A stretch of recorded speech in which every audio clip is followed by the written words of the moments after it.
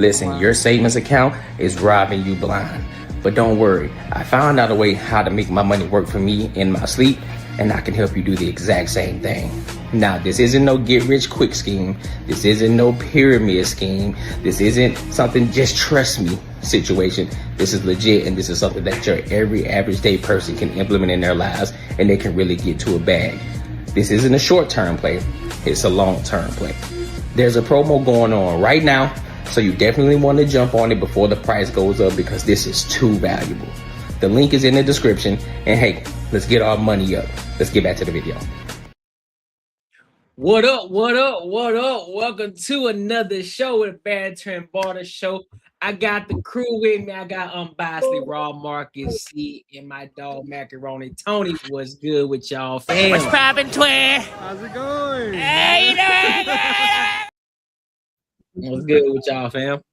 Hey, coming on a new night, Will. Listen, y'all got y'all cups. I know it's Friday, but you hear me? I'm about to go grab it in a minute. I'm lighting up this incense right now. Hey, Rob getting the essential oils going. Hey, man. You gotta keep it groovy, baby. He got this Erykah Badu vibes going on, man. Boy, if Erykah ever let me. Boy, I feel it. I feel it. Listen, man, we got a couple of topics to rock out with today. But before we get there, make sure you like, comment, and make sure you subscribe for the algorithm, and make sure you hit the bell notification. All right. Also, make sure you support the channel. You support the channel. You help us continue to keep leveling up the channel as well. But also, you're investing into a platform that's going to continue to keep growing. So definitely don't be shy to put money into the super chats. All right. We ain't begging. We just saying, hey, listen, the super chat is there. Support something that you believe in. All right. So let's go ahead and rock out with this Anton Daniels and this Corey Holcomb situation, bro. I know everybody done heard about it. Everybody talked about it. And it's kind of wild. I'll say that. I'll say the least. A lot of people are saying that, you know, he's a comedian. That's some shit that you should expect. But at the same time, why you bring other people into your fight that ain't got nothing to do with the fight? So I'm gonna leave it right there, and now I'm gonna go ahead and play this video, and then we'll give our thoughts and opinions. Again, this one's a little long. This one is a little long, so we'll pause in between if y'all got something to say. All right, so let's rock out. Play that for women. I don't know what that means to be gay for women. I don't know what it means to be gay for women. He has a point. He has a point. Okay, crash now. Put your seatbelt on, I guess. If you can explain that to me, then I can answer your question. It means that you're the gay best friend. That's fine. That's fine. Well, if I'm the gay best friend, that's fine. So we can stop name calling and we can just get back to the subject. You did it I first. didn't call your name. I said you had on a cake. And I said you had on a gay. What the does that mean? And for me to be gay, I have to a man. I've never a man. I don't know that. I don't know you haven't a man, nigga. I would bet on you before me. I'm retarded. That's fine. That's fine. All right. Anyway, I don't know if we saw the part where he did the same thing on somebody else's show with the dick sucking shit. Really? I don't know if we saw. He did, and then said, "You called me a name," and the dude didn't call him a name. I think this is a routine of that guy. Yeah. I think that I didn't do the research. I'm just saying though. Hold up, real quick, bro. This nigga bugging with this Alicia Keys cafe outfit on, bro. This shit wild.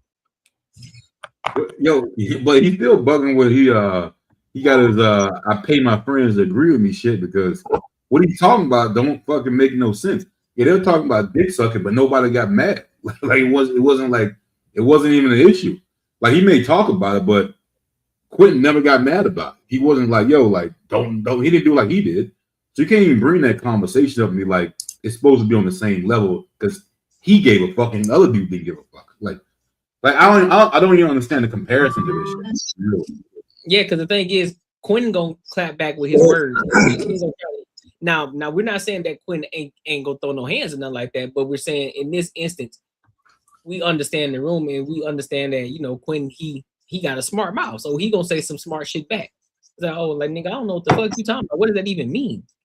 Because everybody done already called Quentin gay how many times, but we already know, you know, he didn't said it plenty of times. Nigga, I'm not gay. I don't rock out like that. Yeah, I mean, but that whole comparison just don't make no sense.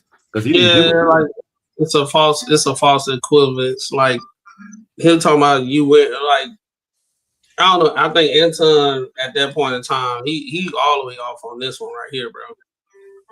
Oh, that one with him and Quentin, him and Q. Yeah, him and Quentin. Yeah, he all the way off. I actually saw the whole thing. Like how he even got to the point was all the way off. Like he was just didn't want to be wrong. Yeah, I saw the whole thing. He was saying Quentin didn't even call him out his name or nothing like that. He was just talking about, you know how people be like talking about Molly and Mika and all that. He don't say nothing when they be saying stuff, the crazy stuff Molly be saying and all that type of stuff. And he told, and he said it plenty of times. He's like, I ain't even gonna say nothing. It is what it is. This, that, and the third. And he said, nah, say what you gotta say. Just like when Anton was on Hard Show, when he was like, tell me where I be bullying people that, you know, I can control and stuff. And he said, nah. Anton said, nah, I ain't even gonna do it until he kept on pushing it. He said, okay, the people on your show. So that's what Anton, he did exactly the same thing.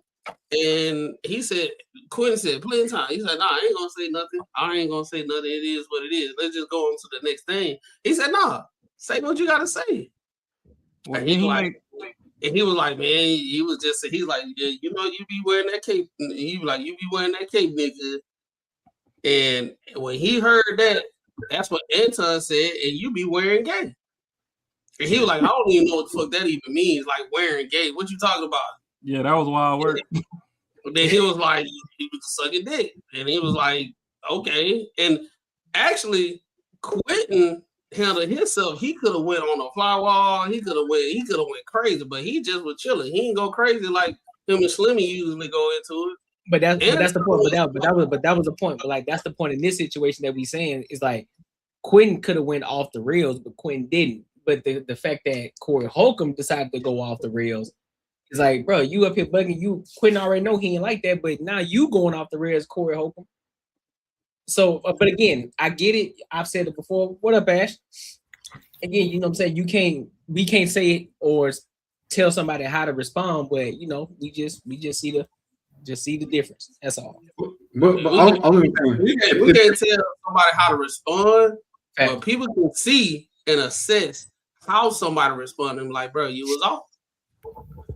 But if someone said, "Hey, Marcus, you stupid," and then that's like a trigger for me, and I get fucking buck wild, and there's another conversation where the same person keep calling people stupid, but that person to get bothered by it, that can't be my argument though. That this is track record. Well, hey, the other motherfucker he didn't get butthurt about it, so it's not really a big deal. That's some person shit to me. So like I mean, for him bringing this up like it was like I don't know, this way he brought it up was more like, hey, you see this is how he do shit, but it's not like he was doing it and Quentin got pissed off and he kept going at him. Quentin never got pissed off.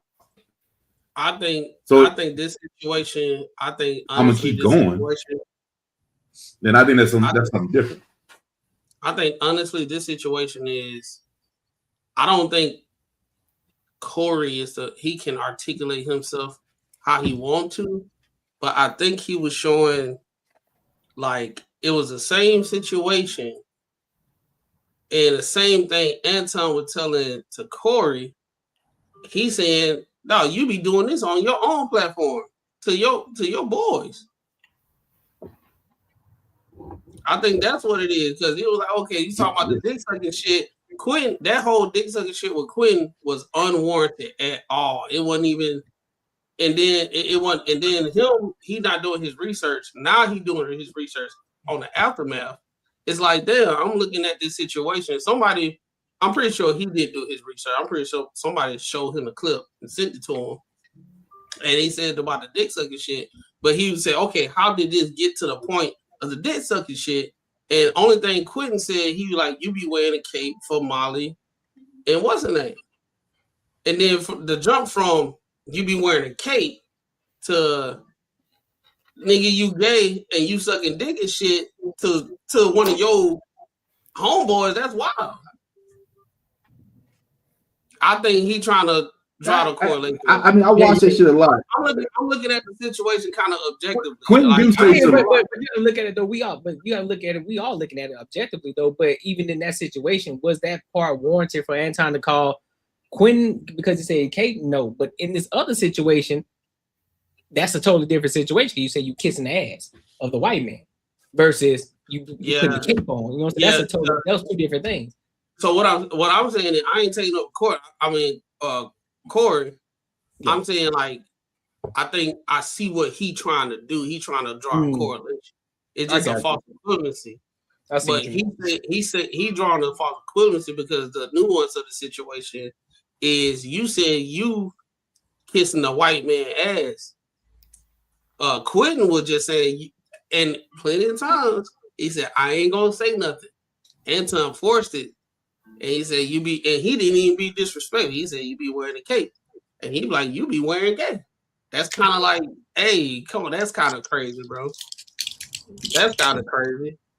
And I think this situation is a twofold situation. Is it bad if you get offended by it, or is it bad just period? I think it's bad if we. So, like, if I know you're. I think it's bad if all of us on this show right now, and I come to you, Marcus, and just because I disagree with you may say I be acting a certain way, and I say, tell me what you mean by it. Yeah. And you be like, yo, Clem, you be sloppy drunk, and you be saying a whole bunch of red pill shit, right? And I be like, and you a bitch ass gay nigga. That will be a situation. People will be like, yo, okay, now that was kind of crazy. You know what I'm saying? I think that I guess that's the problem I get with, because with me that wouldn't even bother me. It doesn't matter if you bother. Yeah. Like if someone called me gay, or said I suck dick, I promise you, I wouldn't even flinch to get mad. Like I'd be like, oh man, fuck you. Like that to me wouldn't. That's not one of my triggers. Like I would not. That wouldn't piss me off.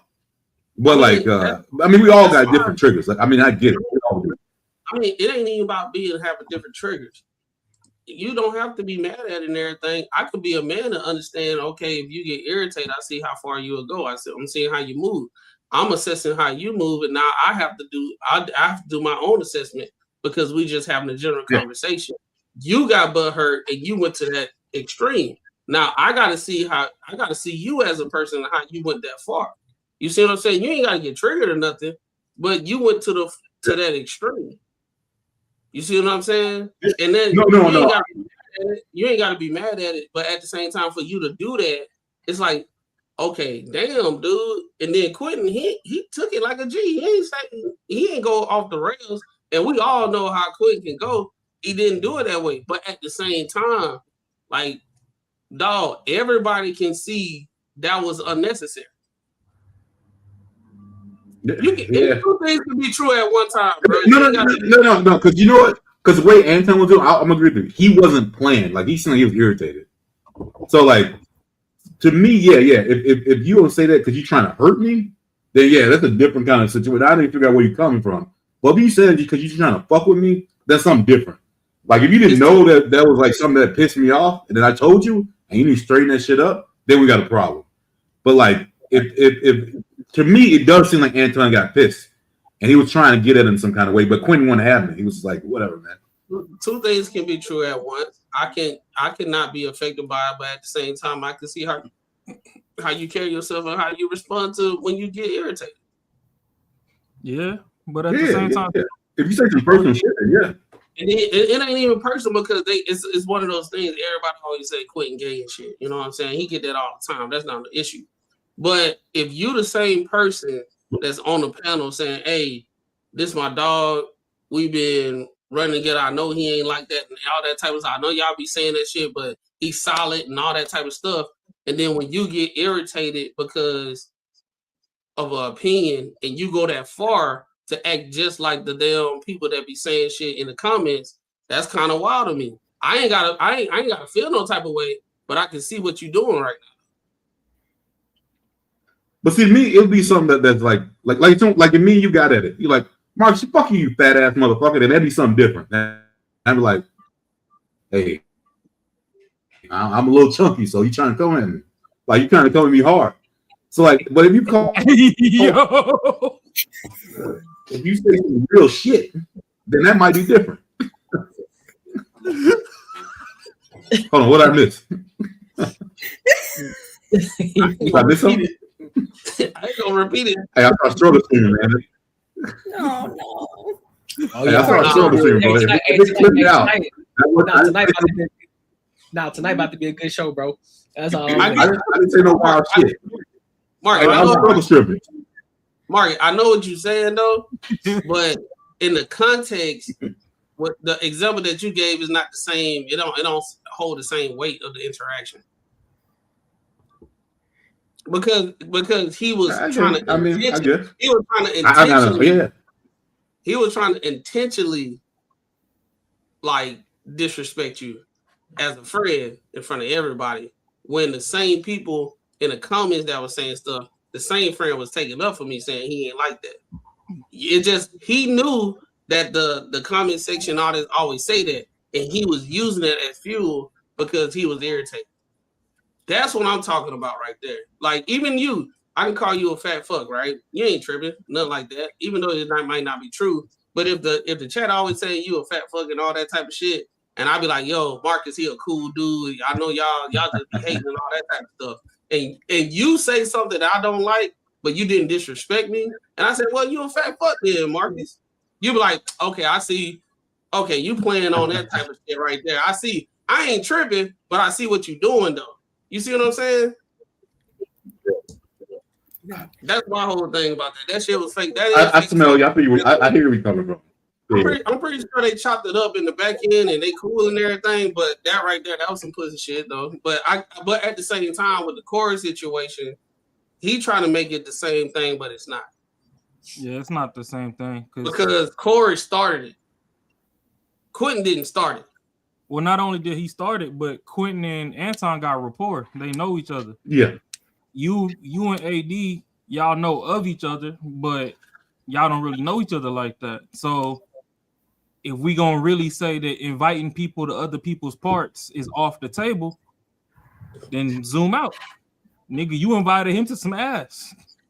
Pause. Hey, yo, that's crazy. That man, David, that was crazy. I'm not that was feeding. crazy. I'm not feeding. I'm not feeding. He's starting it already.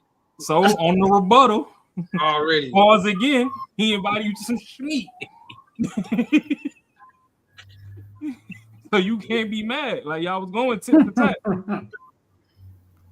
But yeah, that's the bitch shit. Y'all going to take for tack and everything. And I get it. It's entertainment too. Y'all going to take for tack. It's like you know, beating a dead horse at this point. It's like y'all going to take for tack. Both of y'all got what y'all wanted out of the situation. You probably felt like you bitched up, and I think he overcompensating for it. He trying to overcompensate for the bullshit he was doing. Try to make sure, try to rewrite the history type shit. You know what I'm saying? Everybody saw it, but you trying to rewrite the history of it. Yeah, but now the internet dragging him through the mud because TMZ dropped a clip of him punching the woman in the face. Just like, you know, when the whole Diddy joint came up, and then they magically had the video of him dragging Cassie through the telly.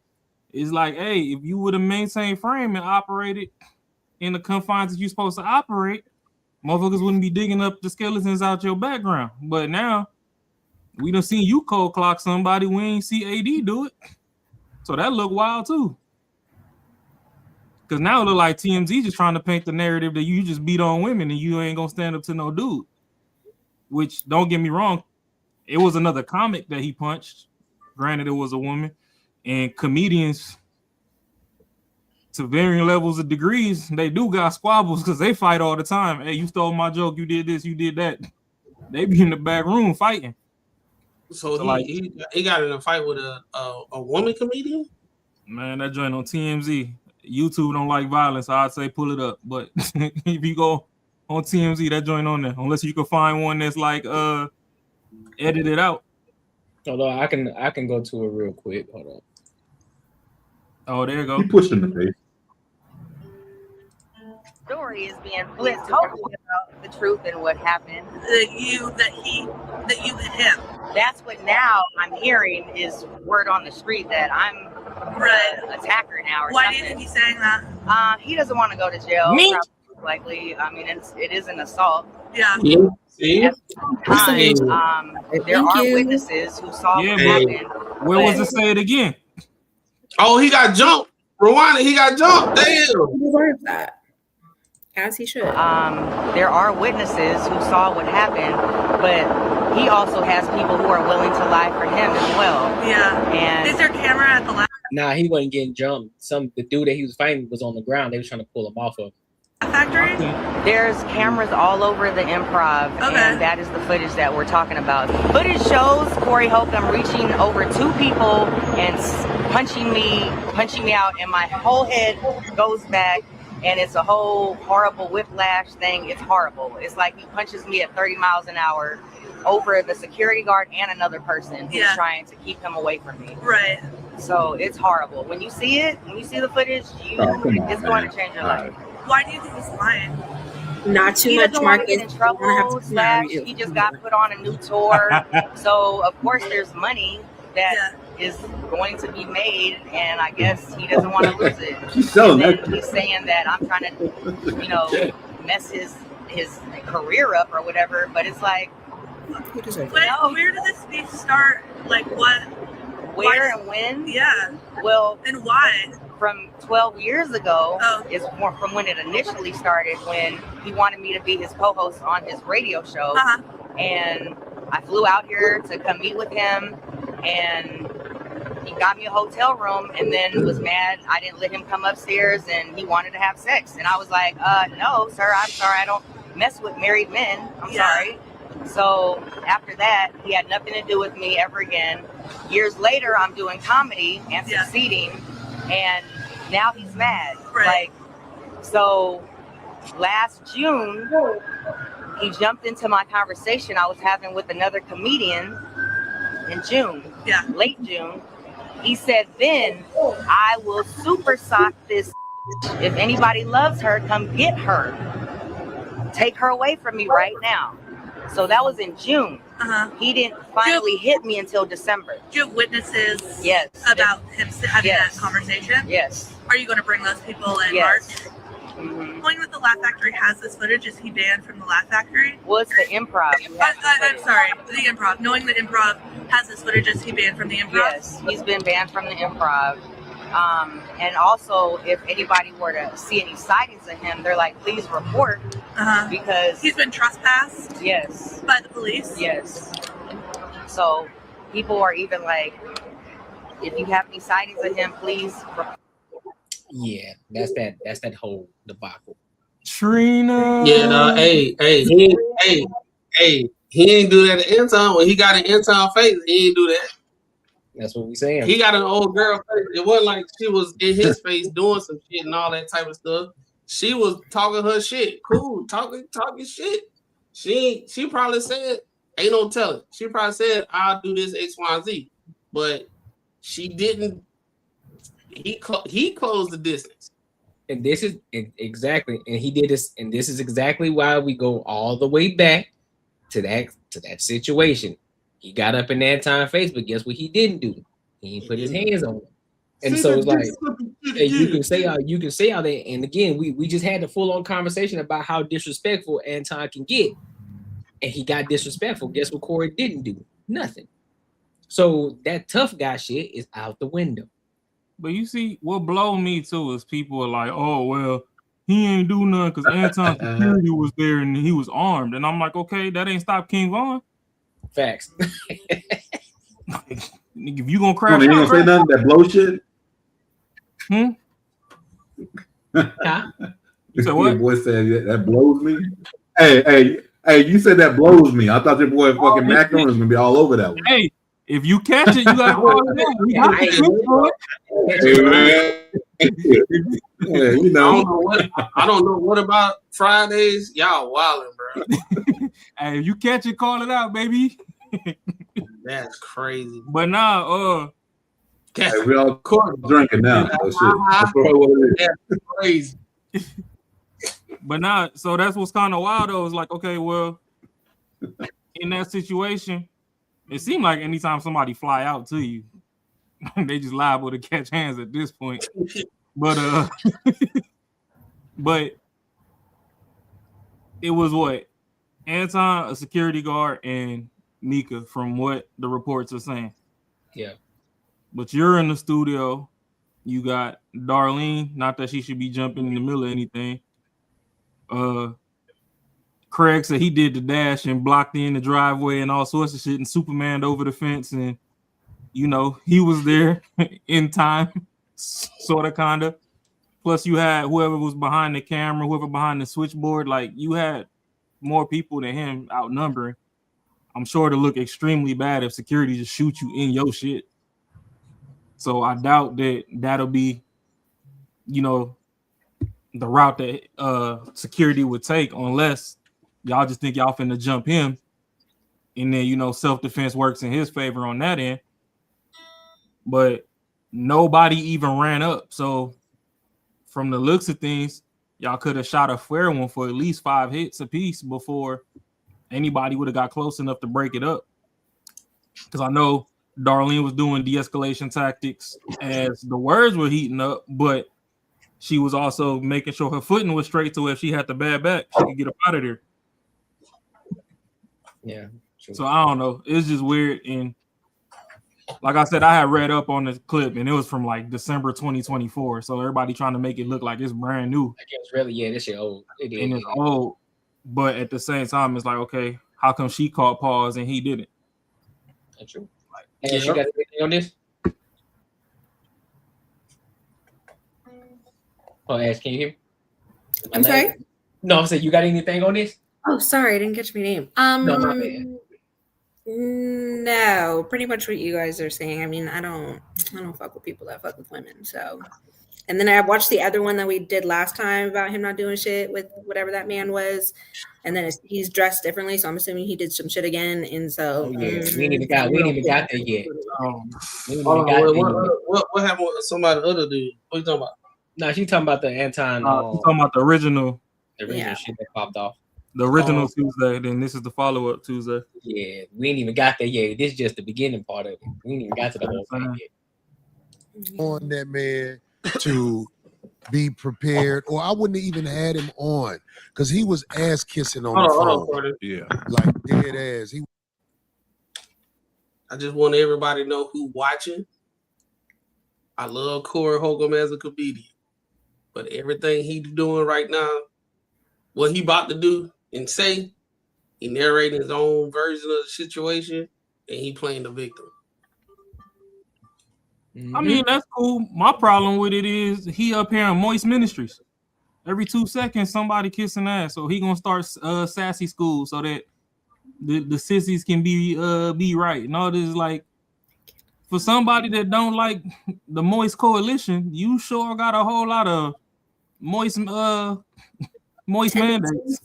He got that Jill Scott outfit on, bro. I'm telling you, that shit is wild. You hear me? This shit is crazy. The Warriors from the movie back in the day. Warriors come out and play. Not the 90s auntie outfit. The Revenge of the Nerds, boy. Boy, that's a 90s auntie call center fit. Somebody gave me his number, and he was talking like he had some sense. Right. And when he came on here, he ran his routine that he's run a few times on people. And that's cool. But sex playing a man. Can we just start out with that? There's cameras all over me. Have we missed a Tuesday, Darlene? No. What they got to do with anything? Even when the city was burning down, we was up in this. Yeah, They had to tell us to get that. Yeah, real shit. Hey man, listen, man. We ain't missed a Tuesday. Do you know if you fight on YouTube, they give you at least a 30-day suspension? Right. He could have fought him in the parking lot. Oh shit! Hold on. No, I don't want to show her face. But see again, he proven the point. While he's also proving the point because that's the reason why Anton said, "Let's take this shit outside." Right.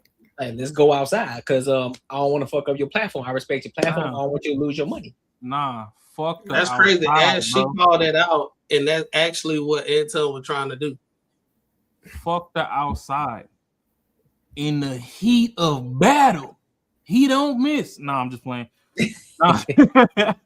But nah, fuck the outside shit. When the shit was really getting amped up to where somebody was trying to interject and ask Anton a question, and Corey stopped him and was like, "Nah, we're still trying to egg the shit on." They flipped over to the 5150 show banner slide, whatever you want to call this shit. So they technically killed the camera. YouTube not gonna demonetize your shit because we hear the furniture moving. They gotta see it. That's true. We can hear the furniture moving all day. If we ain't see it live, they not gonna. I mean, I don't think that they know that though. I don't think they know that shit is off though. So even if they did, it could. That's a 50-50 chance though. So they don't know if the camera's off. Whether he wasn't even that upset. Like, he was talking shit, but he wasn't even that mad. To like, he was able to control himself to walk his happy ass outside and fight him if he really wanted to, and he chose not to. Whether you know or not, that building got mad cameras because Craig did a walkthrough after this pod right here. Craig did an actual walkthrough, like, oh hey, y'all ain't even seen the studio. Let me show y'all what it's like, what it's hitting for. Right. Boys, security cameras all through there. I'm talking about you can see the path of butterfly fly through that bitch with no blind spots. So you got all the cameras. If you need evidence in court, you can kill the damn live stream cameras, just cut to commercial shit. Put all your tour dates up. And then we can hear the damn furniture moving in, somebody come back on the ice pack and somebody come back with a bandage and finish the conversation. But you ain't do that. And now you saying this and you saying the exact same thing that he said when he was in your face or whatever the song is that y'all had after the shit. So it's like, everybody trying to do the little damage control or whatever, but wasn't no damage in the heat of battle. He was just squawking. There was nothing happening. Ain't with none of that bitch cooking shit, nigga. 2, they give you at least a 30-day suspension. Right. His plan. Yeah, man, it's a few. I mean, it's supposed to be a code of conduct in the streets, like in Cali. The code of conduct is somebody call you out. Real short. If he knew it's a 30-day suspension, why he moved in front of him? Right.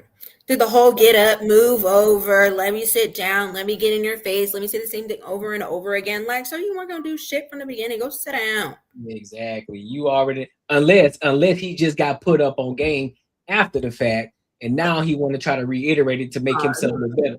Of course, that's what he's doing. He said it. He said it on the show after that when they were talking about how much that the screen the backdoor thing cost and all that That's stuff. True. That's true. He said that. He already knew. That's true. He already knew he wasn't going to do nothing. Right. Just with women. So he should have just stayed on the other side. They just be men, talk shit how we usually do. Get off your chest and just keep it going. That's fact. For a fair one. You're supposed to take the fair one.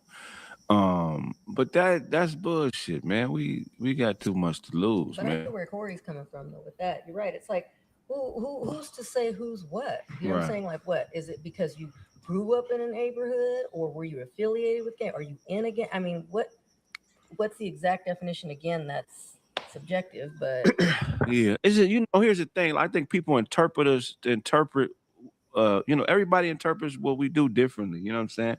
Because who you are and what you represent, you stand on a lot of stuff, you say a lot of controversial stuff. So people who don't understand the intellectual capacity of your message, they equate it to something that they understand it at their level. So they think that when Corey is a fighter, he gonna fight whenever. It's like, nah, that ain't what this is about. This. You see me fighting? No, but that's how they process it. It's a damned if you do, damned if you don't thing all the time on the internet. That's how they process it. Like me, anytime I get angry, they say I'm being a tough guy or I'm trying to be hard, or they'll call me a bully. I am not no bully. I never bullied nobody. But if I raise my voice a little bit or get a little bit aggressive, they just take it in a way like that. I don't mean it.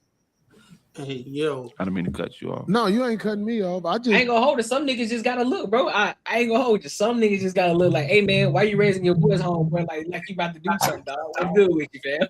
Some niggas is like that. I'm sorry. Some people just got that look on their face. They just got that demeanor about like, hey dog, this nigga raising his voice. He might be soft as a teddy bear, but hey, my man, you getting a little too strong in the chest. I'm gonna need you to calm the fuck down. You know that's what I mean? the problem, though. You got too much dip on your chip. That's the problem. In the heat of the moment, they was both raising their voice. That's facts. As far as the main two antagonists, because I mean, we ain't see Craig till later. AD and them had already pulled off by the time Craig get there from the looks of things. Yeah. But y'all both raised y'all voice, but ain't nobody pop off though. I don't really understand this whole thing, this street conduct shit, and ain't like everybody ain't from the streets, and even the code of conduct of the street, like even the whole snitching thing. Like snitching is like if you actually doing the shit with you doing the crime with somebody, and then you snitch on somebody so you get a lesser time. It's not if you just a regular bystander and somebody do some shit, you like, yo, you did it. It ain't snitching. Like they did it. You ain't had nothing to do with it. So that street code of conduct shit, like both of y'all over 40 years old. Both of y'all over 40 years old. Both of y'all got children. Both of y'all got wives. Both of y'all got shit to lose. Both of y'all got entertainment stuff going on. Both of y'all got employees. What the fuck? Two CEOs that got a difference of opinion sitting down and feel a squabble. Like, how that look, bro? What's the point? Let me answer this. Hold up. The entertainment start of it though. This dude right here talking about he talking about Anton wasn't gonna answer the question about the white man. First of all, nobody knows whether he was gonna answer the question or not because ain't nobody let it rock. Facts. Second of all, if y'all is fucking niggas, what are you worried about the other side of the street for? We gotta fix our side first. So why every time we trying to do something, you worry about the white man? That nigga's not worried about you. Let me piggyback on it too. If you do the research, if you do the research like Corey Holcomb should have done, you already know he talk about white people too. So this entire conversation, he shouldn't even ask the question in the first fucking place because he knows he talk about white people, but he didn't do the necessary research like a lot of y'all don't do. And so then you come and ask questions and you think you're trying to pin somebody in the fucking corner when you ain't doing nothing. All you gotta do is do your research, big dog. It ain't that hard. You don't talk about white people like they talk about white people. Hey, we can't do this because white man do this and white man do that. White man this and white man that. Anton ain't talking about that shit. Anton knows he rules his own fucking, I don't want to say fucking universe. That's kind of crazy. He makes shit happen for him. Ain't got nothing to do with nobody else. Nobody white, nobody black. You understand that shit? So he ain't like, other people who think the reason I ain't doing shit because this motherfucker hold me back. He don't think like that. So he ain't talking the same way Corey wants him to talk and say, fuck the white man. I should need more money because the white man fucked me over and all this other bullshit, which is stupid. He don't talk like that. Yeah, but he's saying play the clip, right? So we on the week after. We ain't go back to the first week. But honestly, I did a breakdown of it on my channel up until the point where they got active. I still got to review the rest of that, and I got to review this, and there's some other stuff that I seen that I got to review. I'm catching up on my YouTube and all that, so it's coming. It's in the tube. Thing is, in the heat of the moment, when Corey was talking, it looks as in that conversation for the night, Corey was saying Anton ain't talk about white people. So I get where we know that, okay, AD do talk about white people. You got the liberal white women, you got the men, We done seen the dude on Fight Club one time. His shorty was telling him he need to go cut the grass, and it was winter time. We was joking, telling him he need to go mop the roof and shit. It was all sorts of white people. It was this dude, Panda Bear or whatever, big white dude that used to come up. We done had many interactions with white people over the years on these channels. Fact. Now, in the heat of the moment, while they were sitting side by side in the studio from the beginning to where the shit got heated, yes, Anton ain't talk about white people, but who the fuck in the room is white? Y'all ain't have a white person in the room, so why are we worried about across the street when we got niggas in here? We shooting dice and drinking OE and Mickey's. We not worried about meth labs and fucking whatever the fuck they do over there. I can't.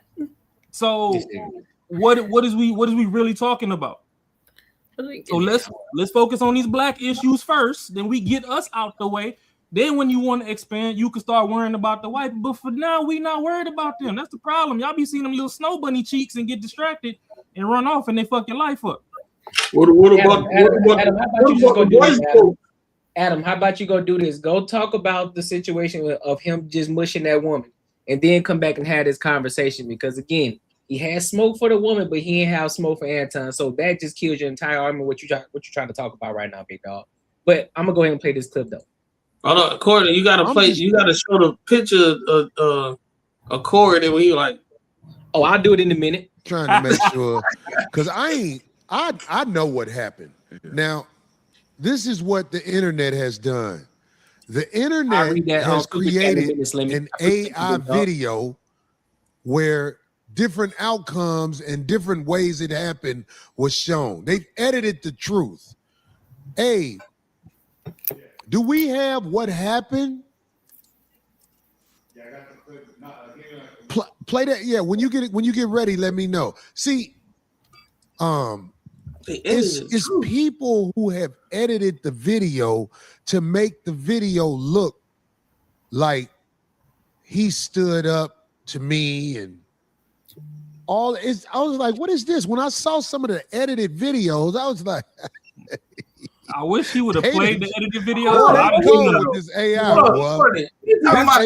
video. Our own eyes. We saw it live. Right. That's what I'm saying. There's no way to clip that. It was all time. Hold on. I want to see what he's seeing because I ain't see it. He himself edited the thumbnail of his own show. It was Anton on there and him on there. Then after the situation, he edited the thumbnail. It was just him on there. What are you talking about? Then he said featuring Darlene and Craig Facts. Craig wasn't even on there for 5 minutes. Since Slimmy in the chat, bro. What are you talking about? Right. Hey, bro, Craig and Darlene looking like connecting the dots slow. This shit ain't gonna be hot no more. Like they looking like you fucking up. They gotta agree with his ass, but they're like, damn, you fucking up right now. He bugging. Eat his ass. Oh, really? Yeah, that's wild. Oh yeah, they ain't into it at all. Into it at all. Don't call that nigga that. Call that nigga futon.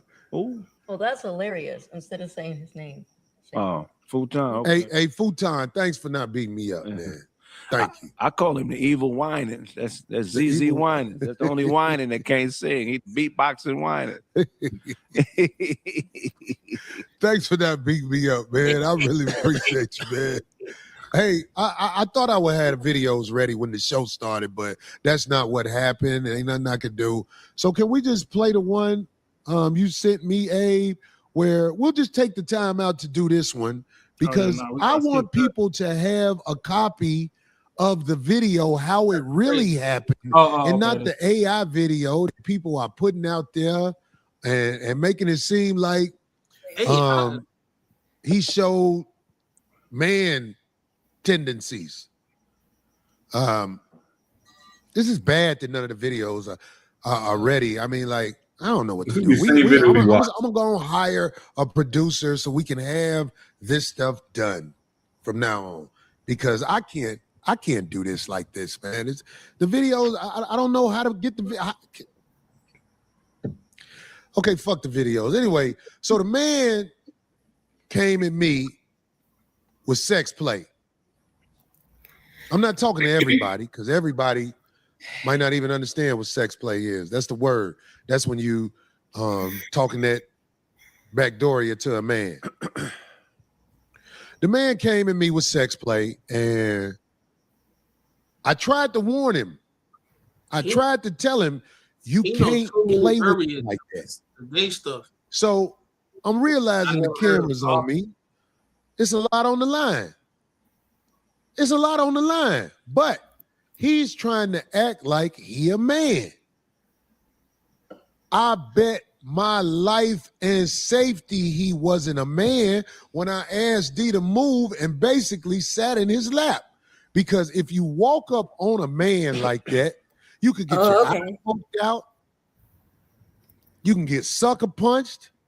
You can get all kinds of things done. Look, I would never walk up on a man like I walked up on dude.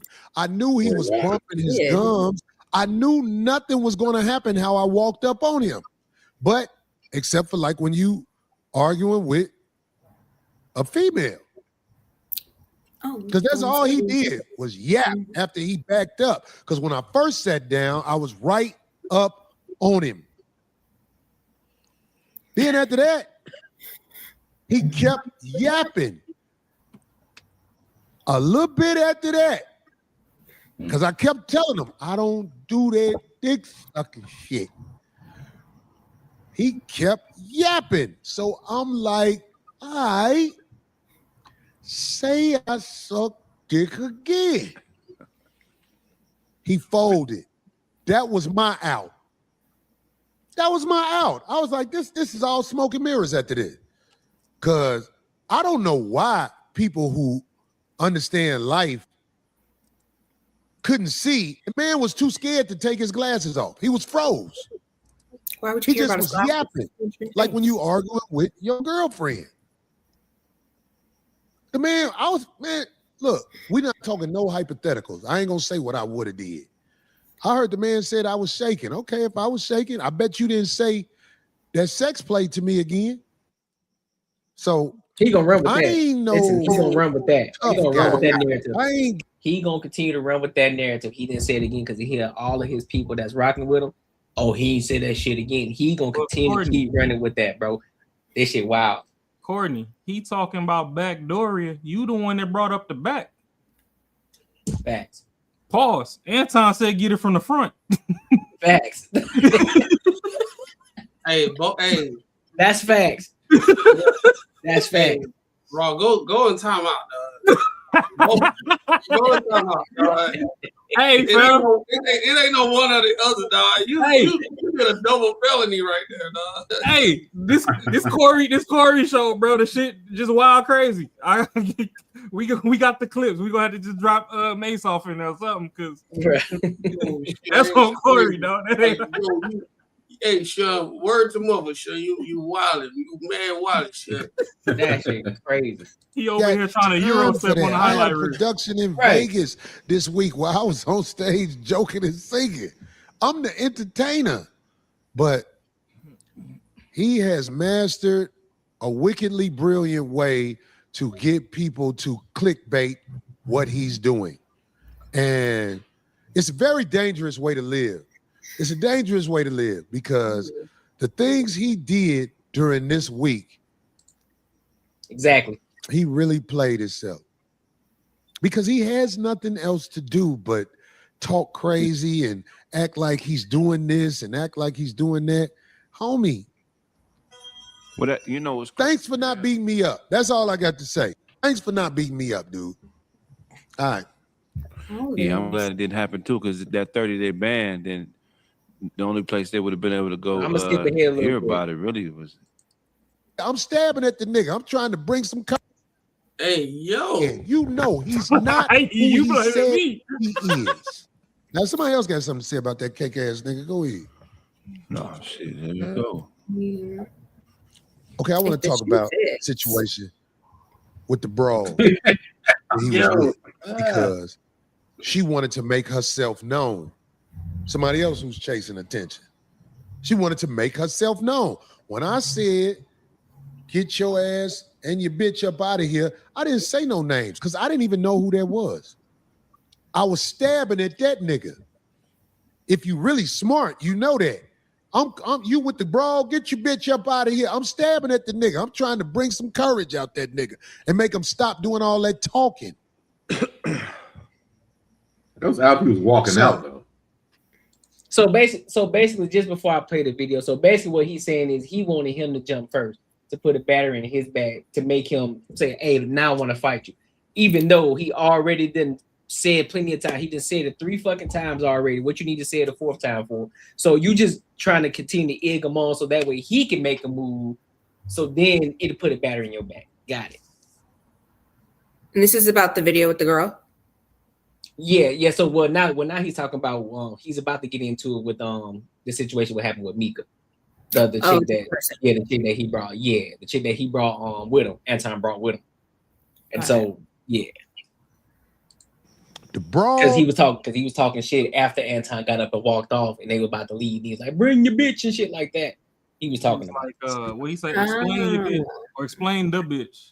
Yeah, explain the bitch. Like, bro, still talking but not doing anything. I don't understand. If he was so ready, he should have just went. Like, why do you need all this extra energy? The problem is he was distracted. She probably stood up and he got that Kendrick cam and was like, "Oh, she really sitting on something," and he was mad that she was with AD and not with him, and then he started acting out of character.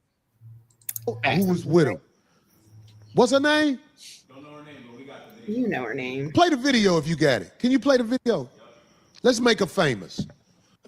How long? Now, 2 weeks ago, I was told that I was going to go on the 5150 show, and I was excited. All right, I was excited about going on the 5150 show. Last Tuesday, I got on a plane to go from DC to LA. I got to the 5150 studios at about 8 p.m. Pacific time. I met Corey Holcomb. I was introduced to him. He shook my hand. Then about, I want to say 5 minutes before the actual show started, I was told, I can't go on the show. Hey, pause it right there. Okay, cool. So now everybody trying to play AD like he moved like a snake or whatever. I don't really care about the movements. She showed up. She was there. This is business amongst men. So obviously she not really gonna speak too much. She don't know you.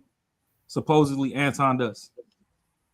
Y'all got introduced. She said it. Darlene said they talked.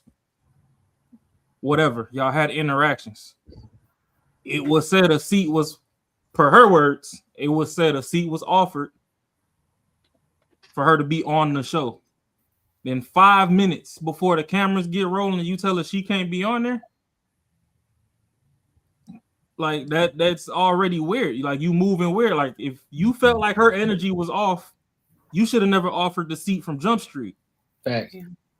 So whether or not Anton cleared it with you 2 weeks ago when he told her, you could say it's relevant, you could say it's irrelevant, whatever, it don't matter. Because when she was in front of you in 3D, a seat was offered. Then y'all reneged on the offer right before 3, 2, 1 rolling. That's some BS, which also could play back into the attitude probably that Anton had, where I told y'all, because I had the stuff pulled up while we was streaming that day. Yep. Waiting for it to start. And it started like 20, 30 minutes late. And that's why Anton jumped off and was like, hey, just for the record, because, hey, I don't know your audience. I don't know if you always late or not, whatever. I don't know your audience. So just for the record, I'm a guest here. I'm not the reason why this show's starting late. I was on time. But it looked like behind the scenes, y'all was squabbling back and forth whether or not y'all was even going to introduce, an extra guest on the show. So that's already wild. But I just wanted to get that off because it's like everybody glazed over that. The fact that she said, oh, hey, when I even pulled up there, we had a face-to-face conversation. It went away, then it got retracted. Yep. Then they making it look like she just sat up there and was just being weird. And it's like, no, if y'all ain't refute the fact that anything that she said, it's that y'all offered her a seat, or y'all ain't refute that. But now that you know, egos was high and whatever shit escalated. Now all of a sudden is, first of all, she didn't come in there disrespectful. I personally done seen Mika in person a couple times. She dresses real elegant, whatever. It's not like she dressed ratchet as hell. So it's like, you know, you could have said explain the woman, whatever. You ain't really have to go all the way down low. She's a real sweet person, but we let her rock a little more. Then I was told that I could sit on the set, but I have to sit off camera. I said, okay. Now, the worst thing you can do is open your mouth around me. I'm going to be able to cipher who you are. Young lady, as soon as you ride on the lot, it's cameras. As soon as you ride on the lot, it's cameras. I'm gonna put you on the spot right now, D. Okay. I'm gonna put you on the spot. You saw them get out the car, right? Yeah, it was in my car still. What did you observe when they got out the car about their energy together? It was interesting for sure because, you know, to me, if you're walking up on somebody new, you freely introduce the whole crew. Right. And I walked right up to him and he said, "Oh, Miss Darlene," or Miss D, whatever he said, gave me a handshake, what have you. Said, "I'm not a handshaker, I'm a hugger." So we hugged. I introduced myself to the security guard. She was already walking towards the door. And it's not like he stopped her to say, and I thought, to me, I don't know. That's just very strange where it's like, well, The fact that she got out the car and just ran right inside and wasn't with him. Well, she wasn't near him, yeah, but she was walking more towards the door without him. So I don't know. I just find that very odd because, okay. And then when I came in, I wanted to go up to her and introduce her. And I had already heard the stuff going on because Phil had made it clear. He said, "Hey," because he said, I don't know how that happened. Phil knows, but that where he mentioned something about the seat or a seat or something about her being on the show. Hey, Phil, I ain't expect you to say this. What happened with, because you told me.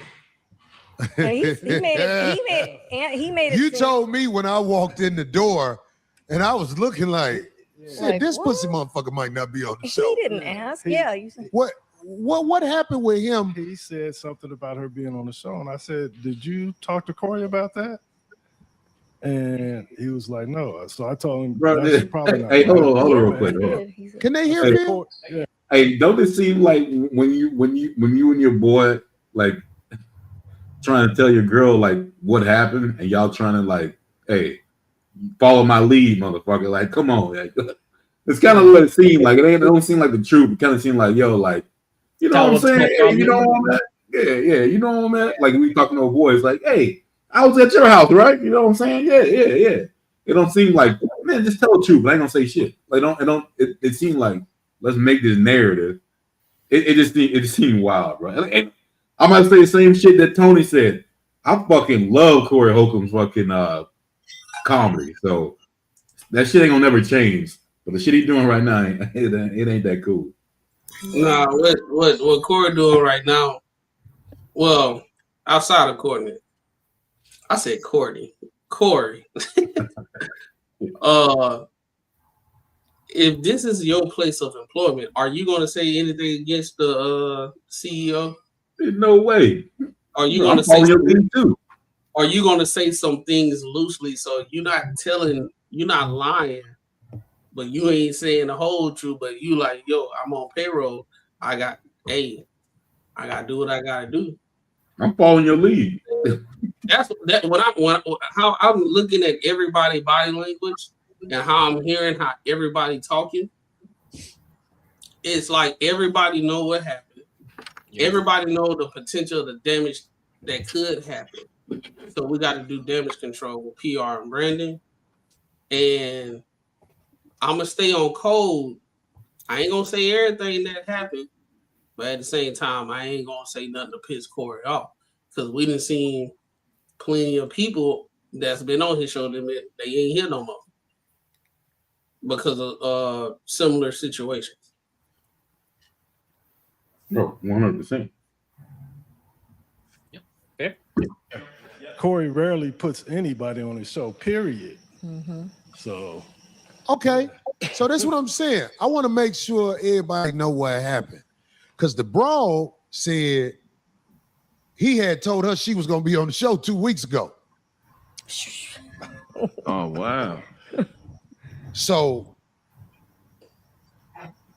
if she got any common sense, she should know this a cake ass nigga.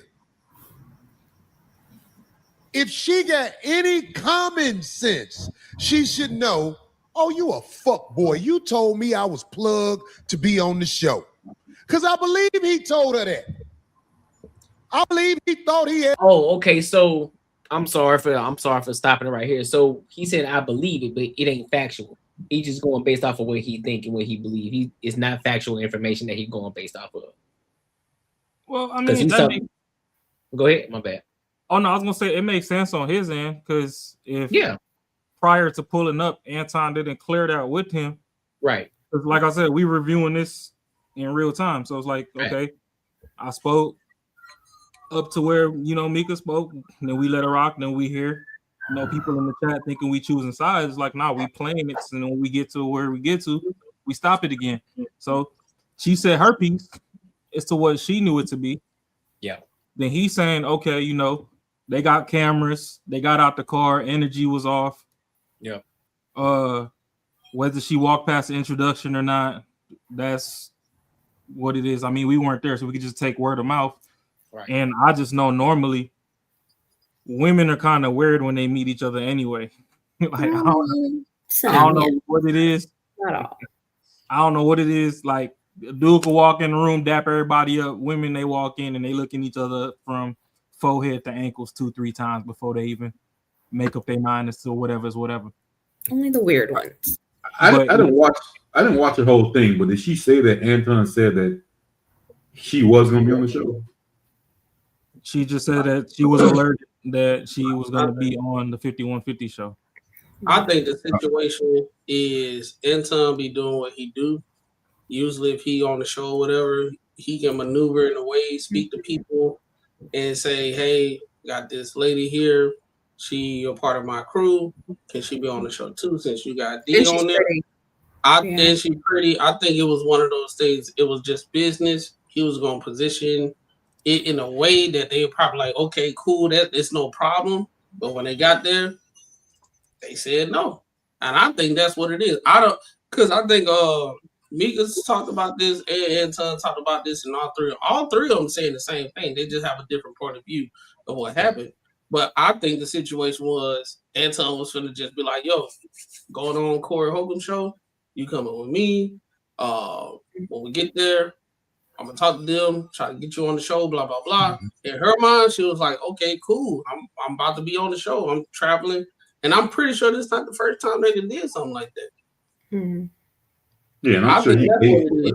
I'm looking at the situation of a realistic situation, other than what a lot of people like old buddy that was in here before that was D-Rodden. They looking at is either this or this. I'm looking at the situation from a business perspective. She probably could have been on it. Yeah. But when they got out the car, it was off a little bit with the energy. Hey, nah, did you run this by Cora? No. Well, it ain't gonna happen. So she had to say what she had to say. And I know the reason why. Because Anton even said that when he was on the phone with Corey, that he said, this ain't gonna be no kumbaya situation. I got some smoke for you and this X, Y, and Z and just that and the third. He probably didn't want Mika to be right there while they giving the smoke. Yeah, plus it probably would have ended up like he was getting jumped verbally because Mika's also in depth with political talk and whatnot too. It's like he would have got murdered. He would have got fucking stumped. Yeah, I think if Craig was there, I don't think none of this would have happened if Craig was there. Probably. Yeah, and that's the thing. It's like black, white, or purple. It don't matter. If we was gonna talk politics, let's talk the politics. So let's quit worrying about. Okay, so say since now it just got into ego tripping and all that, and then this is where we at. Say Anton did say something about white people. What's next? Like let's say he said something. We got that out the way. What was next? Yeah, he still won't. Like, it was still gonna divert into some other shit, and they saying oh. He didn't repeat it. Yeah, he probably ain't say it verbatim, but shit, motherfucker said, I done said it to your face a couple times. Like he took the energy of I said what I said and I'm standing on it. I ain't gotta repeat myself. You heard me. If I tell a kid, hey, go clean your room, I'll come back. The room's still dirty. Hey, why you ain't clean your room? Didn't you hear me the first time? And they just standing there staring. Then I know when you staring at me, you heard what the fuck I said. Why I gotta repeat myself? So I'm gonna take the next course of action. Either I'm gonna put them in the corner so that Ashley don't yell at me. I'm gonna get this belt and put belt to ass. One of the two. Had bargaining chips with a nigga. He didn't have no bargaining chips. No, she can't come on the show. I don't know nothing about that. Let's go right Just here. like he faked, like when he was on the phone. I told you, I come to do your podcast in person and woo, but real right after the show, he on there with Gucci and Yuck them on the phone. Some Zoom shit. No, you mean where he said he doesn't really go on other people's shows. Right. Physically, not he said he's gotta come, but he right on the show with what? I didn't even know that. Yeah, he was on the show with Yuck and Gooch, and I forgot the other brother name. But guys who be up here at the Coin Academy. I'm like, I thought he said he didn't do that. Yeah. But back on the broad. So it was really sitting in my head. I'm like, oh, this is bitch. Because I know how that shit go. Except, what was that clip we played in the beginning of the show? Yeah. Play it again.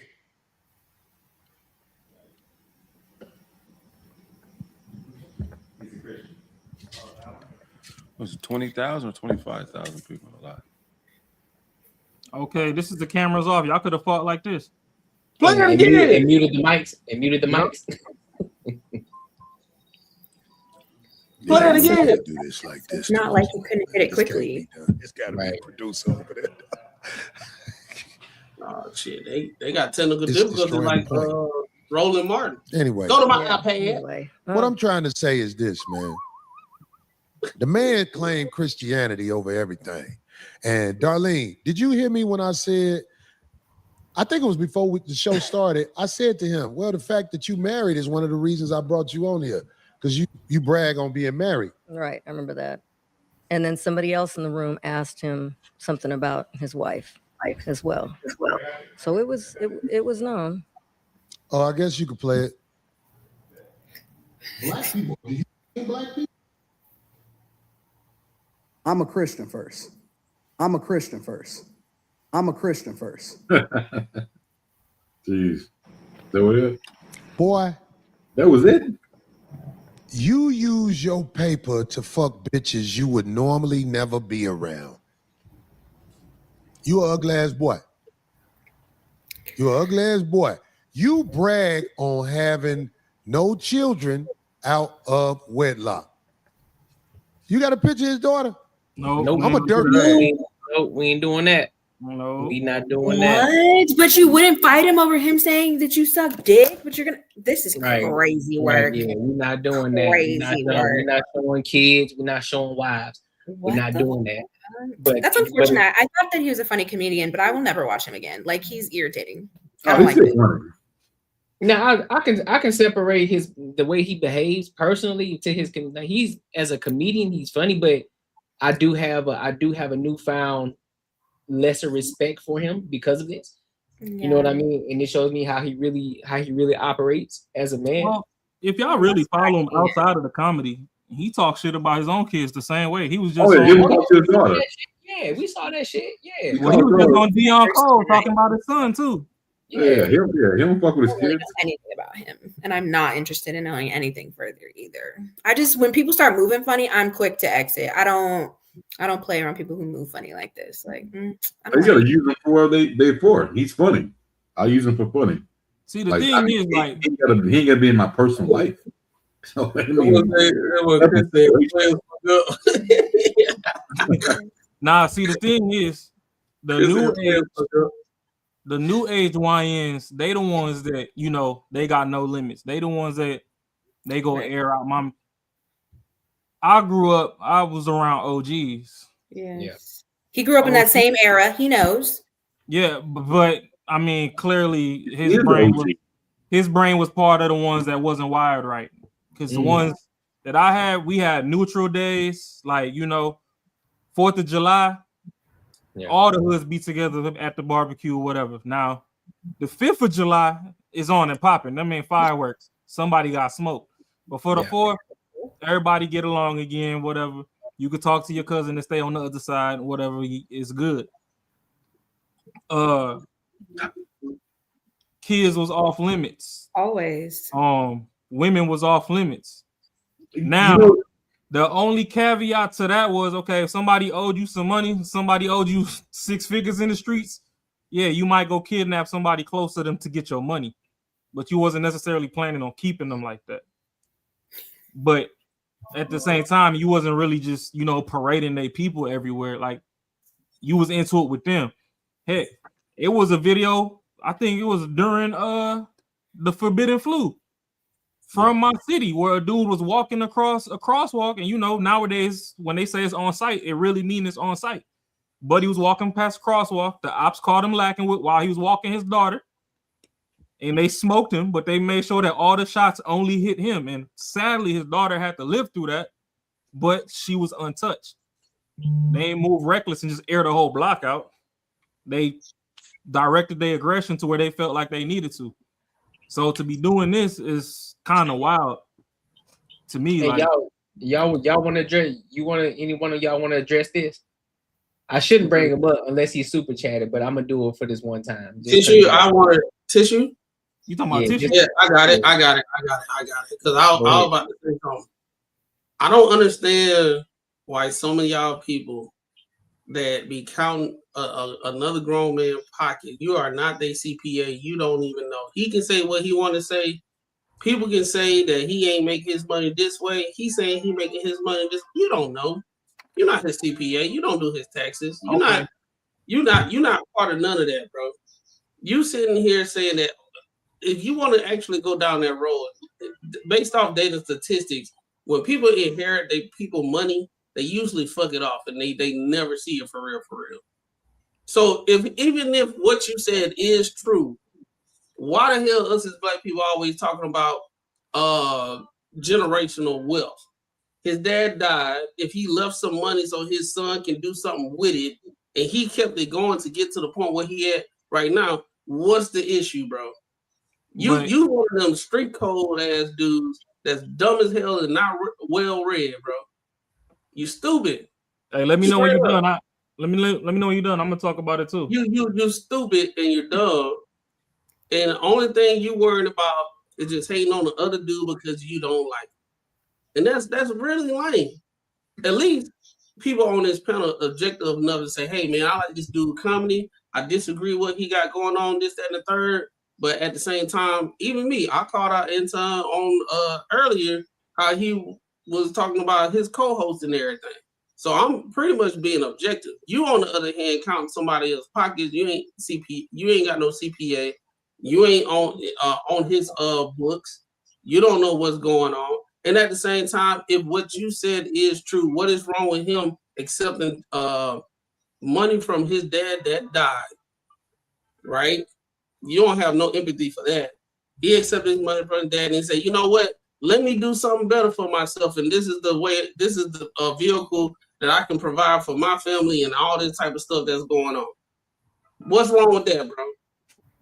Yeah, all those housing shit he owns and all of those shit he doing besides social media is in his fucking name. It ain't from his dad's name. It ain't he ain't the beneficiary of it. He started all that shit. So if that is true, fuck, he gave the money went in the right hands. So I mean, that is pretty fucking stupid to say. But here goes the toxic Nitrosities of the world. Seagull. So yeah. all y'all motherfuckers that's on here in this chat right now, and for the future watchers that's gonna watch this later and jump off in the comments, y'all always get online and act like what y'all saying is cold hard facts without doing the fucking research. And the funniest part about it, the most beautiful part about it, is when it comes to Anton, just like we have to skip over shit in this video because we have respect for people's people, you can find 85% of his backstory right on this same fucking app that you on right now looking at us. Now, if you get an inheritance, how big was the split that Anton just magically damn near a billionaire in y'all eyes, but his mama ain't popping shit, his two older brothers ain't popping their shit, his younger brother ain't popping his shit, and he just it just skipped over everybody. So you trying to tell me that his dad put him as a 80% beneficiary and everybody else just got 5%? He was the favorite. And then we talking about a high school graduate. He done damn near got us close to pulling up his college transcripts on this bitch. He tell y'all all the time that he went to a community college and then transferred over. Y'all call him a tether and say he Haitian, Jamaican, Nigerian, all this. When he pulled up his dad's birth certificate on stream, that's the first time I've put my eyes on a birth certificate where it said race. That shit literally said colored. It ain't say black, it ain't say African American, it said colored. That looked like pure nigga to me. So y'all get up on here and y'all all spew this shit. Then y'all shit don't even match, but y'all all fucking spew this bullshit. And everything that you need is on his damn page. But y'all also worried about that same motherfucking white man that terrorized y'all in y'all dreams, that y'all won't even go to the page to get information that could better your fucking life. It don't matter if you like him or not, you like Corey or not, you like this situation or not, or anything. You can learn from anybody. If nothing else, a conversation with a homeless person can teach you what the fuck to do to not become homeless, if nothing else. Oh, okay, this motherfucker tried crack for the first time. Okay, I ain't never touching crack. If that's the way. Oh, this motherfucker went to Vegas. He put 1,000 on black. He was up 10 bands. He was like, fuck it, bet the house and lost it all. I ain't never gambling. You can learn from anybody that you have a conversation with. So the problem is, y'all hate the white man so much that anytime somebody says anything defending half of a white point, y'all won't even learn the black facts that you can get out of it. Then y'all come up here spewing all this bullshit. Okay, he got money from a life insurance. Why you ain't setting up a trust fund? Why you ain't got life insurance? Why when y'all big mama die, y'all sell the fucking house and y'all talking about y'all want 40 acres on a motherfucking mule that people done already got and it got fucking snatched back? Y'all want all these reparations. All y'all finna do is sell the shit, then wonder why you fucking gotta buy back the block a third time. Oakland Community College, bro. Oakland Community College. That's what junior college he graduated from. There you go. I can yap. Well, first of all, they can tell you wherever he went to, and I can yap all the fuck I want, because the problem is I actually know what the fuck I'm talking about, and it's on this internet. So if it's tissues for MAGA, take them tissues and wipe your little booger ass, crusty ass eyeballs the fuck out. Go over there and look up what the fuck he told you that he went to and put it on stream where he actually has the facts up there with the names of the institutions on screen. And you can screenshot that and put it in your pocket and add that to your box of motherfucking Kleenex. He probably don't even got no life insurance, bro. You talking to somebody that ain't got no life insurance. Bro. All right, we gonna start giving them attention. But it's one more thing, though. One more thing, bro. But the point, I was actually talking to someone about this today, about like a lot of debaters, like him and his circle of friends. That would have been a fucking like, yeah, bro. You know, hey, you got it. You know what I mean? You right. Mm-hmm. Some motherfuckers just talk and talk and talk. They're around so many dumbass people that will just fucking listen to their ass and fucking be like, yeah. They can be like, hey, tomorrow that fucking sky's gonna turn green. They be like, hey, your boy said that, and they get no rebuttals, no backlash out of the shit. And they come to a panel like this and get fucking destroyed, and they're like, yo, they don't know what the fuck to do, because like none of their homeboys ever fucking validate shit they say. But that's most of the debaters out today. They hang around people who are fucking idiots and we just listen to whatever the fuck they say is a good point. But hey, that's it. Yeah, bro, you straight. You sure got him, bro. They don't know what they talking about. They just be sucking dick and shit and all that type of shit, man. Fuck them. They be into. And then when you actually listen to them, navigate through their conversation, validating the reason why they feel the way they feel about you, right? Yeah. You actually listening to them and you listening to the ignorance because how about you put a super chat and then we'll pull it up? How about that? What they talking about is they ain't get no inheritance yet. What they talking about is something that you should set up, and you're supposed to be breaking generational curses, and you're supposed to be setting up your children so it can be better than what it was when you was growing up. Instead of that, they have the reset mentality. Everything's supposed to start from zero. Oh, if I'm out here working my ass off, working 2-3 jobs, and don't know what a trust fund is, don't even know how to even get it started, don't have no life insurance and everything, and I'm out here getting the mud and got 2 jobs, and I'm out here getting it for real. I'm looking at the person that actually had a dad that left something for his kids, and I'm looking at that like a bad thing, right? That's like when you in school and you in middle school and you get a PlayStation, everybody roasting your ass because you privileged. Hey, tell me why we punks, but this nigga up here got a picture of Trump talking about tissues for MAGA. Yeah, that's why we ain't giving them more. Hey, we ain't giving them no more attention, bro. You, my boy. All the facts that you need is on the internet. If you really cared about it, you go look it up. We ain't gotta fucking look it up for you. Like Gucci Man said, go dig your partner up. Get the fuck on. We back to it. You was doing scams. Now that you older and found a way to manipulate, get dude off the screen. Oh, that's fucked up. Damn, that's fucked up. Clip with his wife.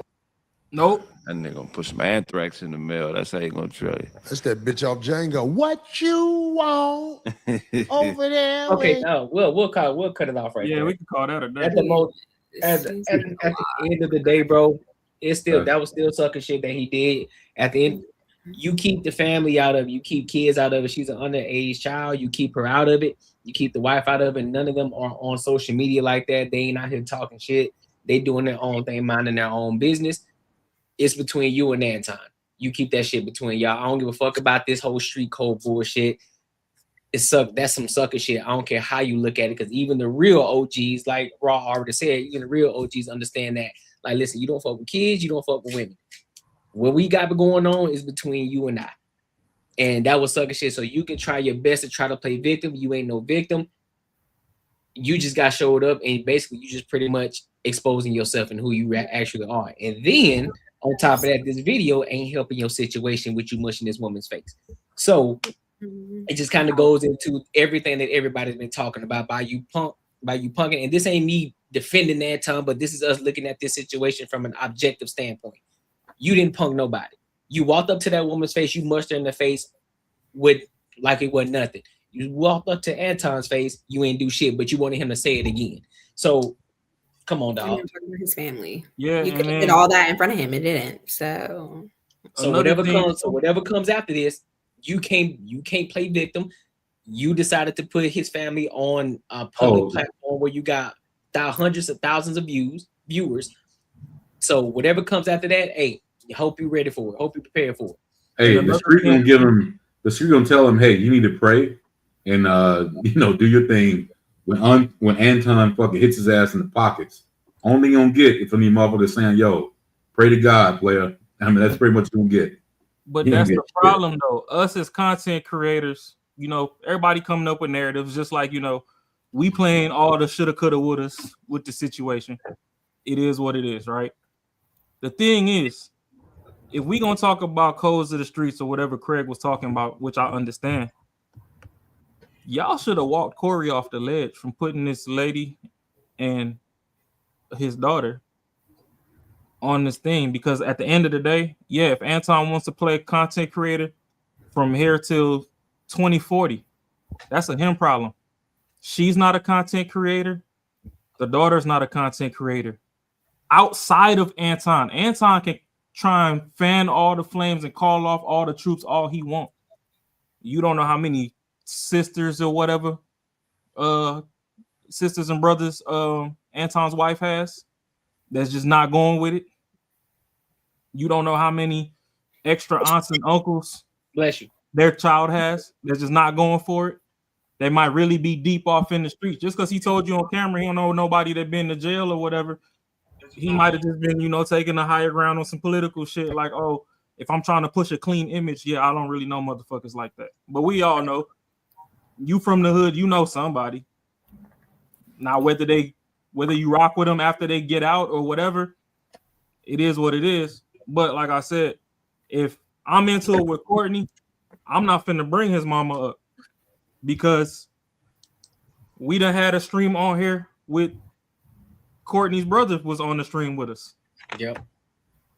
I could talk shit to Courtney all day, and Courtney like, oh, nah, it's cool, it's cool. He could even call his brother cool, and his brother's like, nah, fuck that, I ain't going for that. He talk about my dukes is up. Yeah. Mm-hmm.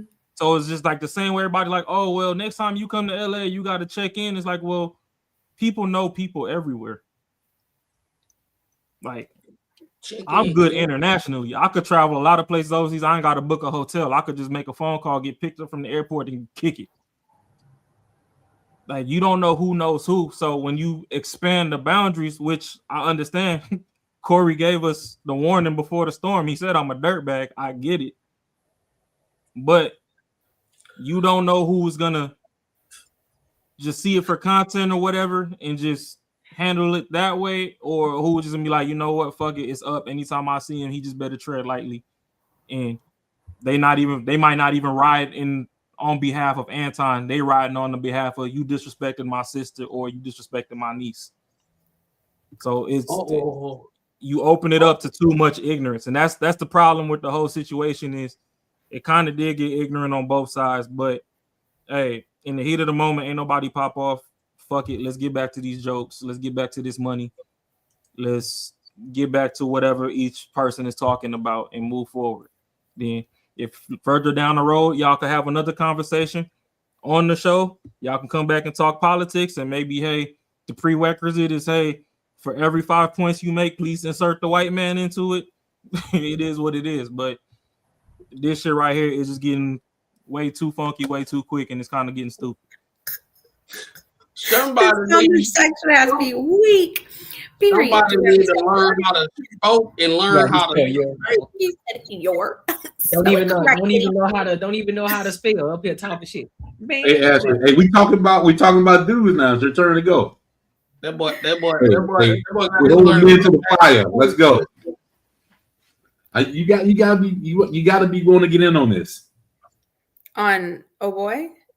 No. We're holding men to the fire. I remember last time you were saying that we never do this shit. I know it's a rarity. I like it. It's a rarity because this shit is fucking like this is valid. This is a valid fucking thing. This is not just some bullshit. This is valid. Yes. Hey, so you get in there, girl. Knock it out. Nah, she said we got it. That's why she chilling. She like, y'all got I've been talking. I had already said that. Like, I had wrote him off the last time I spoke of like, I don't fuck with him. So, and I did say what I needed to say. I don't like that shit. Don't bring up family and stuff. Hey, that boy Courtney got that cut, boy. Look at him. Hey, bro, I know I was just look like $5 fine broke. We still got more money. Made it. I know you were outside all day after your haircut, so you got here. Hey, you feel me? Listen, tuck me away. Better tuck me away. You know what I'm saying? Tuck me away. You feel? That boy went to Walmart 5 times just for some bubble gum. Oh damn! I forgot some shit. I'll be right back. I'll be right back. That's a fresh cut. Listen, make sure y'all like, comment, and subscribe for the algorithm, and make sure you hit the bell notification. Let's get into these super chats real quick, dog. Where the money at? Who it is?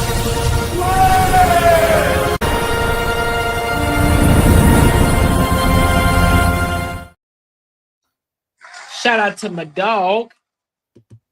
Ooh, okay. Shout out to my dog. Let me say to the 50 ball, my dog. I appreciate you, homie. Big money. That's top dog aura right there. Appreciate you, my dog Slimmy. Appreciate you for showing the love, homie. Yep. Make sure if you want to support the channel, make sure you tap into the super chat. You know what I'm saying? You investing in a group of people who are building, who are growing. Listen, I'm telling you, you don't want to be the ones that's missing out. We already hitting 2K. Now just wait till we had 10K. You know what I'm saying? So 2K. We getting there. We getting there. We moving. 2K. All right. 2K, man. Ain't talking about ugly ass, right? Ugly ass, right? So let's go ahead and switch gears a little bit. Let's talk about our favorite woman, Miss Michelle Obama. Michelle Obama. Okay, so she just went on. Huh? Here we go. No nonsense. Ash, we can't promise you that. We can't promise you because she's saying some crazy stuff right now. Only the truth. Now she want to talk. Right, because y'all said somebody wanted. Hey, what did your boy Corey say? Clip that shit up. Hey, listen, we about to get into it. So listen, I'm not even gonna give the introduction. I'm just gonna play the video and then we'll give our thoughts and opinions on it. But we know she was on Call Her Daddy. You know how big that podcast is. It's a woman podcast. Hey, she's doing really good actually. Amongst many other women podcasts, you know what I'm saying? She's doing dope. So that's dope. And then, you know, Michelle Obama, she's creating her name for herself ever since her Mr. Obama got out of office. So she wants to separate herself from being Mrs. Obama. She wants to create that whole image for herself and not just being known as the first lady. So here we are. Let's get into it. Soon, and I heard that you are also a skier. I love skiing, but I'm kind of putting up my ski boots. You're done. I just feel like I am just one fall away. Because I am like a crazy skier. Like I can't ski a little bit. I'm like skiing all day. Oh, you're going black diamond. I go black. I don't go double black. I like blacks and blues. Are we doing moguls? No, not yet. But when I ski, I'm still the former first lady with security, so I have sort of a ski motorcade. So wait, I'm trying to picture myself skiing down. You can't tell, right? Oh, you can't? No, because the agents they're blending in. You know, some are snowboarders and but they're usually in the front and the back, right? So that no errant person just clobbers me, So I don't really know what goes on behind me when I'm skiing. I just know we make it down. And I ski with an instructor. I ski in Aspen. Vance is my ski husband, and I miss him dearly. Vance. I've skied with Vance for 10 years, and I hope he hears this. I love him. I miss him. I haven't skied in 2 years, but we made it a mother-daughter trip. Every President's Day weekend for the last 10 years. There are a bunch of mothers and daughters. We've all raised our kids together. And we take the long weekend, go to Aspen and ski. So yeah, but you're done. I'm just worried that, I usually have one fall. You don't need an injury. You don't need to be in a boot. And then I can't do anything else. And we need you to do other things. Yeah. Anyway, so that we need you. Yes. Okay. Well, good to know. I was just wondering, like hobbies. Skier? I'm a skier. I'm the similar way though. Like as I can. Oh, shout out! Hold on. Shout out to. Hold on. I gotta pay respects to my guy. Faded.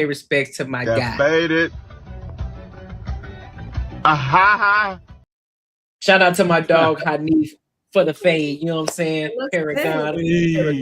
Shout out to my dog. Shout out to the barber. He's the, you know what I'm saying? He's the guy. He's the master, the artist behind this beautiful fade. You feel me? Okay. So shout out to my dog. If up in Arizona, if you need a fly cut, you know what I'm saying, Raw or Matt or Marcus, y'all need a fly cut, go to my guy Hanif, bro. I'm telling you. If you come to Atlanta and get a haircut like that, it's gonna run you about $200, my boy. Hey, oh yeah, it's gonna run you some bread, but it's worth it though. Right. No, $200. Hey, no, not hey, it'll run you better. You got the cut with the steam towel on your face and shit. Man, he washed it. Listen, he washed the head. He cut me off. He washed the hair real good. Got the tea tree oil in that thing. Faded me up real nice. Make sure I was crispified. You know what I'm saying? You feel me? Hey, we should keep. We'll keep going. But I just want to put this in before we like talk on later. She says she had her ski instructor for 10 years. Yep. 10 years. I don't know what outside sports I've done that I would need an instructor that goddamn long. Like, come on, man. Are you kidding me? 10 years? I mean, so let me ask this question though before we move forward. Do you guys think that presidents, well, current and former presidents, do you believe that they share their wives? Share? Yeah, I believe so. Everybody got some other shit going on. You think everybody except Michelle? This family, yeah, I don't think now sharing their wives with other presidents, or sharing their wives in general as like swingers. I would say just in general. What's up, my guy Spaces? What's up, Bull City? Not necessarily as swingers, but it's like, okay, so she up here popping her ski shit. She's like, you know, my instructor is ski band. It's like, come again? Well, I don't think Obama was fucking around with anyone else. I think some of the past presidents were probably fucking with other people, and their wives were like maybe not. I think it's probably the other way around. No. Obama does way too much in her like favor that if a dude was actually fucking with someone else, he wouldn't give a fuck. He wanted her to be at that shit that she didn't show up to. What was the president that died? Whatever. Like he was butthurt about it. He's butthurt a lot about shit she does. A dude who don't give a fuck or who's doing their own thing and they say, hey, you do your own thing, it wouldn't bother them. Like, so the reason it bothers him a lot, I think he is the one who wants the shit and she's doing her own thing. Well, she didn't want him to be president. She supported it, but she said from the beginning that she didn't want him to be president. Of course, she supported him during it, but she didn't want that. Okay, that's fine. I mean, but that doesn't like. But what I'm trying to say is, I think he might know that she's doing her own thing, but I don't think he's doing anything different. I think other presidents were doing other shit. I think they were like Bush, all those other motherfuckers. They're not kissing ass like he kisses her ass. What dude kisses someone's ass if they fucking somebody else? Nobody. You don't kiss another girl's ass if you doing your own shit. It just don't work that way. I see what you're saying. I got you. Okay, I'm following. I see what you're saying. You know what I'm saying?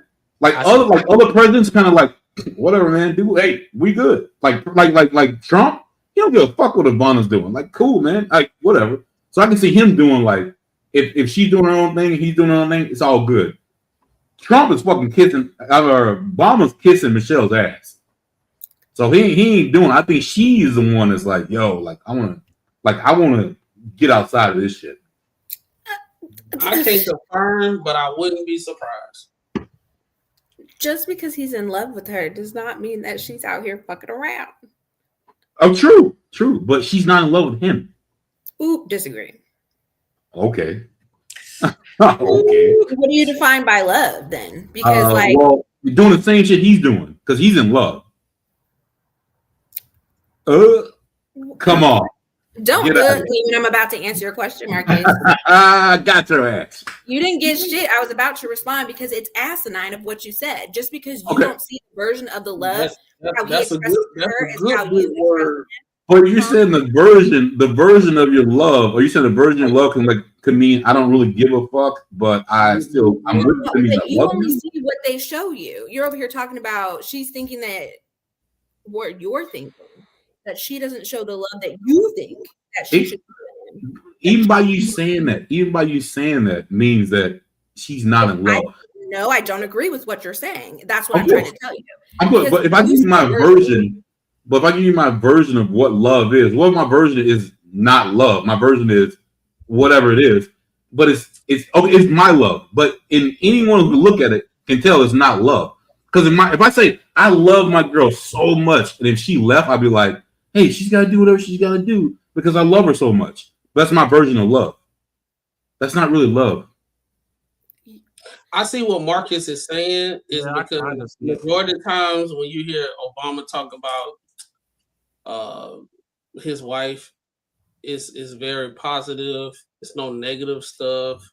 It's always about keeping the family together, this, that, and the third, and it's just real positive.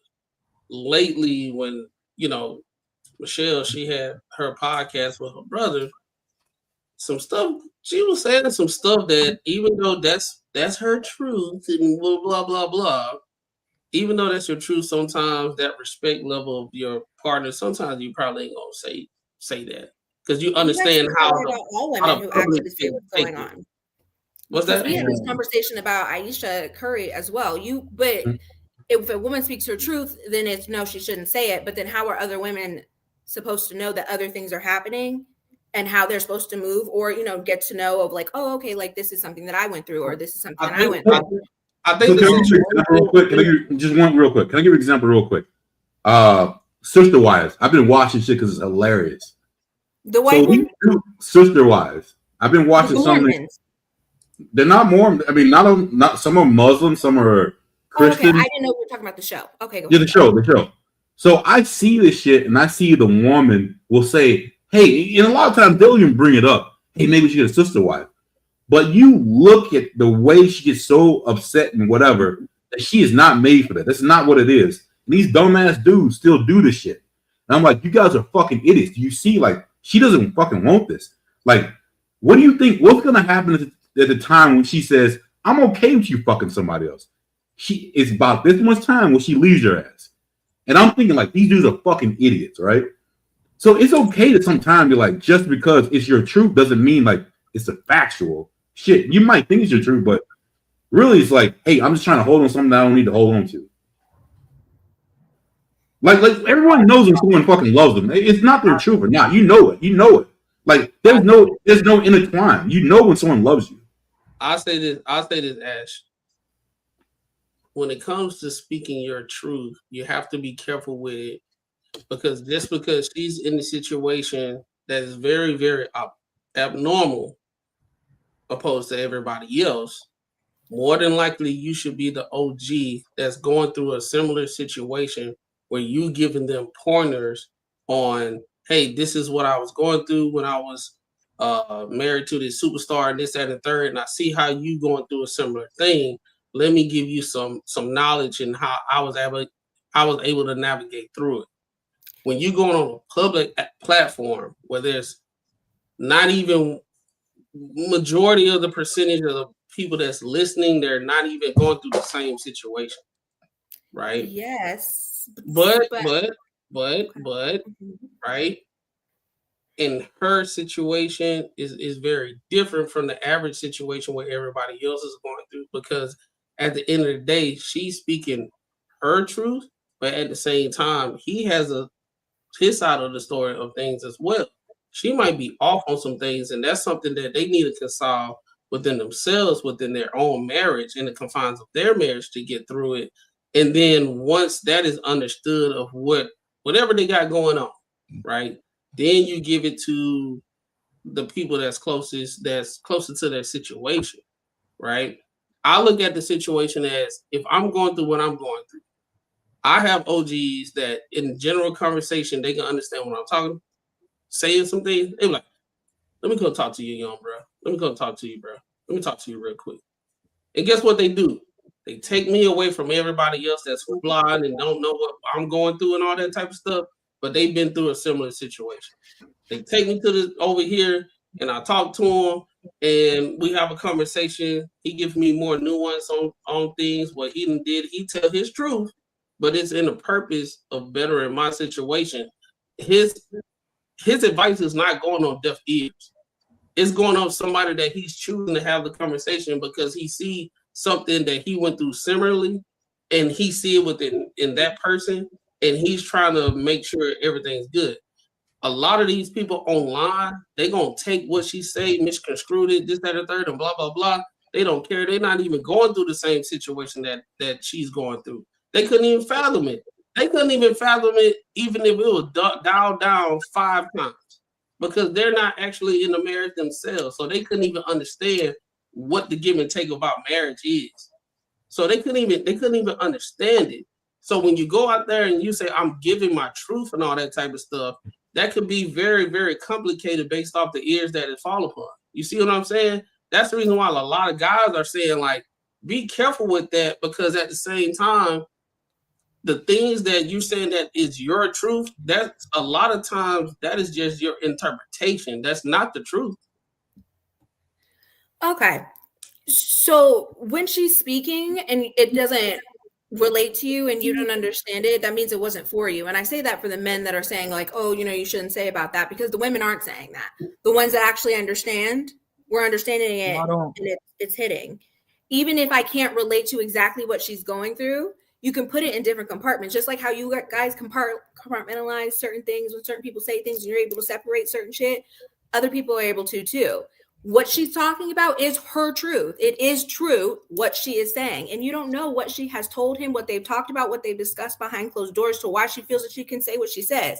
Also remember that Michelle does know who she is and what she can say and what she shouldn't say. So if she's going to relay something to us, that's because it's already been like fully through. It might not be, maybe she didn't give like, well, obviously she is giving how they've been able to overcome it because they're still together. But that it does to, I get what all of you are saying. I understand what you're saying. I just disagree. I think that she should say her truth. I think that a lot of women should speak up. That's the same thing about women being abused, DV, or any other situation that has happened that was traumatic to them. If all it takes is one person's life to change from what they said. We don't need everybody to agree, because no one's ever going to agree with anything. One thing, and I'll let unbiased go. Hold on, bro. Hold on. One thing. What if your truth was something that wasn't like that your truth in a fucking someone else over because you thought that was your truth?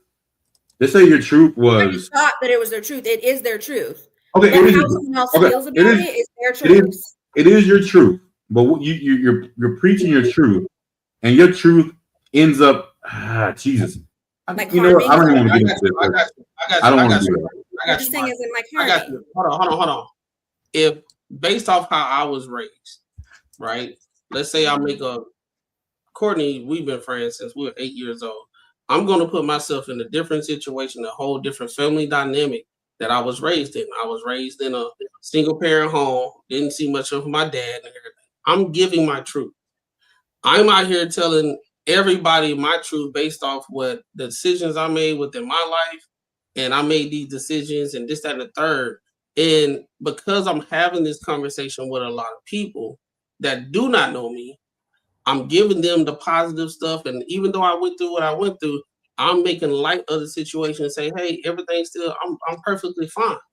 Once the cameras are done, the people that know me best, that was raised around me, know my truth more than I know, because I want to portray a truth, and it's based off my interpretation of something.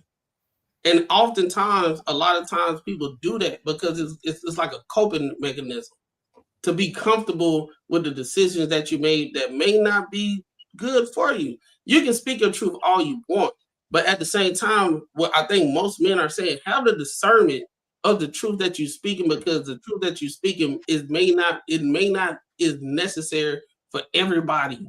It don't need to be for everybody. A lot of the stuff that either Michelle or Aisha Curry was saying, a lot of that stuff they should have went to therapy to talk about, to navigate through, to get a full understanding about something. You know what I'm saying? But because that's my truth, like, I guarantee if most men came out here and they just started talking about their truth in their marriages, and they started talking about their wives, about their truth, guess what? It'll be a gender war. I think that that's really what it comes down to, is because what I'm getting from these conversations, because like it does, what I'm listening to, it does just sound like women shouldn't say anything about their relationships. No, and it's because men feel like they can't say anything or choose not to say anything about their relationships because of how we it would know look. the consequences. We understand consequences. Sure, because it's looked at differently when men say something than as women. Sure, No, it's consequences. Consequences could affect us positive or negative. Like, it's consequences. If I told my truth about everything, shit that don't need to be said, which I understand, like, hey, you know what? Just don't say that shit. Cool. Deal with in home, fine. But it's consequences. When people are rich people can do a lot of the shit that other normal people can't do. So, like, if they show their truth is a lot different than normal people. Rich people's truth is a lot different. People that will listen. Say what? There are other people. I hear what y'all are saying. No matter how else you guys feed it to me, I completely understand what you're saying. We're just gonna have to agree to disagree. All right, let me one more thing. What if my truth was I wasn't ready to be a father, and I got forced to be put in a situation because I did do what I did? It was a decision between me and that woman that I had a baby with. I don't have no kids. I'm just making up a scenario. Right. I mean, I'm saying this for the listeners. I'm just making up a scenario, and I just came out and said my truth. Right. I said my happiness is the most important thing for me. I'm not ready to be a father. And I feel like she was putting me in a situation that was going to be very, very counterintuitive within the direction that I'm going within my life, within my peace that I got. Right. If I had to take care of this kid, I had to deal with her and all that type of stuff. I'm not happy. It's my peace, and I'm telling my truth. And then a lot of other guys said, hell yeah, do that. That's what I'm talking about.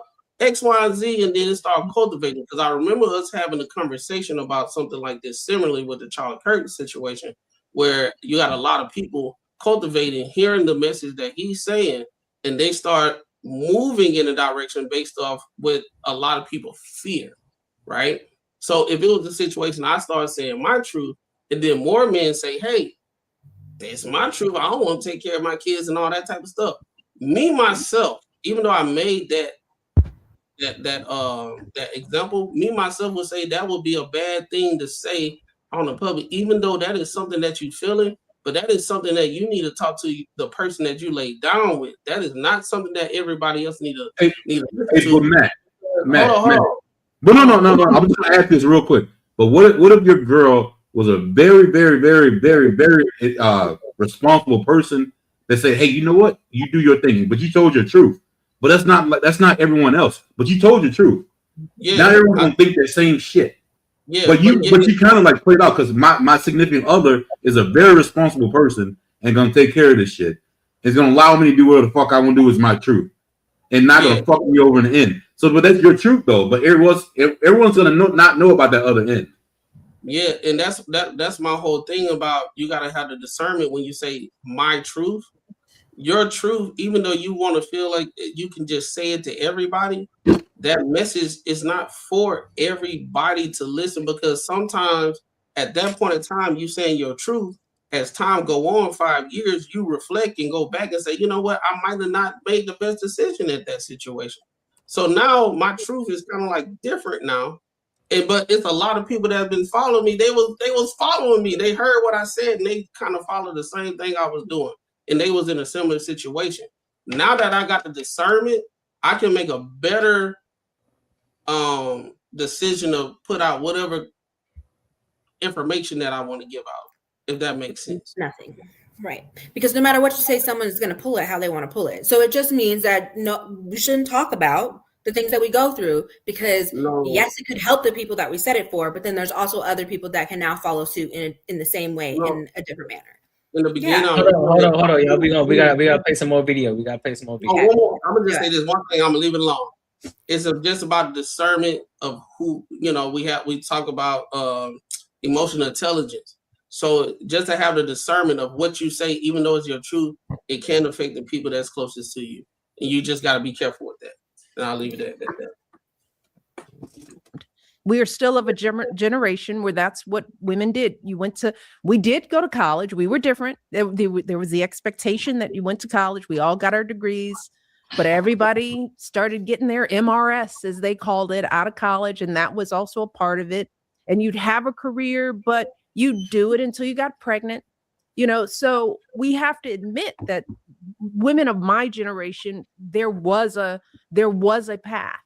And we carry that with us, and we imprint that onto our kids as like, this is the way that I know that you'll be happy, so I can stop worrying about you, and I can know that you'll have a good life. It's such a good point of putting the former beliefs and system onto the new generations. Because like you even think about it, like why do women have Miss, Mrs, and then Miss, and men never change from Mr? They are.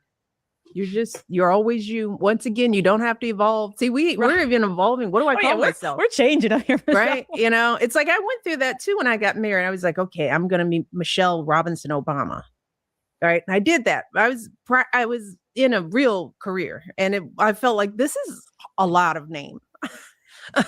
It feels like a little silly. Like Michelle Robinson Obama. Hello. I did that for like a month, and I was like, okay, that's I'm tired. You know, Me too. I got to write that down. That's long. 3 syllables for 3 names. It's too much. It's too much. So I was like, okay, let me pick one. And I stuck with Obama because I had a brother. I didn't come from a family that my father was like, you carry the name. You know, it was like, it's a name. And I was like, Obama is really strange name.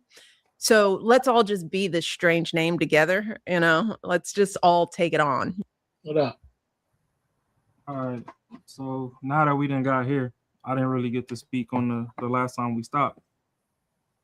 The thing that, Ashley, I'm gonna just speak to women through you. The thing that y'all don't understand is Michelle's coming off like another Jada Pinkett.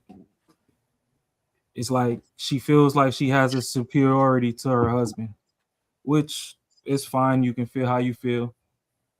If we played a little more, she'll get into that. So I'll just leave that open on that part. But the thing is, from what like Marcus was trying to say, it's like every time Barack speaks on the family and tries to talk about Michelle, he bigs her up. Every time Michelle talks from a guy's side of the aisle, it just sounds like she's throwing shots and she's sneak dissing. That's the problem with nobody's taking her accolades from her. Nobody's taking her accomplishments or whatever. But, you know, it's like now she was like, oh, Michelle Robinson Obama, I just picked a weird name. Like, damn, do you like bro or not? Like, I get that you got your degree with your name, but last time I checked, you don't have a dick. So, of course, your father ain't telling you that you got to carry on the father's name. We're in a country where, you know, if you want to call patriarchy or whatever, which is what y'all trying to just disassemble so we can just run wild and free and then everybody can just be fucked off, that's fine because that helps promote therapy and all that extra bullshit. That's cool. But it's like, okay, at no point in time in this country was a man and woman supposed to get married and then the man takes the woman's last name. It's always been standard that the woman takes the man's name. A part of that is if I'm gonna be responsible for you, people need to know you mine. That's the whole reason you take over the name. So the fact that you had to do that just shows that you battling with yourself for dominance. And that's another problem that people have. I'm just giving you the optics of it. I'm listening. I'm not necessarily saying that's her situation. This is the optics as to why when she speaks, women act like it's a Beyonce concert and men start throwing rotten tomatoes. Because it's not for you.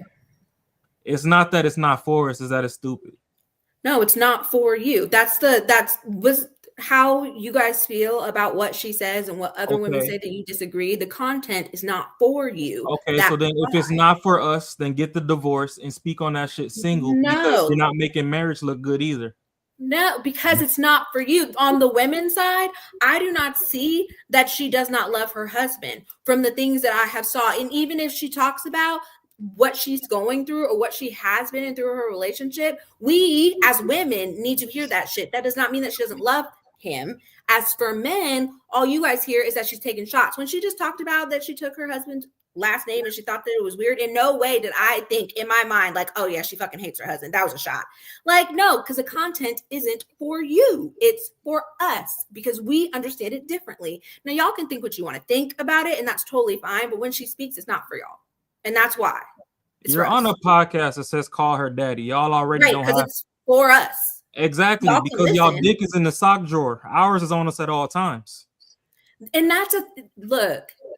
If we want to talk about the patriarchy, that's something completely different. If you want to talk about men and women and what you can do and what we can do and we can't do, I think this whole concept is the same thing how racism happened. Like, same shit. Like, black people are different than fucking white people. I think almost the same shit. It's like, how do we make this different than these are people? Like it is. This is for us. Like, no, like that's not productive. Like it's almost like because I was thinking about this shit the other day. As a kid, like, do you think as a child, do you think the parent should care more for the kid, or the kid should care more for the parent? Do you think, like, if I was 15 years old and I had the choice and I had to just say, hey, I got all this kind of money, do you think I would take care of my parents the way they should be taken care of? About 15. So depending on how you were raised, yeah.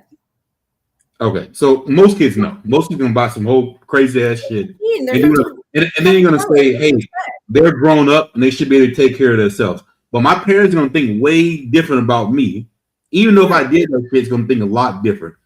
Yeah, because you're older. You have common sense. You understand. Like that's experience. It's really not an excuse. But I get what you're trying to say. I get it. So I'm sorry. Okay, so you're telling me a 15-year-old and a 30 to 40 plus are supposed to have the same mindset when it comes to how they need to evaluate money? They should not. But what I'm trying to look at is how hierarchy happens. Women take our last name because we're going to take care of you. Like, it doesn't matter what the fuck happens. Like, it doesn't matter most of the shit. At the end of the day, we're there. You guys don't give a fuck at the end of the day most of the times. Like, it's kind of like if a girl's in charge, the dude would be fucking on the wayside. Like, it would be no way that we would even fucking survive if that was the case. So that's the reason I would say God made men should be this way, because we do care more. Or you're just saying the Bible, correct? Not really God? I'm not really a Bible person. To be real with you, I'm not really a Bible person. I'm just more logic. Like more logic. Okay. More logic. So, are you sure it's logic or not patriarchy? Because if you were talking, no, it's more logic. I mean, okay. So, Ashley, if you're in a relationship with a man, are you willing to die for that man? Are we like married? I mean, yes, in the sense, but no, also in the sense, because that's also patriarchy. Y'all are put in that place. You chose that position, so I'm going to take that. We didn't really choose it. We didn't. Okay, well then this is two different things, because you said you didn't really choose it. Well, you have a choice then. If you want men to choose, in a large majority scale, if you want men to choose, they all have 5-10 bitches apiece. And that's a choice. They didn't choose just to die for you. Relationships, some have sister wives, some have all the things. It's a choice forever. You just choose to go with what sounds correct. Men are forced into the corner to have one woman, so it's not a choice.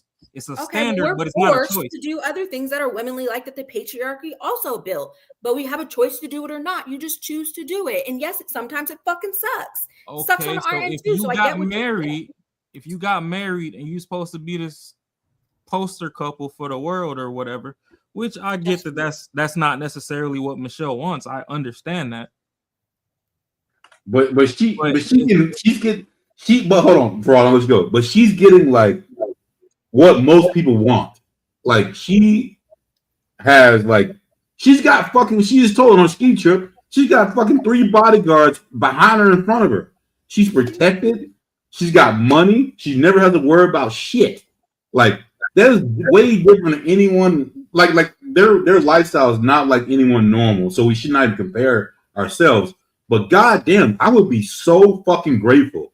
And it is just crazy that no one is. Like I don't see her being grateful. She herself and what she's gone through. She's not grateful because I do not see her being grateful. If my wife brought that type of shit to me, bro, I'm telling you, she would be in my conversation in most things that I'm talking about. If she brought that type of shit to me, that like I'm living a comfortable life, doing all this shit, I can do. Yeah, dude. Like, I don't know, bro. It's crazy as fuck to me. Just the. No, just because she has money doesn't mean that she doesn't go through shit. Everybody goes through shit. Everyone goes through shit. But you understand where the money came from. The money didn't come from her. She gets to live this life that she fucking hates or whatever. Let's not act like she didn't have a life before he decided to be the president. All right, well, so I'm gonna just do this, right? because I know we're not gonna get through the full content, and I actually watched the full content. And there's another part that I would like us to jump through. We're probably already in it, but in this content, which you can go back and digest later if you care. She speaks on how when Obama even started at the practice, she was at a higher level than him, and she didn't really want him just because she was already above him, right? So it's like from the beginning of the relationship, she felt like she was up here and he's down here.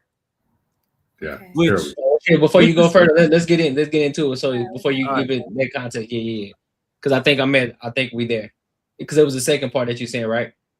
Yeah. So we already there. What up, Corey? Corey, if you're trying to pop in, Corey, go ahead and pop in. My bad. Cam up. Don't I'll take it. I'll take it. But fine. that was the thought. It's like, let me just pick. But he wasn't going through this. He wasn't changing his license and his social security number. And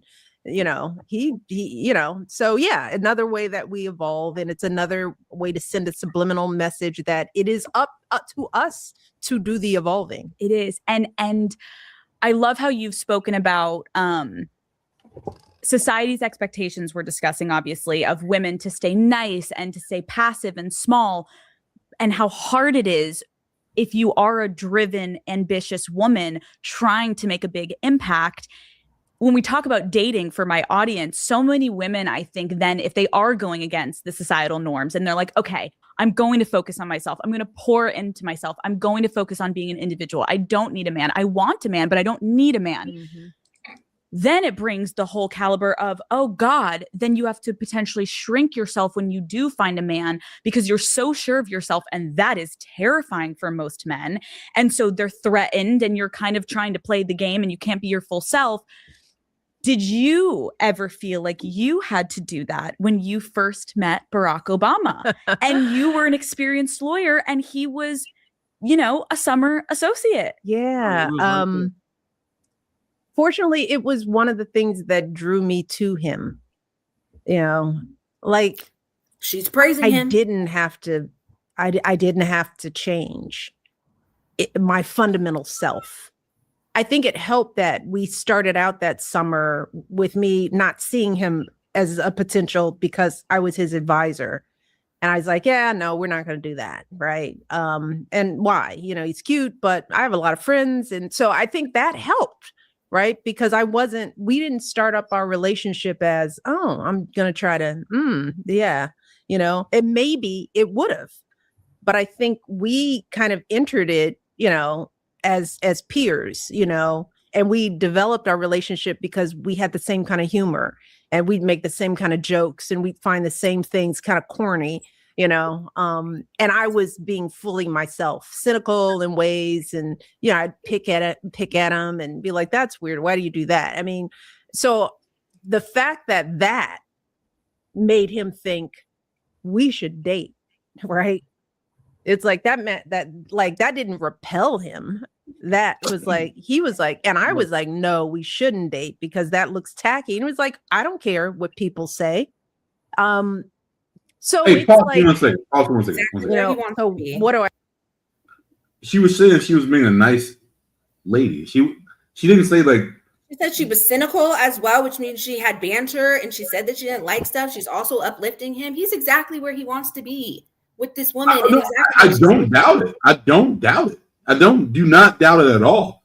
But for me, way she explained this, she was just like a normal feminine woman, like whatever. Like she's had a higher job, but like what she's explaining right now doesn't seem anything crazy.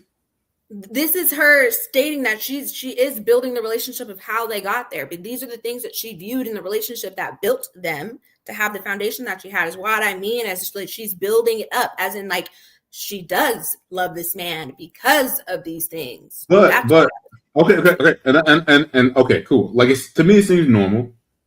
But for me, what I think is going to change is when he surpasses her. But okay, but keep going. Yeah.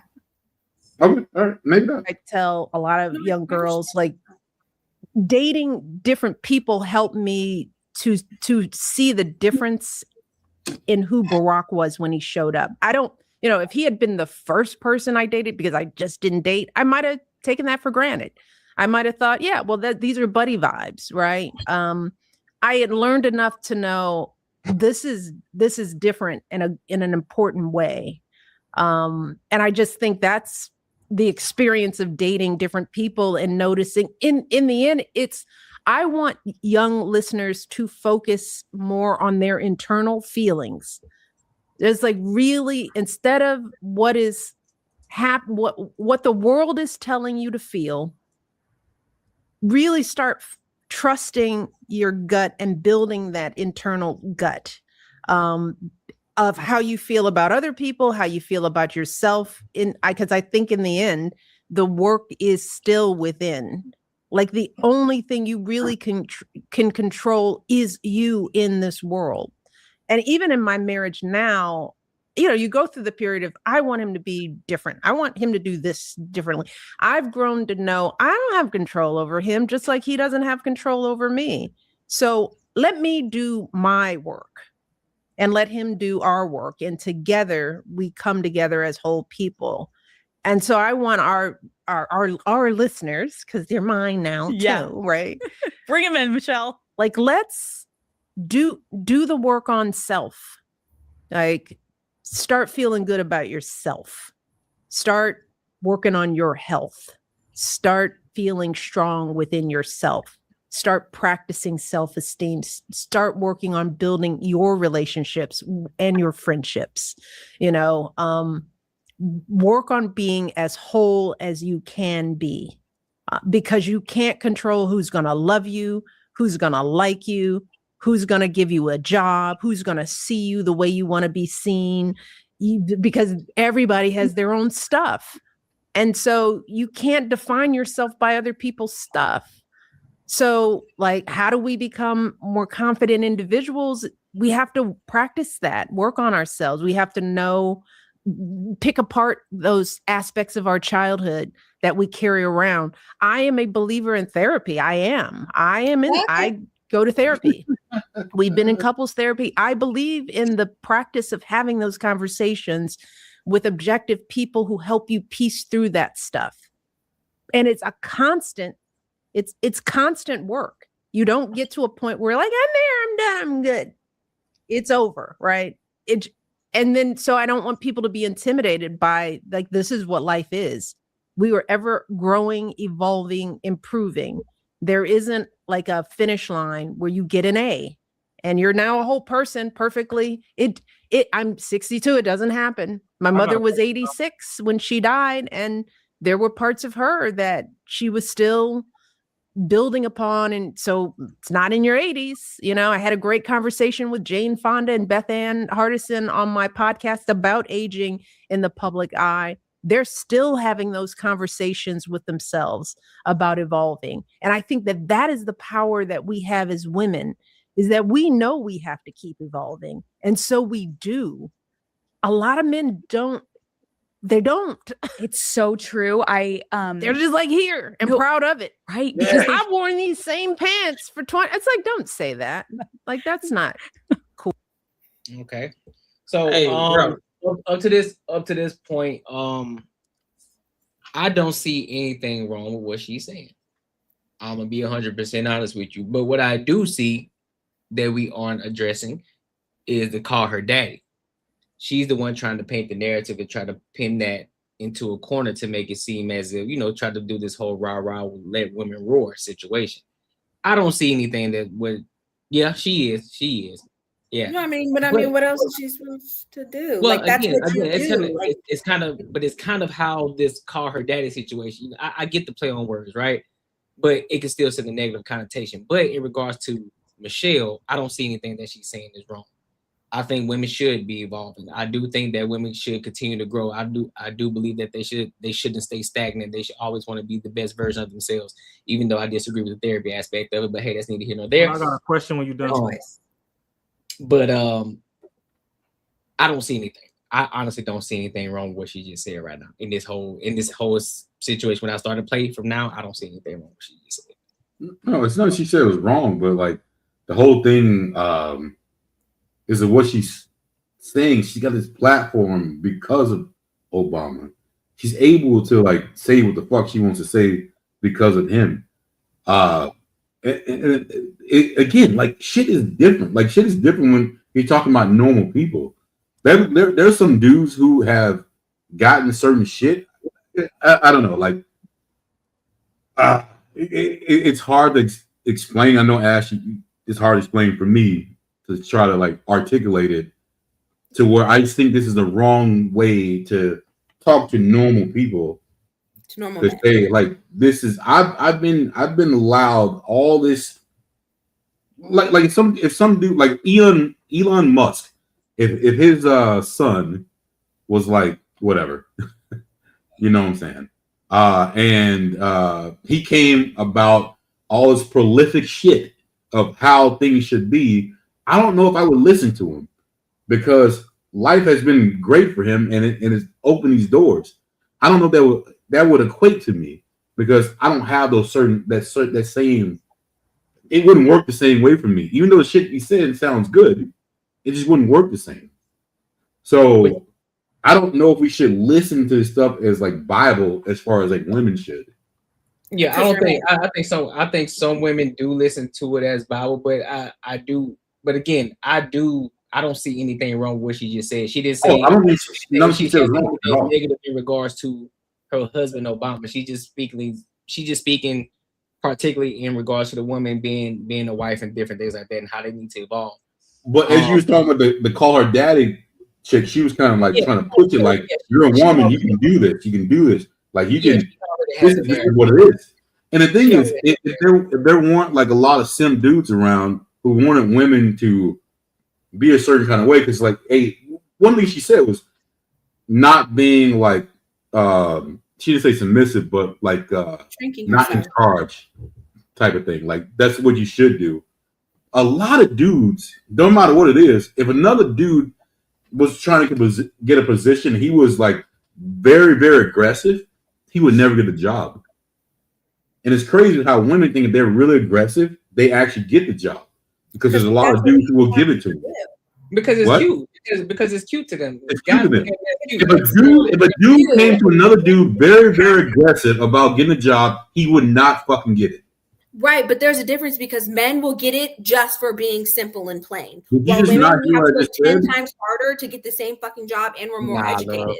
You can think what you want, but you're also not a woman dealing with women shit. You don't see what we have to deal with every day and how we have to work. And if so many women are saying it and you guys are still sitting here fucking oblivious, like, no, that's not fucking true. Just because you said it doesn't make it right. But women know exactly what the fuck it is. We do have to work harder, especially on top of being Black. And we have better credentials. That is just something point blank, period. You can agree with it or not, but you're also not living in a woman's body. And it's more than one woman trying to say it, so it's confusing to me. But let me ask you this, Ash.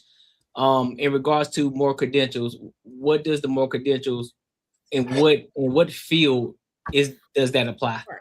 That goes for all different platforms of her job. Like her saying, was she a lawyer? Is that what she was saying? Like, yes, I'm sure she did have to work to wherever she had to get to 10 times harder because of who she is as a woman and a Black woman. That's just it is.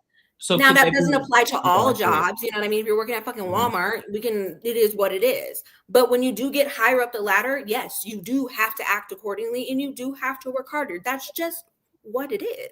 But hold on, Mark. But here's the thing. But here's the thing, though. So you're saying that, but look at it like this as well. Just take the female aspect out of it. You see how we always hear a lot of people talking about, well, I didn't get the job because I'm Black and I got to work 10 times harder because I'm Black. When sometimes you just may not be, you just may not be capable of doing the job. And sometimes I know a lot of people revert to that. Oh, well, I'm a woman, I got to work 10 times harder. Now, there are situations where women are better than men. But when we say across the board, when we say in general, no. Most women are not, they do not have, now the ones, there are one-offs. Now, mind you, there are one-offs. But when you look at it, how can you say that when you're not a woman? Baby girl, we gotta look at the entire thing from a general perspective. Hold on, Matt. You gotta look at everything from a general perspective. Yeah, there are some one-off situations. But how many dope lawyers are you gonna come across versus dope lawyer men? How many? When you say based off of what you said, the credentials and they top men, how many of them are you going to come across versus the men? How many? I don't know. I'm not a lawyer, but I get what you're saying. Because you're going as like, if there's 100 men and there's 5 women. Is that how you're saying it? No. If I'm saying there's 100 men and 100 women, all of them were lawyers. All of them same credentials. All of them same credentials. How many of them will actually be capable of doing the job? If you put both of them together, how many more men or how many more women do you think will win that? Will get the job, and not just based off of who's a man, not based off of color, just based off of their credentials. If they all have the same credentials, I don't know. They're all qualified. It sounds like both of them are qualified on either end. Then that just comes down to personality. Well, that kind of defeats your argument when you say that women, their credentials across the board are better than men. I didn't say their credentials across the board are better than men. No, what I said was there are women that are better than some men and they don't get the job, or they have to work hard. I didn't say they don't get the job. I said they have to work harder to get where they're going. That's what I said. I never said that they couldn't or whatever about the men. No. They have to work harder to do it. Yeah, I agree. There are some women. Yeah, I agree. There are some women. Again, there are some women who are dope as fuck, right? But again, and you don't think that they have to work harder? You think that it's just like I don't because we've been so brainwashed to the fact of social media. Everybody comes on, they think that they were supposed to get the job, and they think that they're supposed to get it because I'm literally because we see it more often. We see it more often on these social media platforms. They say, "Oh, I had the credentials. I was just at the third, and it's because I'm a woman and I'm a black woman, or I'm a white woman and I'm just a woman and I live in a patriarchal society. They don't want me." Most men would want to hire a woman, but they understand that a lot of these women aren't capable of doing the job, so that's why they don't get hired. It's not because it's because I'm a woman, they don't want me here. No, but also some of those women who also get these positions too, they come with this type of attitude as if they have to be more than what they need to be. They're a little extra. So you going into the boys club and you're trying to change things around. It's kind of like Sports Center. Why what's her name left? What was her name? Quinn, whatever the fuck her name was Stephen A. Smith. Why she left? She thought that she deserved more money when she wasn't really like that. And just because that she was there, she thought that she thought that she was supposed to get more money, and that wasn't the case. But she just wasn't competent enough to get more money. And so this is the same situation in a lot of these corporate positions. That's what happens in a lot of these corporate positions. A lot of these women think that they deserve more just because if they're women, and just because they don't get it, they think, "Oh, I'm a woman." I'm talking about the ones that have the experience and are doing the job. Those are the women I'm talking about. I'm not talking about the ones that don't deserve it. I'm not talking about the ones that. But Ashley, do you understand? Like a lot of women are like book smart, like 100%, like can follow directions like a motherfucker, and men are not like that. But we are based on like what is actually going on. So like a lot, like I do this shit at work all the time. It is more like it's black and white. This is what the rule says, and this one I'm gonna follow. It is not like breaking it down to actually this shit is different, and that now I gotta break that rule to make this better. A lot of women don't do that shit. It's more like this is what it is, and this is how I go. And you guys are really good at that. But a lot of times men are way different because we actually break down the situation and do the best thing for the situation. Doesn't matter like what the rule says it should be. If you get what I'm trying to say. So a lot of times in work, that's how it works. I'm put it like this, dog. We have lived in a society that's for decades that discounted the work that men do to get to the point where they at in their life. Right? To the point that just like Ash is saying you gotta work 10 times better.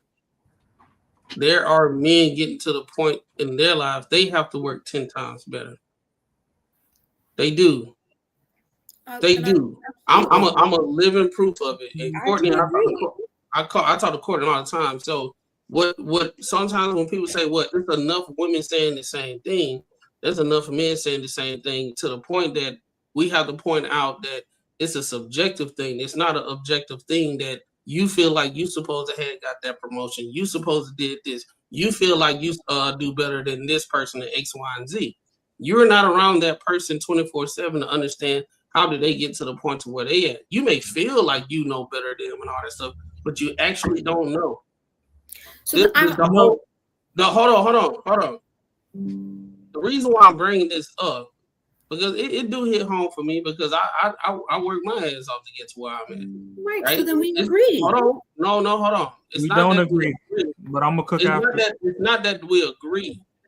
It's one of those things where everything is subjective, and then you have social media influence. You have other women having this confirmed bias from other women saying the reason why I ain't get this because it's a man's world, it's the patriarchy, this, that, and the third, and blah blah blah. But I'm seeing more women in leadership than ever these days, and I'm not mad at it. But I'm not mad at it at all. My thing about it is we can't sit here and continue to say that, and we seeing more women in leadership, but at the same time say, oh man, they ain't gotta know nothing, they just get in leadership. Yeah, are there bad actors in leadership and you don't understand how the hell they got there? Yes. Do the good old boy clubs still exist? Yes. In the black community and us as black people, we never had that luxury as us as black men. We never had it. We have never had it. So every time we have this conversation, I'm just baffled at one hand when we want to talk about straight up black history. Oh, our black men never had a fair chance at it. But then when we talk like how we talking right now, it's like, well, black men, we're not performing at the way that women are, and they should be in these positions. I'm not even saying that they shouldn't, but the whole thing is one of those things that the system currently right now is creating what we do, what's going on right now is women do not want to identify the hardship what men go through to get to where they at, to where they going, where they want to be, because they so thinking about themselves and what they have to do to become great. Let me tell you, realistically, the people that's on the top is very few of them. So you have to do 10 times. Everybody has to do 10 times better than the rest of everybody. Everybody have to do it, and somebody gonna lose. It's different perspectives. It's different situations. You may have the capability, but you don't have the nuance of being able to have the charisma and be able to talk with people well. There's so many different reasons why you didn't get the job or whatever. It's so many different reasons. Just because subjectively you didn't get it doesn't mean anything. Us as black men, there's a lot of black men out here doing a whole bunch of stuff, and y'all just don't know how much time they actually, while you sleep, they up working and just being on top of things. You just don't know. But to them, they wake up the next day and it looks easy, and you say, they just giving it to them. But I got to work 10 times as a black woman. This is a divide that's going on purposely because the system wants us to be divided. Long as women think that they deserve it because when men ain't doing shit, and then it creates the division. There's men out here kicking, they doing what they supposed to be doing. I see it all the time. And a lot of them got family and stuff, so it ain't even about them specifically on a selfish level. They thinking about their family and everything of that nature. They might be the first one to get out the hood. They might be the first one to go to college and actually get this and do this. And every time he go home, hey, how you doing? How the college boy, he doing this and everything. And he kept trying to keep that standard up. This is not the story that we hear on a consistent basis. What we hear is men got it easy. It only counts if you're mad and you bitch about it. Now, and then this the problem. The men ain't out here bitching about it. They just out here doing what they got to do to get to where they need to be. But the women, it's one of those things, well, I didn't get the job. They feel like they did better in X, Y, and Z. They feel like they should have got paid more, but this person get paid more. You don't even know what the negotiation was when you got that job. Yes, he might get paid more than you because he negotiated and you didn't. It's so many different factors. So I'm tired of that. I'm tired of this whole conversation about just women, this, that, and the third. Us as a whole, as black people, been working our ass off. It's getting to a point that don't nobody want to recognize it no more. It's one of those things that it's just like, I want to know. Ashley, let me know when black men got in the Old Boys Club. That we had the same situation where our white counterparts as men when we was working in the mail room and we trying to get up corporate America and this, that, and the third, and they wouldn't let us because of our skin. When did we get accepted in a good old boy club that everything was just cool for black men and it was just unfair for black women, and we wasn't working cohesiveness together to get where we need to go? Hi. I think we have switched because we were specifically talking about a woman, but if we want to talk about black people as a whole, I do hear what you're saying. I'm talking about women. So, no, you're not, because you're including black men right now, and that we are all working hard, which we are as a whole. So then let's talk about that, because right now you're trying to separate it, but 2 seconds ago you were putting us together. And I see that you're very passionate about it, and so I respect it. As a whole, absolutely. As a whole black community, we do have to work harder to get where we're going. We're not going to single out at this point, if that's what you want to talk about. No, that's not. My thing is, I'm not separating it as I'm not putting the situation in a whole. My thing is addressing the situation where black women feel as though that they are just alone out here, and they the only one feeling the pain of trying to matriculate through this thing called life, whatever endeavor that they got, whether it's corporate America, where it's blue collar, white collar, or whatever, and y'all the only one that's got to do what y'all got to do 10 times better, and this, that, and the third, and men don't understand. Just because men just sit here and we just endure this stuff, and we don't get online, and we have to tell our truth and everything, because guess what? Us as men, we get out here tell the truth. Guess what? The truth gonna tell us it don't fucking matter. Go out there and do what you gotta fucking do. Be an adult.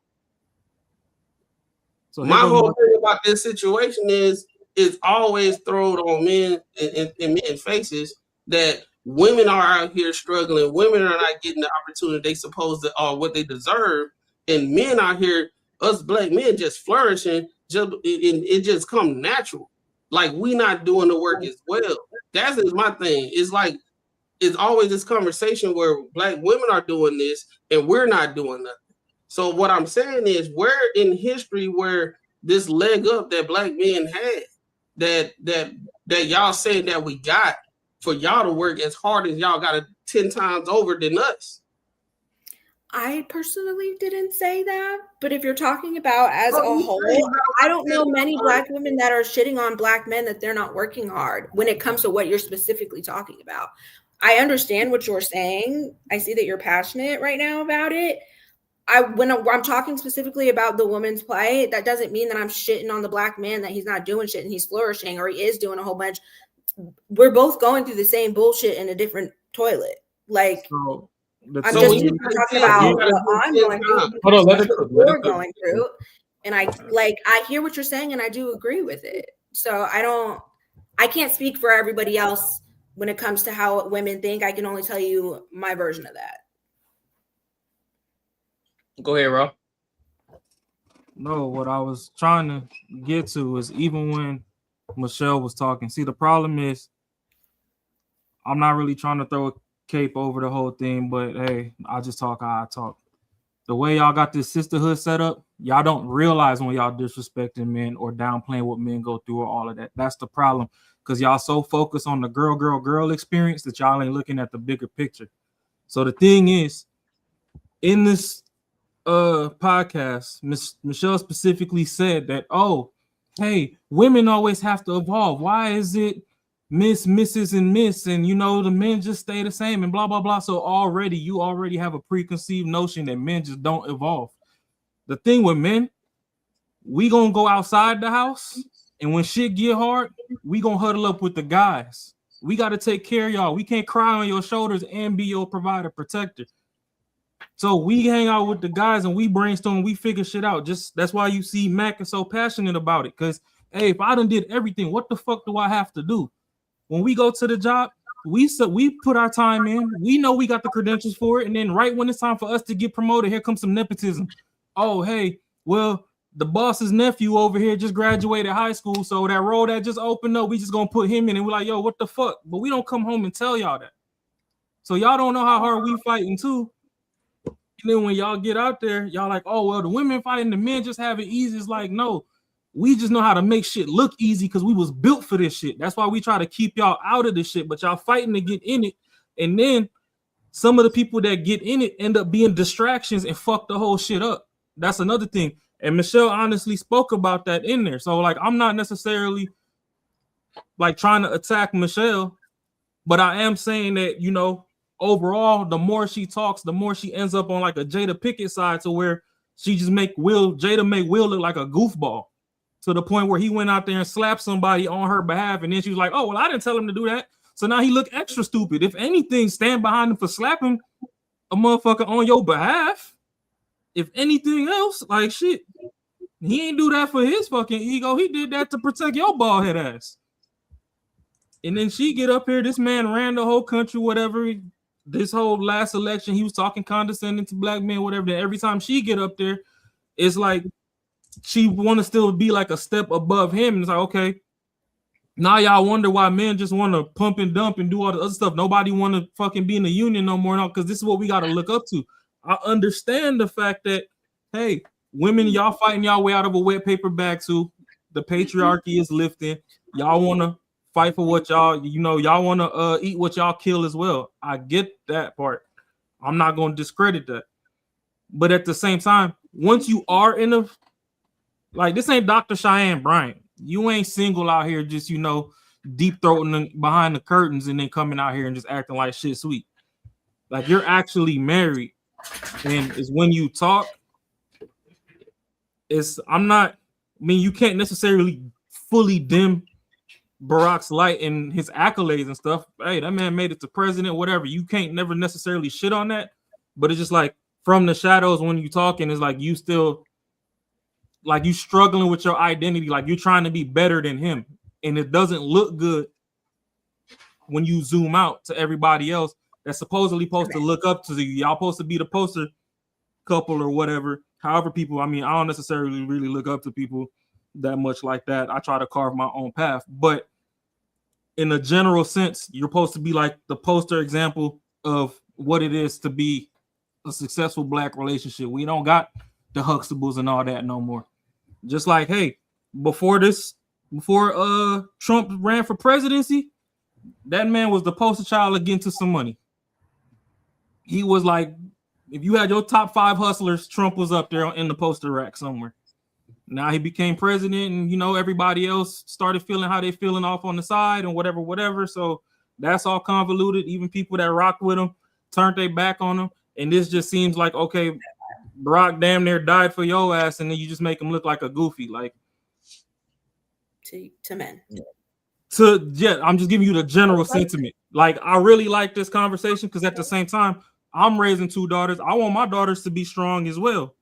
So there's things that I can take from the conversation and implement into raising my daughters. Because, hey, just like she said, the world is constantly changing. So, you know, just like we say, yesterday's price ain't today's price. Yesterday's experience ain't today's experience. When we grew up, we was outside riding bikes. We was 9 zip codes away from home. We still made it back home with paper maps and shit before the street lights came on. These kids are on a tablet. The things that they see in one day, it took us 2 years to see. So I understand, like, you know, certain points of the conversation, but when it comes to like the relationship dynamic between her and Barack, it just seems like she really tries to separate herself and almost kind of like dim his light. If you kind of just listen, just from a man's perspective. And don't get me wrong, she went to law school, she got all her accolades. I understand that. I cheer for that. You passed. My sister, she's in her law program right now, trying to get past California State Bar. And Cali on some bullshit with that shit. So if anybody know how this shit go, when it come to fighting for your life to pass the bar, I secondhand know, because I'm watching my sister go through this. I'm watching her cry on the phone with me saying, oh, she don't know why this and that is third.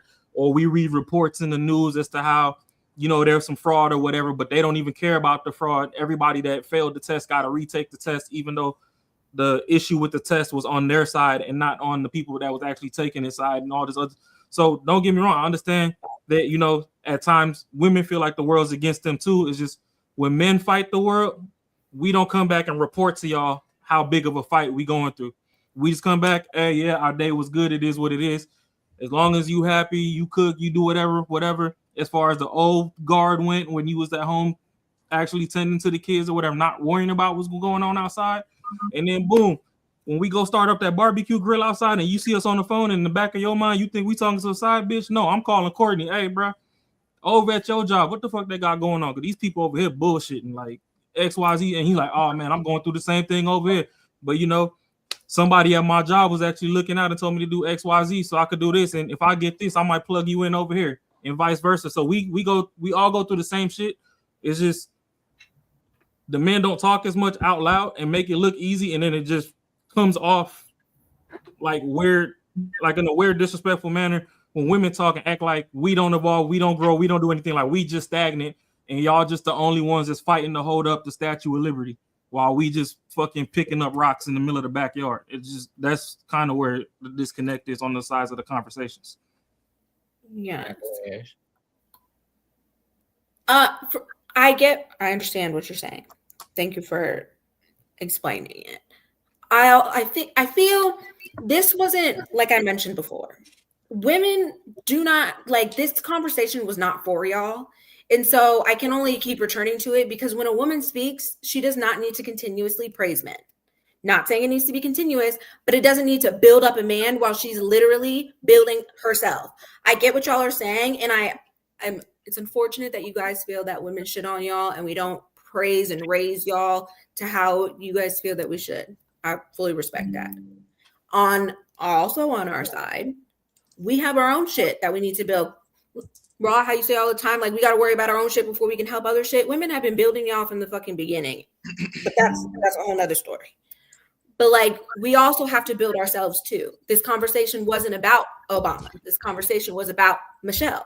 I got one thing before you go too far. Hold on, Rob. Let her go ahead and cook, bro. Let her go ahead. Before she go far, all I wanted to say in there is they have been building us, but you have to understand that we also came from single moms and they were building us in the wrong direction. That's all I was throwing in there. But go ahead. Y'all are grown now. At the same time, we can only hold on to our parent shit for so long before we stop. We can't keep holding on to it anymore. I get it, and we understand. But that's the same shit. We also have to evolve and grow. How y'all feel about single mothers? I do not feel the same way. I think that women do the best they fucking can and where are the damn daddies, because I feel like we always talk about how single mothers, and don't ever look at where the fuck is their father. But whatever. Y'all also have to grow and evolve when you get older. You can't keep blaming on your mother. That's all. I think the issue is that's wild. Hold on, man. Let Courtney go real quick. Leave it. Let Courtney go. No, I'm just I need to catch up. I'm just listening. You know, okay. It may be some side conversations going on right now, so I just need to catch up. Okay. So I'm okay sitting back on this one. In short, it's cool if women talk about they women shit. There's no issue with that. But there is.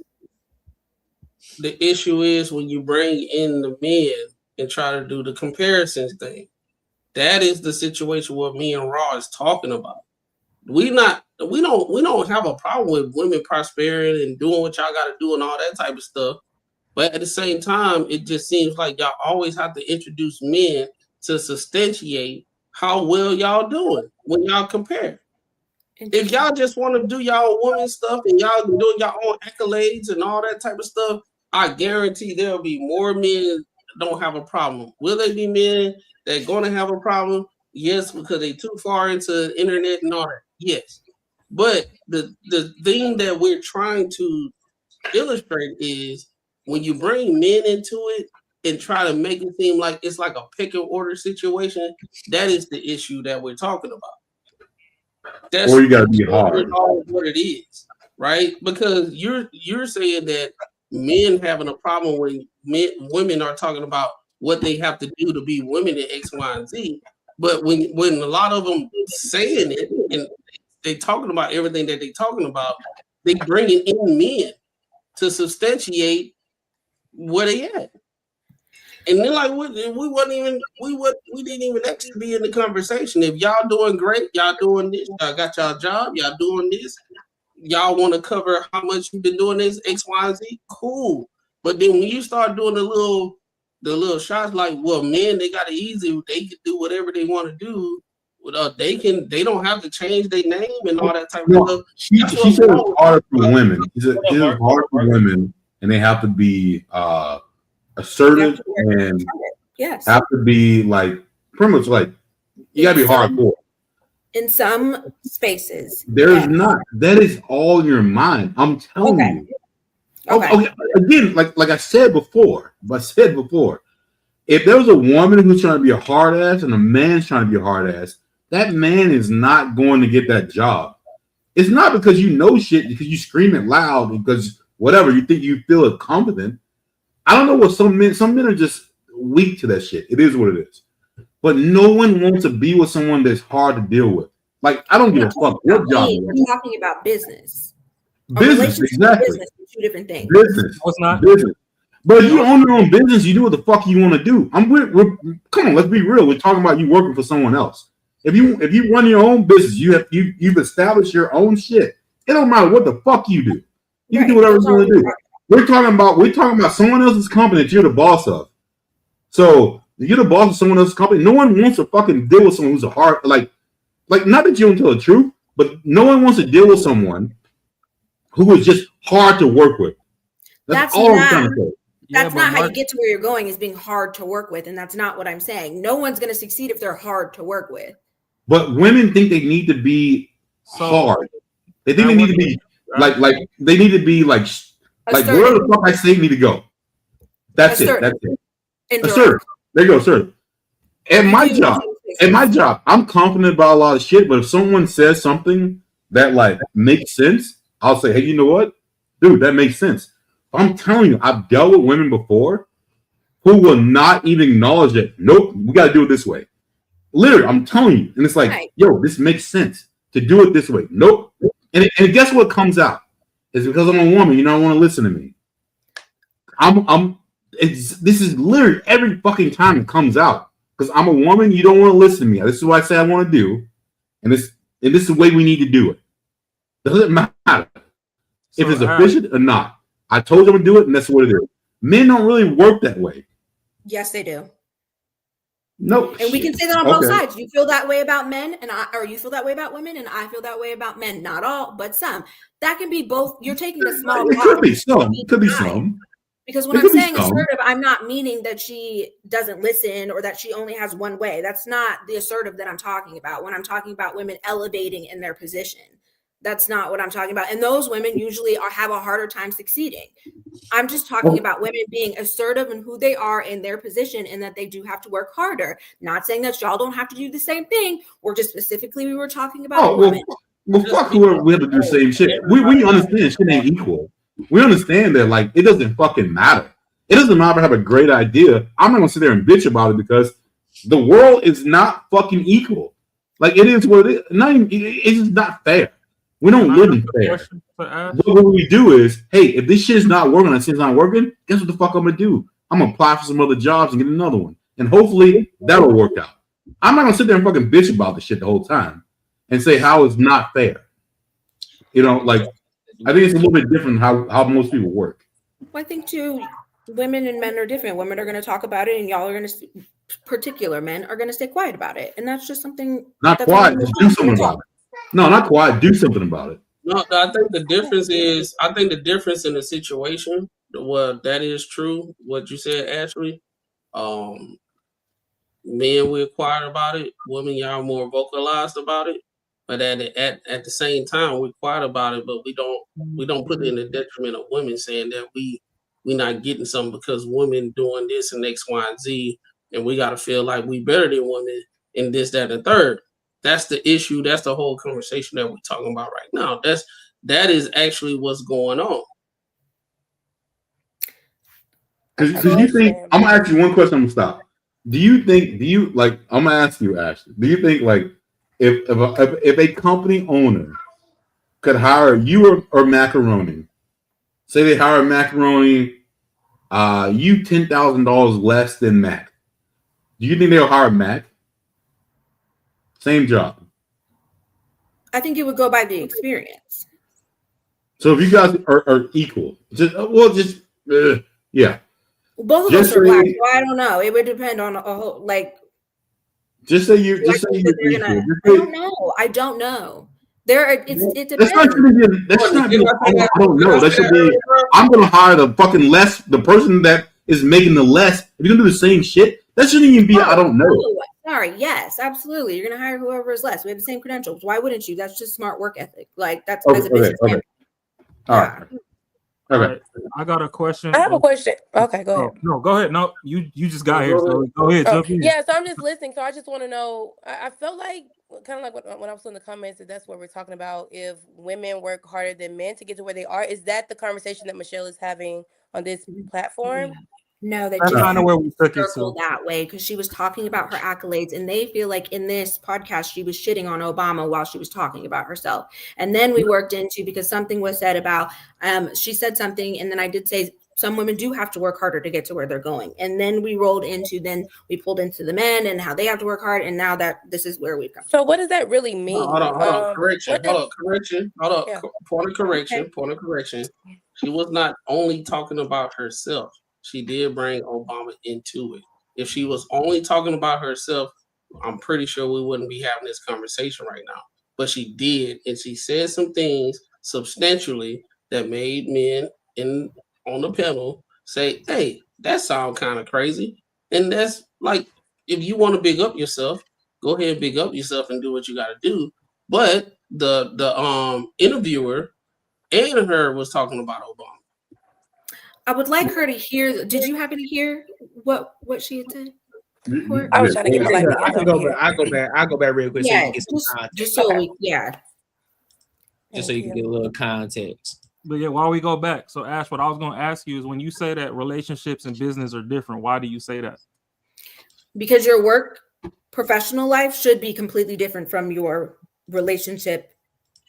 marriage relationship type life. Your love life and your professional life should be completely different.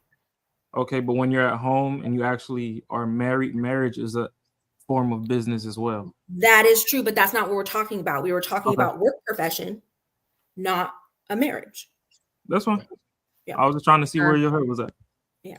Beliefs and system onto the new generations. Because like you even think about it, like why do women have Miss, Mrs, and then Miss, and men never change from Mr. They are. You're always you. Once again, you don't have to evolve. See, we're even evolving. What do I call myself? We're changing up here, right? You know, it's like I went through that too when I got married. I was like, okay, I'm gonna be Michelle Robinson Obama, right? And I did that. I was in a real career, and I felt like this is a lot of name. It feels like a little silly. Like Michelle Robinson Obama. Hello. I did that for like a month, and I was like, okay, I'm tired. You know, me too. I gotta write that down. That's long. 3 syllables for 3 names. It's too much. It's too much. So I was like, okay, let me pick one. And I stuck with Obama because I had a brother. I didn't come from a family that my father was like, you carry the name. You know, it was like, it's a name. And I was like, Obama is really strange name. So let's all just be this strange name together. You know, let's just all take it on.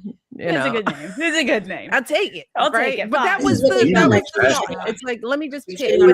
He wasn't going through this. He wasn't changing his license and his social security number. And, you know, he you know, so yeah, another way that we evolve. And it's another way to send a subliminal message that it is up to us to do the evolving. It is. And I love how you've spoken about society's expectations we're discussing, obviously, of women to stay nice and to stay passive and small, and how hard it is if you are a driven, ambitious woman trying to make a big impact.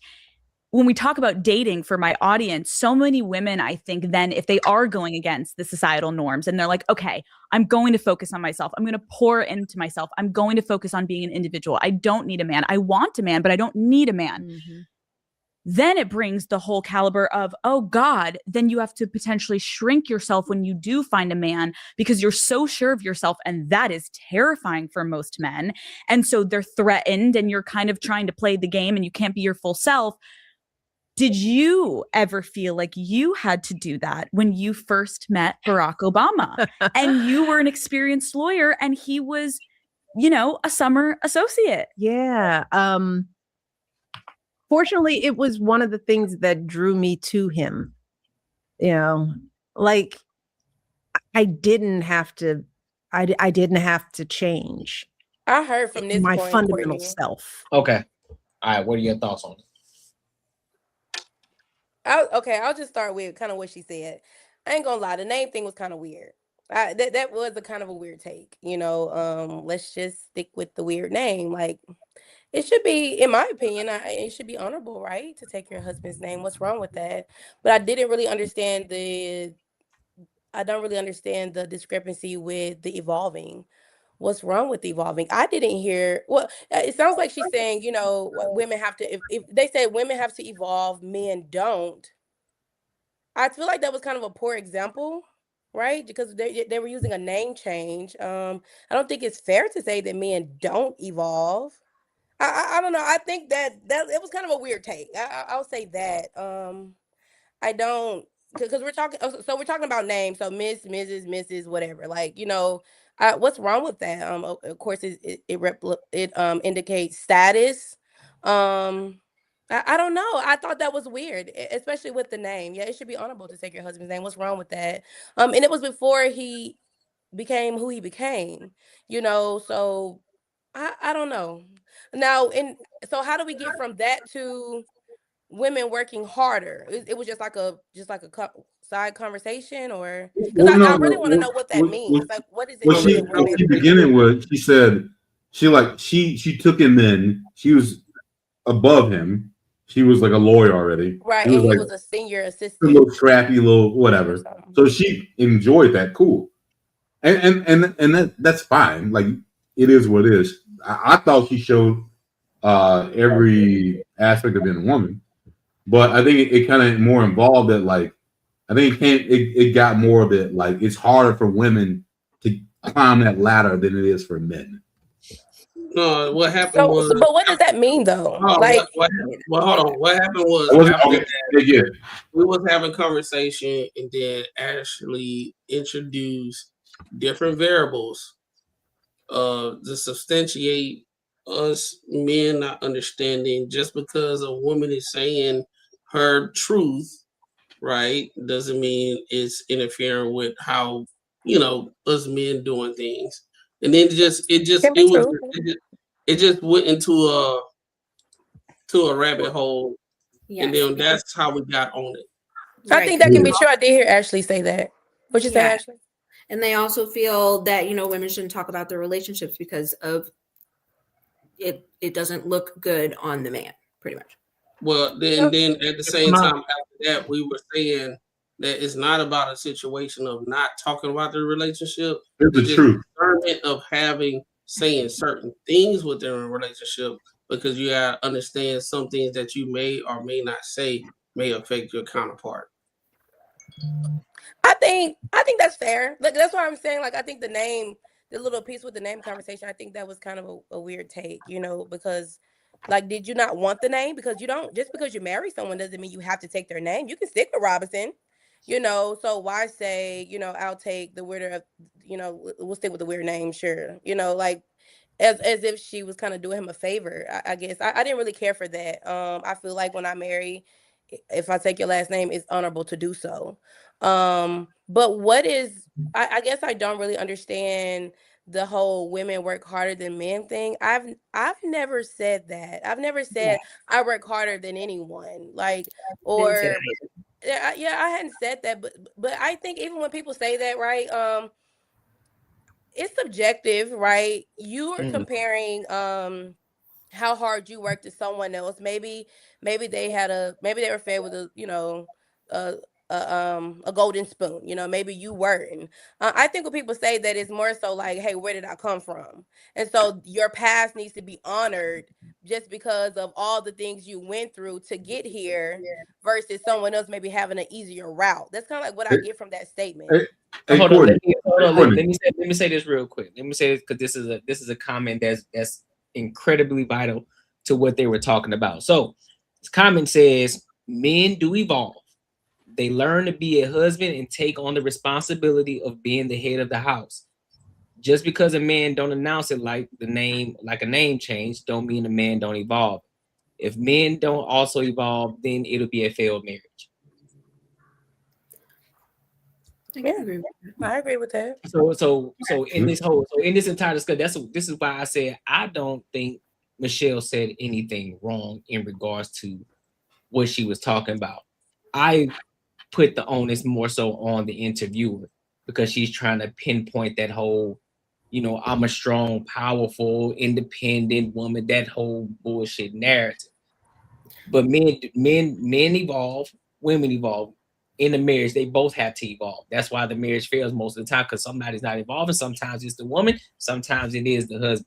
But overall, they have to evolve. Obama had to become more in order to be who he is today. Obama is Obama. She was a lawyer. Obama was what they say he was. He was beneath her, so to speak. But he had to become that person. He had to become that man in order to be the president. So he had to evolve. A lot of men do evolve from who they were. If you get married at 25, you're not the same man that you were at 25 that you are at 35. So this is what we talk about in regards to the narrative that's being pushed out to a lot of people, because now a lot of women gonna run with this narrative. Men don't evolve. Men don't evolve. Yes, they do. They just don't announce it. They're just not on platforms talking about it. They're just doing it. So when you go to these different these manosphere content platforms, what do they tell men to do? They say go dark. They say go dark for 6 months to a year. Get off of social media, just go dark, and then pop back up out of nowhere. And everybody says, hey, what the fuck you been at? Oh man, I just kept my head down. I just been grinding. What do men always say? Man, I'm just keeping my head down and I'm just grinding. I'm just keeping my head down. So that means they staying out the way. So that's what. So men do evolve. We just don't announce it.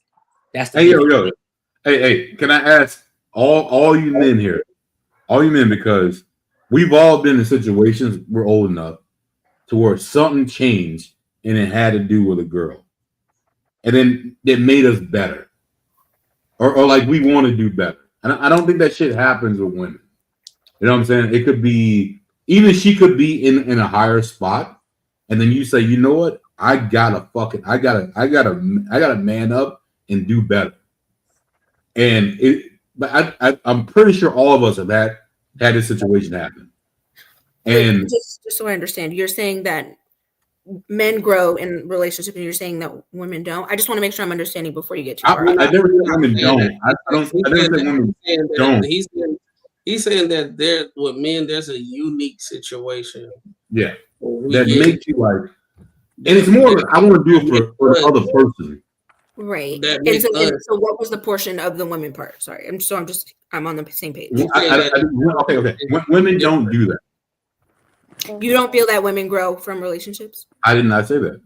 That's what I'm trying to understand. What are you saying about, you said, I'm saying that we do it. We do it to do better for both of us. I think women only do it. He's saying to do it better for themselves. He's saying when we go through something, when we grow like to better ourselves, to be better for the next counterpart. For the person, right. Or even the same person you're with, like whatever. I understand on the man part. Yeah, the woman part. On a woman part, they grow, and it's not the same as being as. It's not the same.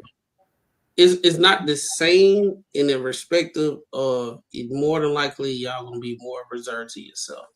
Instead of learning the things to be more to use for the next relationship, every time y'all get hurt, is more y'all go to yourself, revert to yourself, and build I guess like a shield or a barrier. So what you're saying is men grow to be better for the next person, and women don't. I'm not saying for the next person. I'm saying what I'm saying. Okay, so is at some point that we have been in a relationship with that person and have done something to grow better, to be better for that person. Oh, for the relationship. Relationship. So what you're trying to say? Not with someone different. It's not for the next one. It's for that one. We've done something that's not. It's not selfish. It's not just for me. It's for us. Oh, I see what you're saying. And you feel that women are selfish when they grow? Yes. Jeez. I cannot lie with you. I cannot lie to you. This Yeah, I think it took a certain kind of man. I think you have to be. Does Say what? before I even does the panel agree with what Marcus just said? Before No. I come for all of you. I would say in a general sense, based off divorce rates and all that type of stuff, people that I talk to, I say it does happen. It does happen. Yeah. I have seen it personally. I done been that homeboy that done consoled my homeboy that put somebody through college. You know what I'm saying? And she got better within her situation. He's still doing good, but she got better, and then things changed. Ran off. Yeah. But I'm not even. Growth-wise, you're just saying she leveled up and then left. So you just feel like women level up and then leave men. Not about this isn't about growth. No, he's saying it's possible. It's possible. It's not saying all women. It's not all men. But what I'm saying is there has been a click. I'm telling you, like shit, all you motherfuckers are married but me, the dudes. So I know it's been a click for you motherfuckers. So I know. So 100%, I know that you like shit, bro. I'm changing some shit to make this better, for me to be better. I know it before it even happens. What? And you're saying their wives aren't? I was gonna say I'm that. not saying shit about their fucking wives. No, but I'm pretty sure they're not initiated first. They're not initiated. That's not in their head to be like, hey, this is what I'm going to do for him. Okay. So I would say you brought them in, then I want them to explain their wives' portion of how they feel about their wives' portion. No, you can't explain the wife's portion. But if he didn't level up, if these dudes did not level up, she probably wouldn't be with them.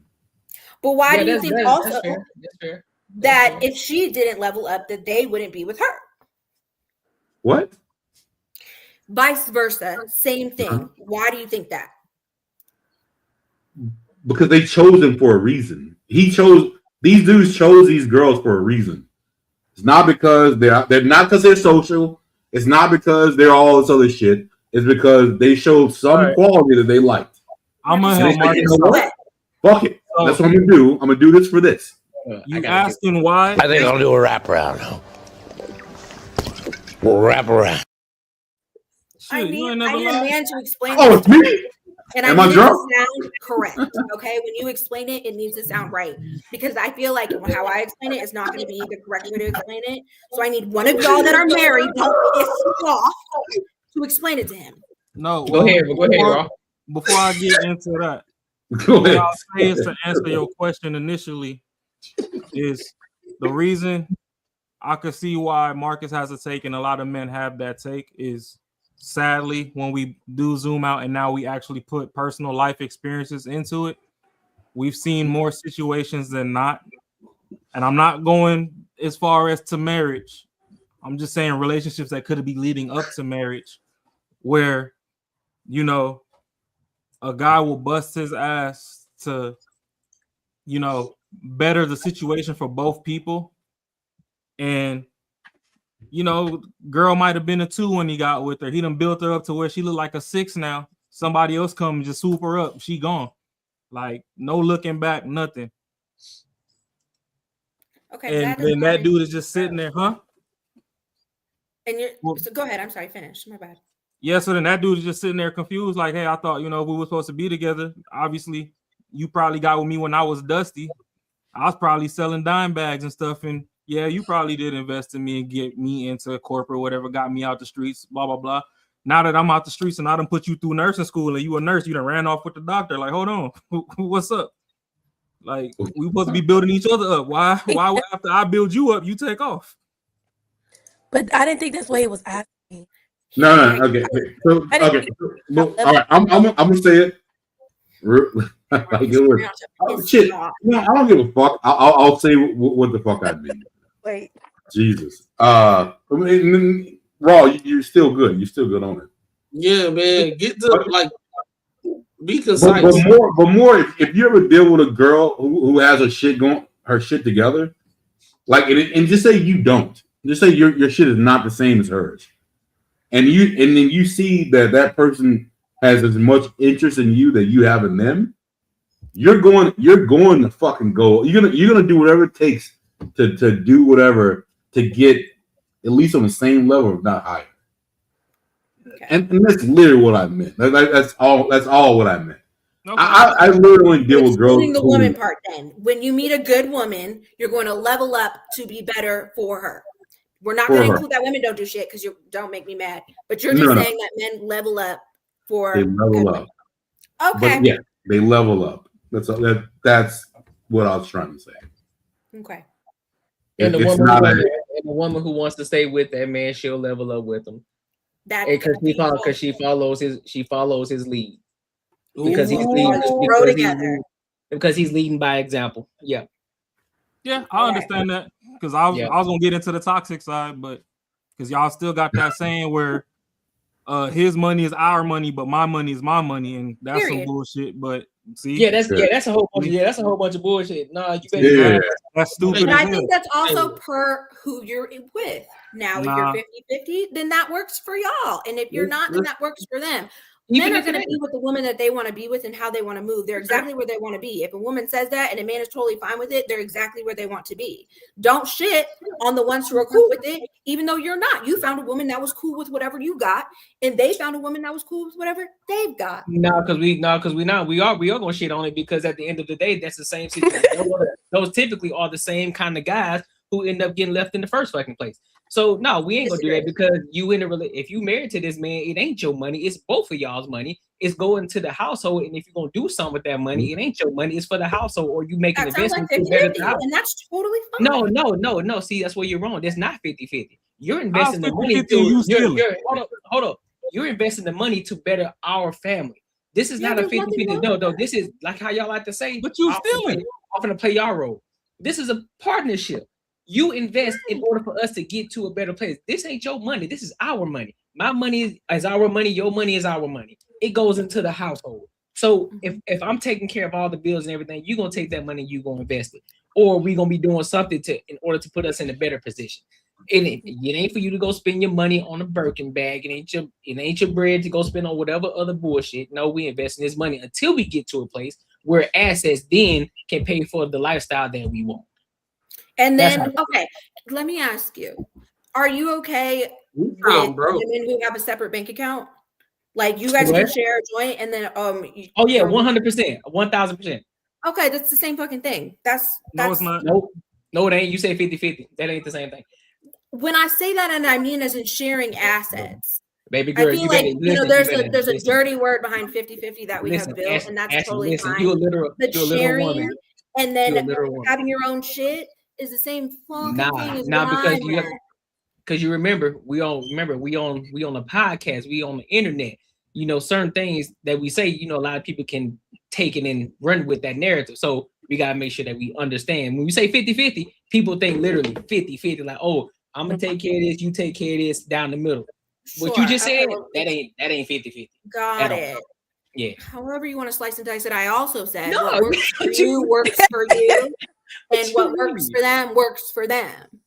That's also what I said. You can cut that too. No, I can cut that too, but then that's when you gotta go. I meant for the other people, not for you. I meant for the ones that were gonna take what I was saying into. I know what you mean. But I'm talking about the probability of that happening too, though. That's the thing. Those type of relationships too, it typically don't work out that way when you look at. I disagree. There are plenty of people that it works out with. I say probability. I ain't say it don't happen. I said probability. Probability versus Courtney, what's my thing? I got that one. Yeah. Probability versus almost every day now. Love it. Well, and listen, what's our new thing? It's probability and possibility. Then we got foundation. So look, we got two sayings. Oh shit! That damn foundation. Wait, what was my possibility? Because I gave you foundation. Foundation. You don't like possibility versus probability? You gave me foundation, Ash. Yeah, I did. The moment I said it, we need to run that one back because yes, you right. Thank you. You know what? You right. I give you that. You right. I forgot, Court, how we were talking about the foundation of whatever we were talking about, building something or something or other, and it was about either relationships or when I flipped something my hat like off. When I flipped my hat off on Raw, I think that's when it was. When I flipped my hat off on Raw, when we was going back and forth, we were talking about foundation. I think that's what it was. I remember. Yeah, and then I had Raw looking like this. Oh man, wow, no, Jesus. You stupid as hell, boy. But Court, you were saying something too when Courtney was talking. What I'm was sorry, you Corey. saying? Go ahead. I'm sorry, Mom. Go ahead. Oh no, you're fine. What was That's I okay. saying? Yeah, That's okay. Me too. That's all right. That's all right. I'm sorry. But I think he said it's not really probable, that 50-50 relationships work, and I don't know if that's fair to say. Like they working. No, they don't. I said 50-50 relationships don't work. I said that. Yeah, and then that's when Mac talked about possibility versus probability. No, I wouldn't say that the 50-50 don't work. I wasn't saying that. It don't. But how probable? How probable? 50-50 been working for. It ain't never been 50. It ain't never 50-50.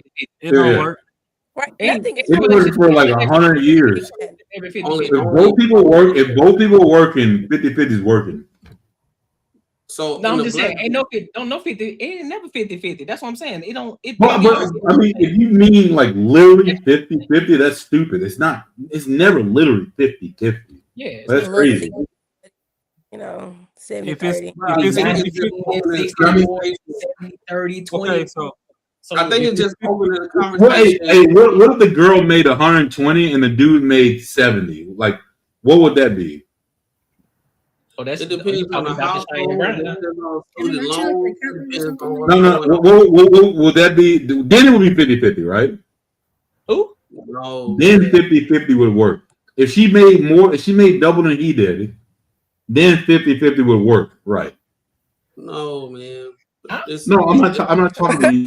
I'm talking to women. Hey, look, take it. 50-50. Hey, I think us men know how the shit works. No, 50-50. I think like women would say it's 50-50 if she makes more. If she makes less, then no. Like it don't work. It don't work that way. So take it. 50-50 works. Right. 50-50 works. We've been doing the whole 50-50 situation for a while. There's only the top 1% of people that could actually pay all the bills and all the, you got a lot of women these days. They was their grandparents' CPA back in the day, and they knew everything when their grandparents was 20 years old, 19 years old. Hold on. Their granddad been paying the bills since he was 19, 15, 17 years old all the way, right? It don't work. Whose mama didn't work? Whose mom here did not work? Whose mom didn't work? Marcus. I'm asking. Marcus, chill. Whose mom didn't work? Marcus, chill. Marcus, chill. All right.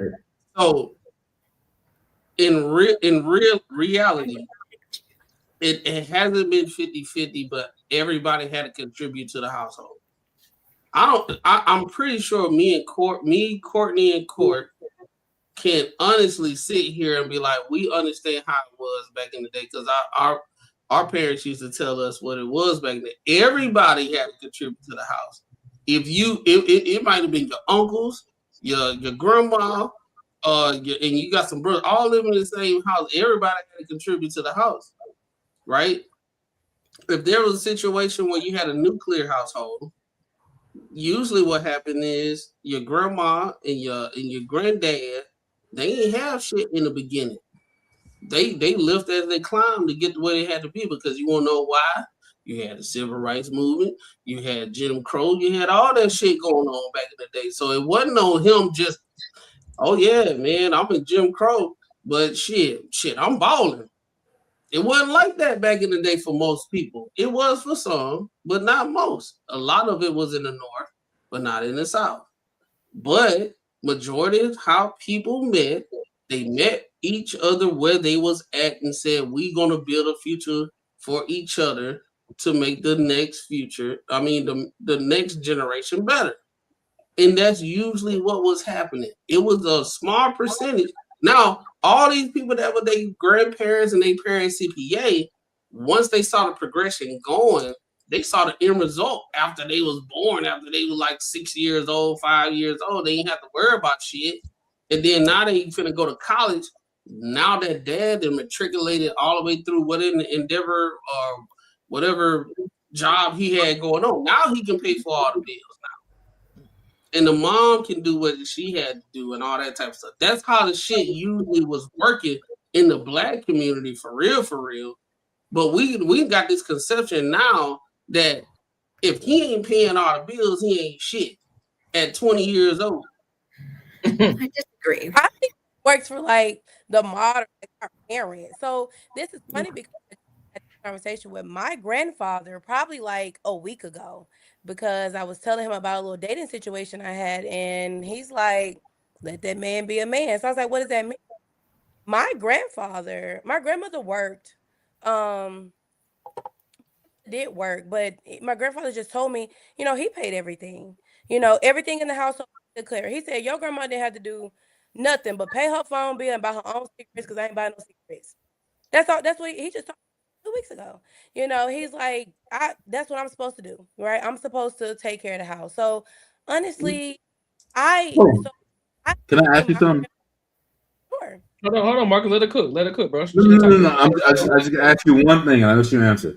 So was that his second wife, third wife? Marcus, what the fuck? Bro, hold on. Let her cook. Let her go ahead. No. Because in the beginning, the old dudes like they would if they divorced their first wife, they'll get another family, whatever. Cool. And they were like sugar daddy to this other family. Yeah, I'm from the South. I'm from Jackson, Mississippi. So like this is exactly how the shit rolled. Like it was not like if a dude, unless he had shit going on, like the wife worked. Like my whole cul-de-sac, I live in a middle class neighborhood.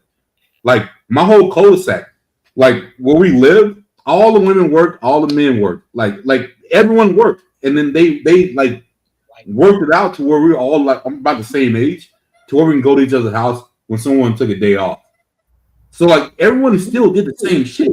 Like I said this other shit the other day. My mom cooked every night.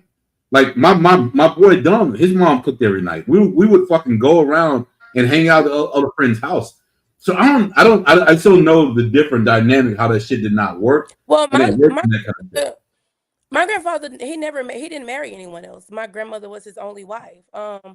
Now it worked a little bit in the beginning, but even then, like, so my grandmother was from the city, right? Like the coast. My dad's from the country, so that's kind of different there. But no, when he got with my grandmother, was for her to do again, phone bill and cigarettes.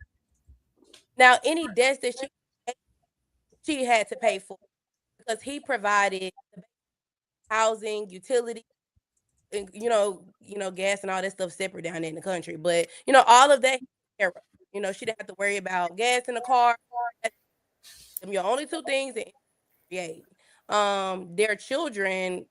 I mean, I didn't see my grandmother work all my life. As far as my mom them goes, they turned out all right.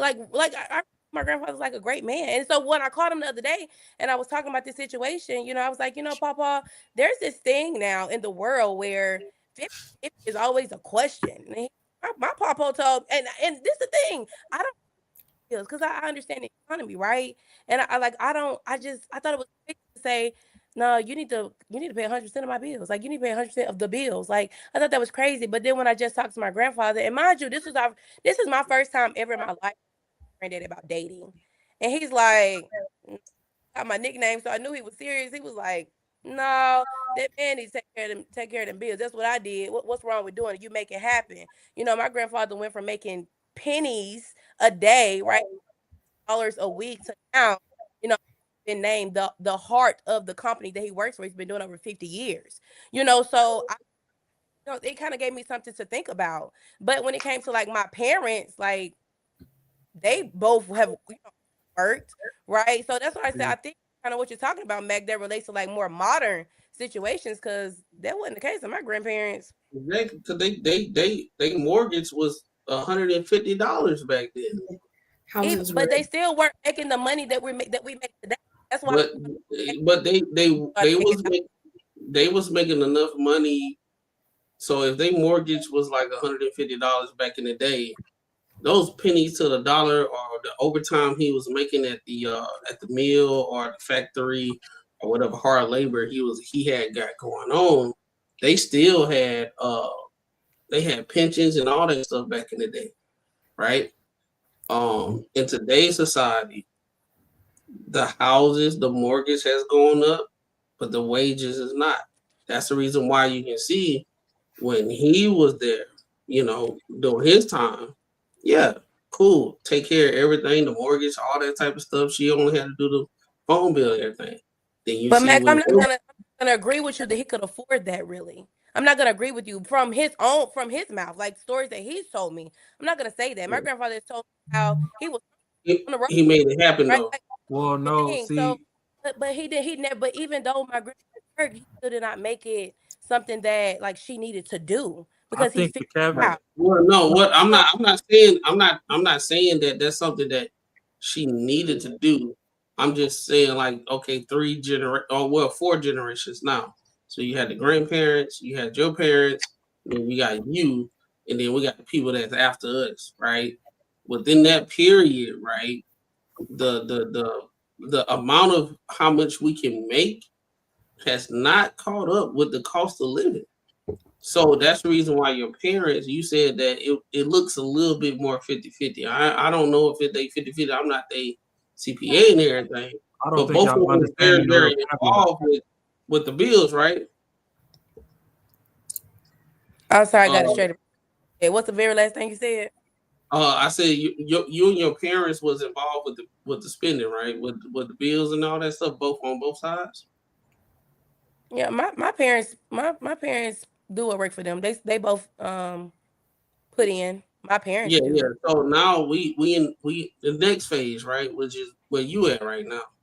That kind of like tells you that just kind of tells you the economy currently going on right now. That even though us as people right now, we making more than our great grandparents, even if it was per capita of like whatever they had going on back in the day, the cost of living has soared.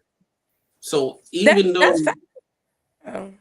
so it's one of those things. I'm not gonna say that it still negates that it was hard on him or that he was able to afford. Man, they had life on easy mode back then. I mean, but during that time, no, they didn't. It sounds like, depending on, we were also dealing with segregation. People are still older, that are still alive from then. They didn't have it easy just because we are now dealing with what we're dealing with. What they were dealing with was also shitty. They were just in a different time. This is why we have battle of the sexes these days. Is because y'all negating the fact that y'all fighting so hard to get out the motherfucking house and get out the kitchen into this workforce. That's the reason the prices of all this shit went the fuck up. I know you're not about to blame women for what the fuck is going on in America. Hey, blame the men. Blame the men. I'm gonna have to get okay, then guess what? I won't blame the women. So I'm gonna just go to back in the day. That's why when Pawpaw died, you realized he was taking care of 4 families instead of just yours. Because the shit was cheap as fuck back then. Because y'all was at home cooking and shit while he was out there going to get it, doing whatever the fuck he wanted to do while y'all was playing with the milkman and all that. So we can feel all this 50-50 bullshit. Realistic, be able to drink out the same fucking nasty ass water fountains that we have right now. So be so fucking for real. There are pieces that you want to take from them, but then don't want to accept what's happening now. Absolutely. You can go any way you want to do it, because that's another problem with the country. Is the same people Court is up here telling you is in her granddaddy's bracket. Them the old ass geezers in the fucking White House making all these laws, acting like it's still 1952. I do agree with that shit. And they not in the streets on the ground level with us. So yes, if y'all would have set y'all ass down, the banks wouldn't have been like, oh hey, guess what? It's 2 incomes over there. They balling now. Let's go ahead and increase the fucking. So why do we blame corporations? That's where the 50-50 instead of talking about women and being in the kitchen? I blame education. I blame education and knowledge. Because a lot of y'all, a lot of people buying shit that they don't need to be buying. A lot of people living above their fucking means. They buying cars that they don't need to be buying. They want to buy the next expensive thing. They want to keep up with the fucking Joneses. They're not just because you get a promotion. You get a promotion in the job. You want to go and level up your apartment. You want to go and level up your car. You want to do all these different things instead of invest your money and do all the things you're supposed to do. You live below you mean and invest your money, and just because you get a promotion now mean you level all up. that shit sound good. The bank see two incomes, they tax but you. that's what I'm saying. It's not, but that's what I'm saying. This is why So I the started. two incomes, the 50-50 came because they jumped up out the house. It ain't really no hold up. You don't want to accept accountability on the woman part. Hold on. This is why I prefaced it before I started talking. I said this is where the knowledge comes in. This is where the knowledge comes in and the education comes in, because the more people start to understand that and we start blaming every fucking body else, it ain't fuck what the women got going on. It is what they gonna do. What they gonna do. Men gonna do what they gonna fucking do. At the end of the day, we start living below our fucking means. Start buying shit that we don't need to fucking buy. It's like, when they don't fucked up the bar. What do you mean? If they'd have stayed their ass at home, the banks wouldn't have been like, oh, Bro, this nigga making way too much money. But here's the thing: we can't talk about what they already did. We already passed that shit. We here now. It is what it is now. So now what do we do now? Forbid we decided to go outside. We're here. Letting y'all tell us what to do. So how do we level up? So now when people start to get promotions, start to level up in life, stop trying to level up your lifestyle with that. Keep your shit, keep your expenses low, and continue to level up your bread until you get to the point where your assets can pay for the lifestyle that you want. Man, I think you broke off into two different conversations, but I get what Kobe's saying. No, I didn't. No, I kept it right here. I've been listening the whole time while everybody was talking. Me and you having two different conversations, because I'm talking about history, you talking about the future. Yeah, I'm talking about how we got here. I'm gonna try to put it together. I'm gonna try to put it together. Raw is talking about how we got here, right? Is economics, right? If there's more people in the workforce, and then you have all these industries and companies and all that type of stuff saying what's the average income of the household and everything, they're not going to keep their prices where it was in 1940 if it's now where we at right now. And the average income, if they marry, the average income for a man and a woman is 50, and it's 50,000 over here, 50,000 is 100. They're not going to keep it at the sense that it's not going to be cents no more. They're going to hike the prices up. So it's one of those things with economics. It's gotta be both people paying money. If we're looking at if on average this person making 50 and this person making $50,000, and that's how we made our prices. That's what Raw is talking about, because now with the women got introduced into the work labor force, not saying it's blaming, we're just talking about what is. And that's what a lot of times when people be talking about what is, they try to look at the situation like we blame it. No, what is, when they got into the labor force, guess what? They're gonna say, yeah, we're gonna put the prices up. So that's where we at right now. But that's why hold on. But that's why I tied it. But again, I tied it back. That's why I tied it back to where it happened. That's where we are now. But I gave you the solution. This is where we are. This is what you talking about. They was doing back then too, though. This is where we are. Again, this is where we are now. But we got away from that. A lot of people aren't doing that. You can go talk to the black community because they're still asking for reparations. They ain't doing that. I think we can continue to keep talking about what the women are doing. They're gonna do what they're gonna do at the end of the day. So if it's up to us, if we're gonna be the leaders, we can just start leading the proper way, correct? I don't think that's what Raw talking about. He just said, I'm tying it all back. I know what Raw's saying. I'm tying it back to where we are now. I'm tying it back to where we are now to bring it back. You're trying to tie it in, but we negating the fact that back then, when he got the raise, never mind. Go ahead. I was trying to back. I know. I'm talking about what happened back then. I know. I'm with you. But I'm tying it back to where we are now. That's what I was saying. Well, that's what I'm saying. Like, bro, listen, I got it. I got you, bro. I'm tying it all back. At the end of the day, I'm still bringing the solution. Cool. Women did what they did. But what the fuck we gonna do now? All right, go ahead. We had to go outside eventually. What are we gonna do now? The problem is though, this like, okay, we can tie back to where we at. But a lot of people, just how we walked everything down, there's a lot of people that's ignorant about it. So that's the reason why we always have these conversations, why men just don't pay all the bills no more. And why we talking about the 50-50 situation, that's the reason why the conversation even happened. So we kind of walk through the whole like history situation and say why we here and why it's a necessity for both incomes to go into the situation. So both, so you can have a better household. But in a general sense, in today's society right now, a lot of women saying, hey, why y'all can't be like the people back in the day? Men supposed to pay all the bills. Why is it 50-50 and this, that, and the third? That is the situation. Then you got the solution, is what you're saying, but it's gonna fall on deaf ears if they don't understand the reason why we even here. So the solution is not 50-50? But y'all missed the key point in what I said. The leader's gonna lead, right? So if you're gonna lead, you're gonna lead. So at the end of the day, regardless of how much money you make, at this point, I'm tired of having this conversation of who making six figures, who's a millionaire. If you're a man, you're gonna lead the way you're gonna lead, and the woman gonna follow at the end of the day. Regardless, she could be making fucking 80K a year, you making 50K a year. If you know how to lead, you know how to do it the right way, she gonna fucking lead, bro. Kelly Rowland, let's use her as an example. Kelly Rowland, she makes more money than her husband, correct? But she ups that man like no other. She ups that man, right? She talks about him when she's in the interview. She ups this man. She uplifts him, right? While Michelle don't do it. Yeah, you know what I'm saying? That's a whole other conversation, right? I was gonna bring that up. I say, you know what? I'm gonna stay back on this. But at the end of the day, when you're a leader, you're gonna lead at the end of the day. So if you understand where y'all going, and of course, being able to communicate that to your lady, listen, shorty, I understand you're making this much. I understand I'm making this much, but I know where we're trying to go. I know where the destination is. I know how we can get there. I got the solution for you, and you break that down for her. Like, listen, this is where we're going, right? So this is what we need to stop doing for a minute.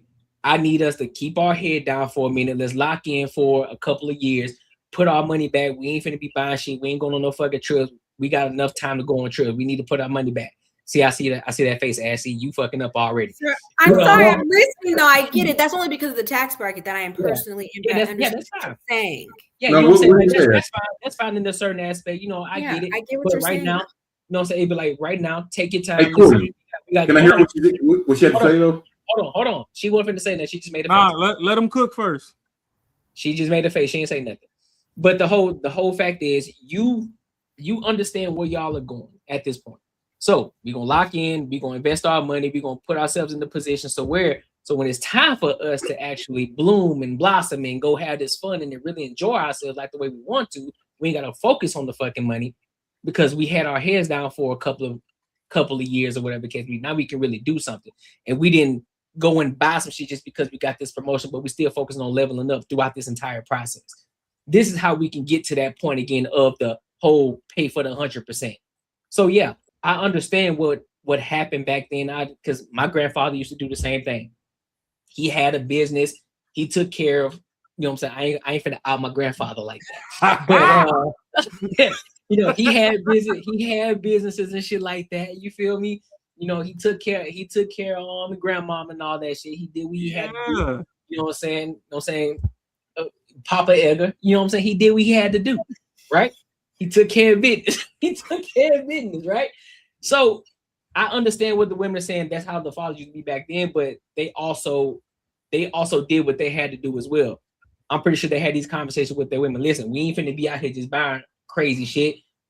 I'm gonna give you the bread, give you enough for the kids to make sure they get what they need. And also, these women were cooking all the time too. They weren't always out here buying shit. They was Can cooking. I say something? Yeah, go Real ahead. Do your thing. I'm done. Then too matters who you marry, right?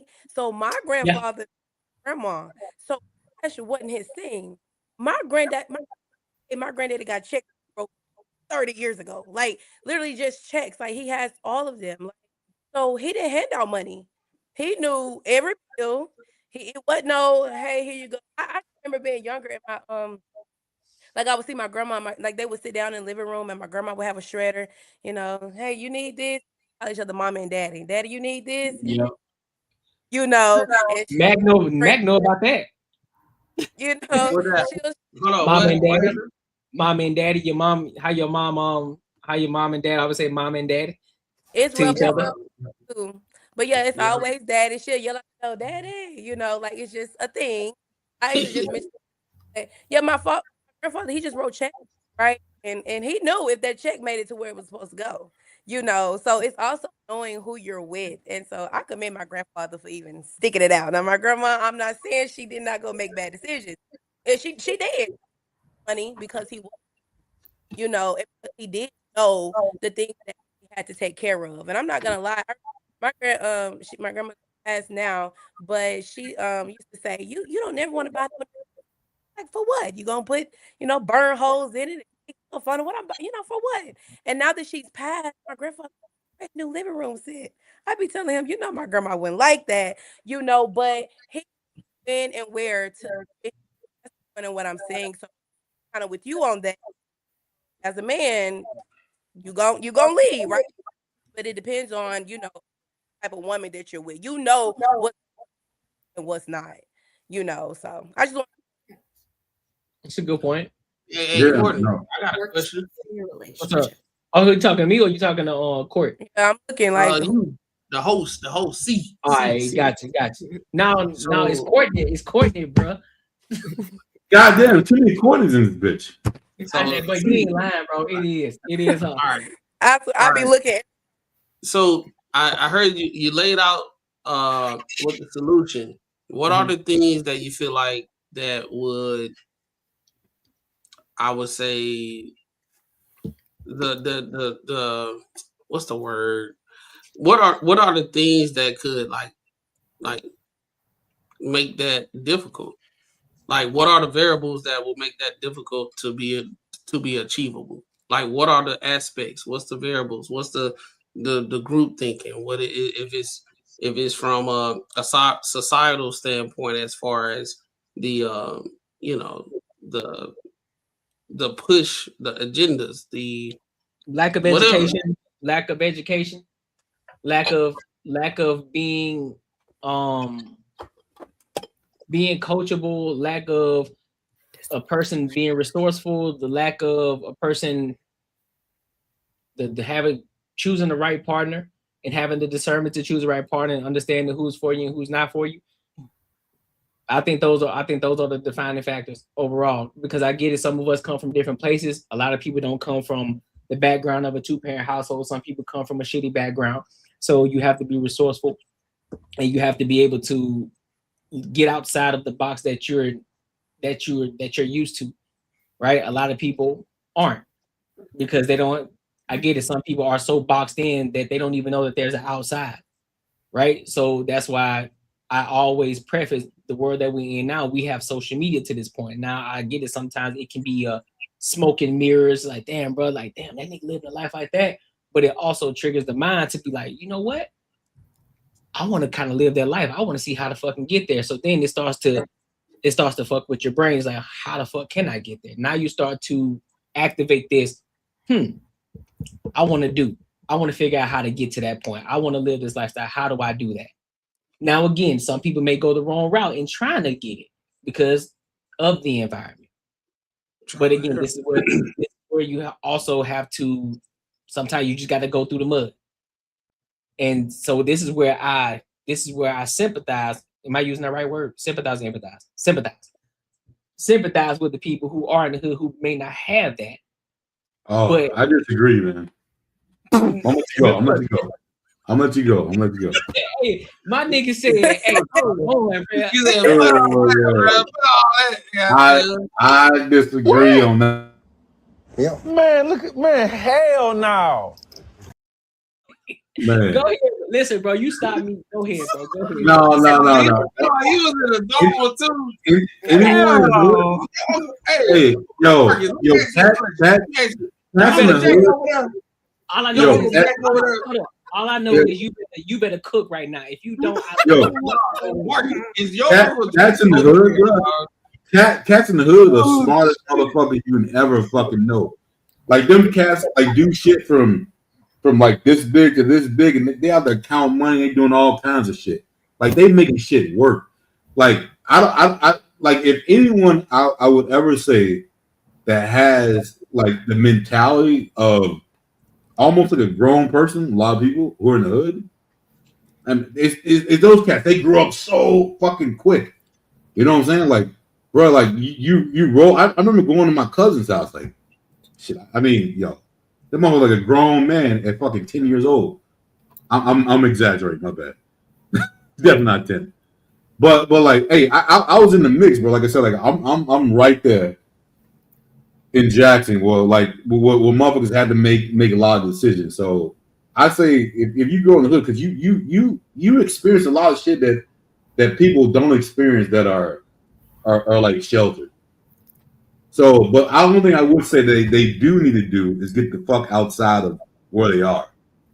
But outside of that, I mean, I don't get no grace, bro, because they got it. They got the fucking they got it, bro. They got it better than anybody else because the motherfuckers are mathematicians. They got it, bro. Like, come on, man. They good. What you disagreeing with? That's what I'm trying to figure out. What you disagreeing with? You supposed to be cooking, bro. Because he's sitting for No, I'm saying. I'm asking. What are you disagreeing with? Oh, we're on a different page.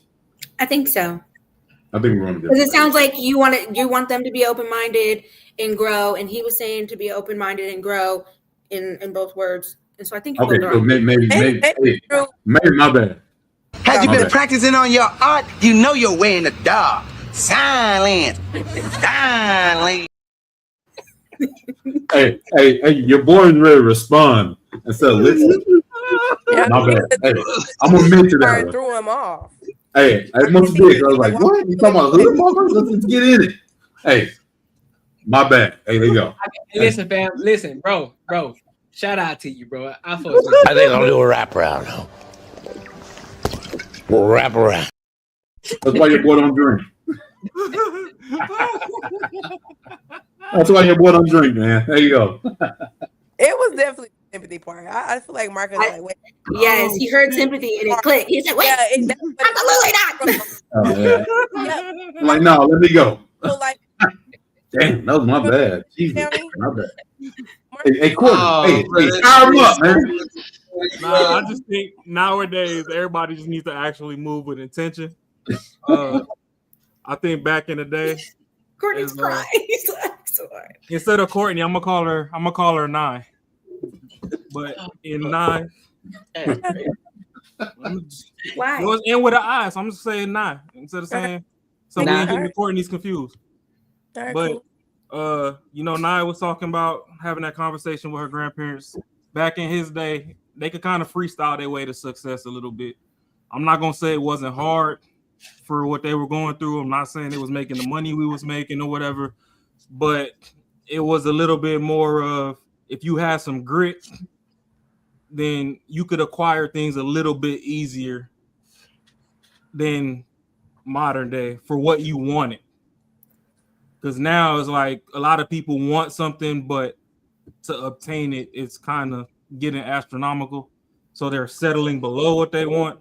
Back then, they could kind of freestyle to get what they want. Now, if you wanted more than the baseline, then hey, do what you got to do to get that. But nowadays, it's moved with intention. So it's just like back in the day, after slavery and whatnot, all they knew from across the street was, hey, if you go to college, then you're going to make it.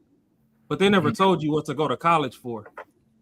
And now you got people our age with kids, and they're just like, oh, yeah, my kid's going to go to college for what? Because a motherfucking arts degree is not buying you no 5-bedroom house. Like, you got STEM. AI done took over art, so you're fucked in that department. Facts. Like, you know what I mean? Like, now you need to actually move with intention. Like, oh, go get a math degree, and you could do this and that with that. Or, hey, go get an English degree, and then you can be like Ashley and travel the world and go be a teacher in different countries. And, you can enjoy the country for years at a time instead of a couple months because now you locked in. Or, do something in STEM to where you can help with the growth of AI. You could be behind the scenes fixing the robots and programming and all that versus, just go to college. Because just showing up to campus and fucking off money for 4 years ain't really doing nothing. I had homies that went to college for a couple things that's wild to me, but hey, hey, that FAFSA check was coming through. They had fly fits and they was buying a couple cars. So they It was cool. You know, one FAFSA check, you get the car. The next one, you put the beats in it. The next one, you put the rims. Now you got bitches. But now we actually need to move with intention and, align with something, have an actual plan, which is kind of why I kind of like how like the Asian cultures, some of them got down. Because like, okay, hey, you got lawyer, doctor, and engineer. I don't give a fuck which one of the three you pick, but one of them three. Well, yeah, I mean, I put the nursing under the doctor category, but so nursing, medical, and engineer.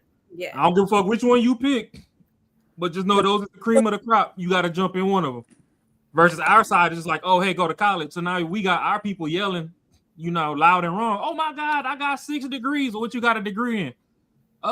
Drawing, cooking, tying my shoelaces, and doing makeup. And I'm like, what the fuck we gonna do with that? Not drawing and cooking.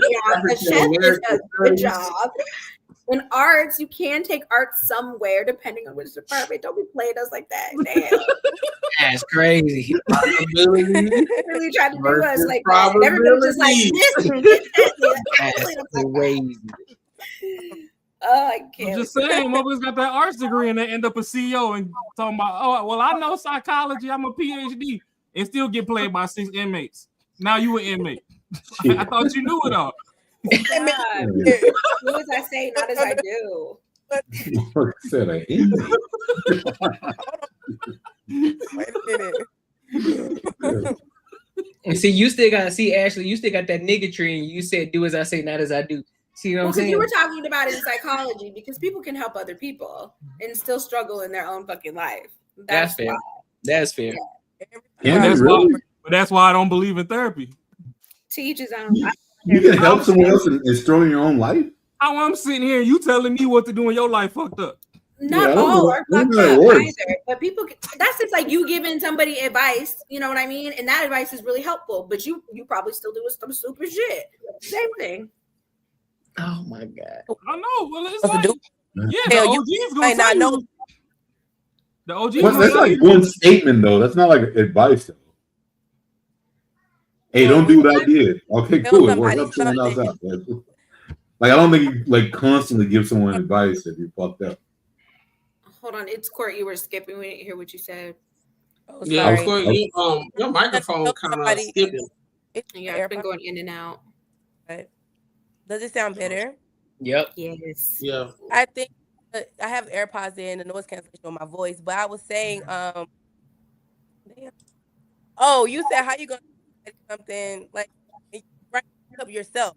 But I said because we know better, we're supposed to do better, but you because you might not know better. That's what I said. Hey, I didn't hear him. She said, just because you know better, you might do better. Wait, now I can't say it how she said it, but pretty much what we were saying. I can't say her exact words. Pretty much what we were saying is you can tell somebody to do better, even though you know that you might not be doing better. Pretty much like right. But oh, but it's a statement though. You're still skipping its Court. Okay. But it's a statement though, right? It's not like ongoing coaching. I'm not talking about. Can you hear me? It's like clipping. It's probably like if it gets too high or something. Let me fix it. You sound like R2D2. Is this no, better? Once you get loud, it stops. Yeah, is it better? Yeah. Oh, it's the noise canceling was clipping it. Yeah. And then my voice is kind of tripping on me, but so I said I was really only responding to the part where you said, so we talked about, every psychiatrist needs a psychiatrist, basically, like you need help. So it wasn't supposed to be this big, but I was just making a statement. I said I can help you because when you know better, you're supposed to do better, right? When you know better, you're supposed to do better. But I'm going to tell you because you might not know better. So even if I don't do better, you may not know to do better. So that's how you can still help somebody even with not doing better yourself. That's all I was saying. It wasn't supposed to be that deep. Oh, yeah, no, I got you. Yeah, so, yeah, it's okay. Yeah. Because you can still do good in life and do bad at something, and then help somebody else on something else, Right. you still do bad at Or that I other can tell you because I fucked up. So let me just tell you. Yeah. Oh, I think people who are not in relationships give the best. Some give the best relationship advice. Really? Who aren't People in be giving me relationships. a run for my money. Yeah. No, for real. Like, but you got to talk to the ones who really want to be in a relationship. Yeah. Shit just don't work out. Hold on, Marcus. What you said? You said what now? I think. Hey, but you got to break it down. People who may not be in relationships give the best relationship advice, but they're the ones who want to be in relationships. But they're not. They might not be in a relationship. I agree. Yeah. That's just like you can get. I feel like you can listen to divorcees. A person Yeah. that's Oh, divorced, you 100%. can definitely get advice from them. Yeah. Yeah. But you know, Oh, some people say, some people, I'm not saying listen to everything, you know, but Yeah, some people exactly. say, how can I tell you if you had a failed marriage? Well, or how can you tell me? But they can tell you because they know what they did wrong. They know Exactly. what they could have done better. So sometimes you can learn from somebody else's mistake. Yeah, So and that's what should you definitely call get advice from the divorce. that's what you call deciphering like what conversations. That's a It's good not one. it's not black and white. Like it is. I see what you're saying. So you basically saying take out the meat, spot the ball, so you can learn from somebody's mistakes, so that way you Right. can do better. I get that. I got Right. you. Don't cancel them out just because they didn't have a prosperous marriage. Yeah. You can still learn from them. I agree with that. Oh, I would do that too. Like someone who would fail business, but like has like certain things that line up. I would listen to that person 100%. If they tell you this is how I failed, not someone who's blaming somebody else, I would never listen to that person. Someone who says this is how I fucked up, and they have a sight on how they fucked up, I would listen to that person all day. Or they can at least tell you how to get started. Yeah, but a lot of people don't want to help you out though. If shit's going fucked up, there's only certain people who really want to help you out. So, I mean, it's not a lot of people. I agree. Yeah, I met this chick in '86, and I'm gonna just let you know. Cause yeah, I'm not listening. I met the girl '86, and then you know that's those conversations where they tell you like what they experienced. You're like, Hey, Macaroni. That's the same shit when they say shit about Byron, all those fools with that podcast. I don't listen to like some of the shit how they do it, but the core shit they talking about is 100% on point. But like how they do it, I don't roll that way. But I listen to a lot of shit they say. That's the core point of it. And I think that's what people need to start. Like they need to decipher, like pick the shit. Like it doesn't have to be everything. It doesn't have to be this is your like what you're throwing out. I'm gonna take it all in. No, bro, you gotta pick it, man. You gotta pick it. You gotta use your own mind and pick that shit. Yeah, unfortunately, a lot of people don't have the objective kind of mindset of knowing what they want. At the same time, you can pick and choose what you want out of whatever podcast that you're listening to. But whatever you want at the end of the day, you know, you got to navigate towards that way.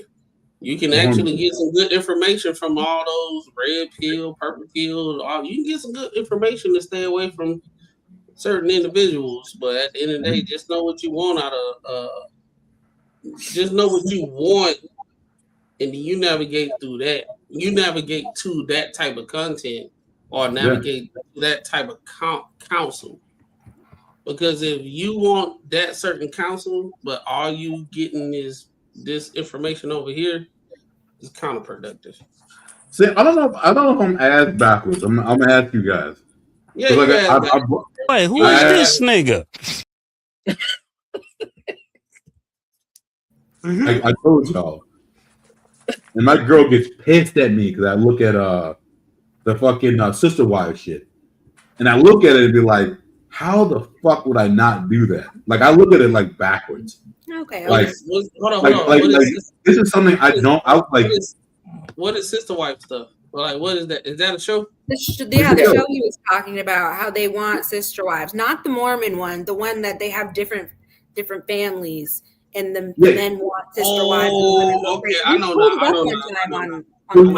You get a ton of wives. You can have like, and most people blame it on religion. And they do all this other shit and blah blah blah. It's like, yeah, man. I can tell the way you move, you just want to fuck somebody else. Cool.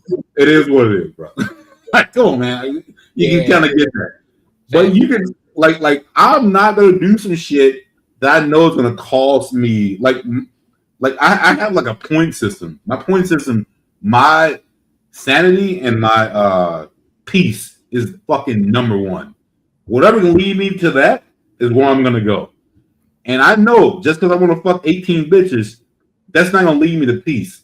So I'm not going to, even though you say, yeah, I want you to have 8 girls, it's going to make it better. Fuck you. I know you're not going to do it right. Nope. I'm going here. Me and you. That's it. Fuck it. 100%. And that's just how you got to roll. How you know it ain't going to lead to peace, though? Pawpaw did it. Yeah. And he was fucking stressed the fuck out. No, your boy ain't stressed out. He wasn't stressed out. The funeral was stressed out when they realized it was all related. I'm gonna tell you, some cats can handle that shit, bro. Me, I can't handle that. I want 100% peace. That's it. 100%. But you can imagine you trying to deal with Ashley and Court at the same time, and then you out by myself. Could you imagine? I know we get into it every day, all the time. Absolutely not. No, sir. Hey, bro, we about to. Listen, it's gonna be a whole bunch of. Who you talking to? Me. You talking to me?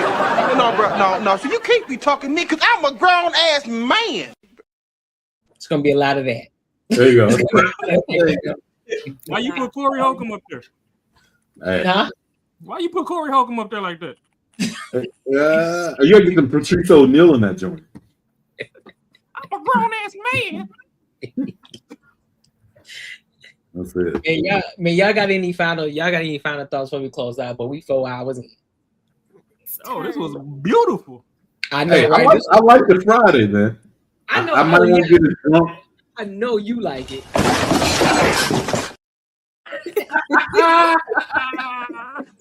Hey, your boy don't drink during the week, so I'm ready to go. Uncle Jack up in that bitch, dog. You was just trying it out, Courtney, because when you messaged me, I'm like, what live? Like on a Friday? So we would test out, see where it was gonna hit it for. You know, it was just like an impromptu situation. We hadn't confirmed if it was gonna be on the Fridays too, but we were just doing something. I like it during the week. You just never know about me. And I would like to be kind of consistent. Yeah, Fridays are great. I think that could be a positive. She could definitely hit your Fridays. I don't know about every Friday, but if she's consistent on Friday, I think it's great. Yeah, because actually, she like to go party and shit. I don't party actually unless I'm out of the country, but I do like lounges and things like that. Hey, nothing pops off till the 10 o'clock. You good? Yeah, but it takes me 3 hours to get ready. Oh, 3?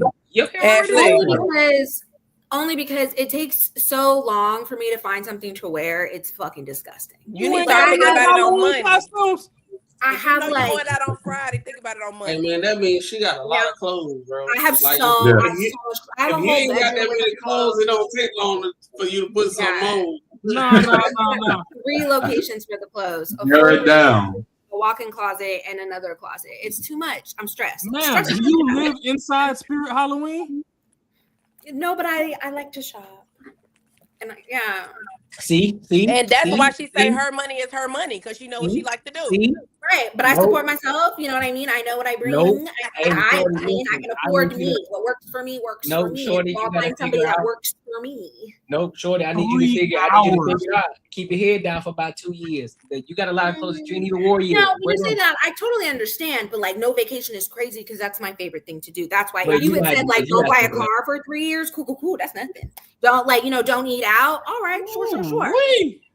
Traveling? Absolutely not. That's 2 years. You good? 2 years. You can say no traveling. I can't. That's like my happiest place. Absolutely. That's crazy. Tell me not to eat out. We can have a conversation. 2 years, you straight. You can suck it up for 2 years. Not to eat out, not to travel. Hey, yo. I'm not myself when I don't travel. So, but that's what Well, I love that for you. If you I'm serious today, but that was crazy. I'm not that was feeding. crazy. I'm not feeding. I'm not feeding.